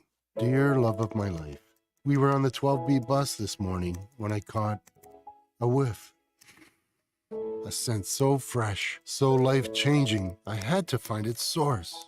Alas, I didn't know if you were the woman in the pink freshly washed cardigan or the retired mailman next to me, but I knew one of you was my soulmate. Ah, the scent of Gain Flings. Try Game Flings with OxyBoost and Febreze. Still getting around to that fix on your car? You got this. On eBay, you'll find millions of parts, guaranteed to fit. Doesn't matter if it's a major engine repair or your first time swapping your windshield wipers. eBay has that part you need, ready to click perfectly into place. For changes big and small. Loud or quiet. Find all the parts you need at prices you'll love. Guaranteed to fit every time. You already know that. eBay. Things, people, love. Eligible items only. Exclusions apply. The best call to make on game day is ordering catering from the Piccalilli Inn. For parties big or small, the Pick does it all. Your guests will be cheering for the Pick spin on football favorites like pulled pork nachos, cheesesteaks, burgers, and their award-winning buffalo wings, tails, and ears. Get your chicken wing fix on Route 206 at the Piccalilli Inn. Join the flock and follow the Pick on Facebook or at piccalilli.com for their Pick game specials. And be sure to pre-order to guarantee your spot in Sunday's lineup. You're listening to The Sports Bash with Mike Gill on 97.3 ESPN and the free mobile app. All right, time for the Bet365 play of the day. We got a lot of hoops tonight. Got a college game as well in there. I like the college game tonight there, Josh. It's brought to you by Bet365. Whatever the sport, whatever the moment, it's never ordinary at Bet365. There's nothing more on brand than Mike Gill going college basketball pick in November. Not college basketball.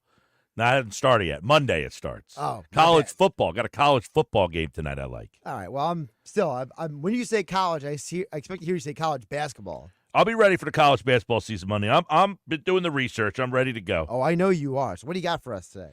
All right. I like Boise State tonight, by the way. Boise State. I'm going to go. What do they play? San Diego State is the going off the top of my head. They're playing San Diego State, right? That's correct. Yeah, I was just making sure. All right, because they had a good game last week.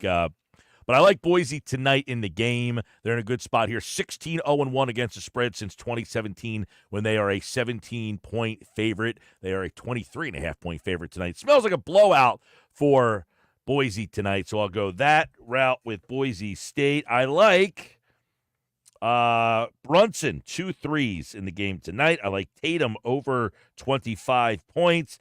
I like Derek White with 2 threes in the game tonight. I like the Kings under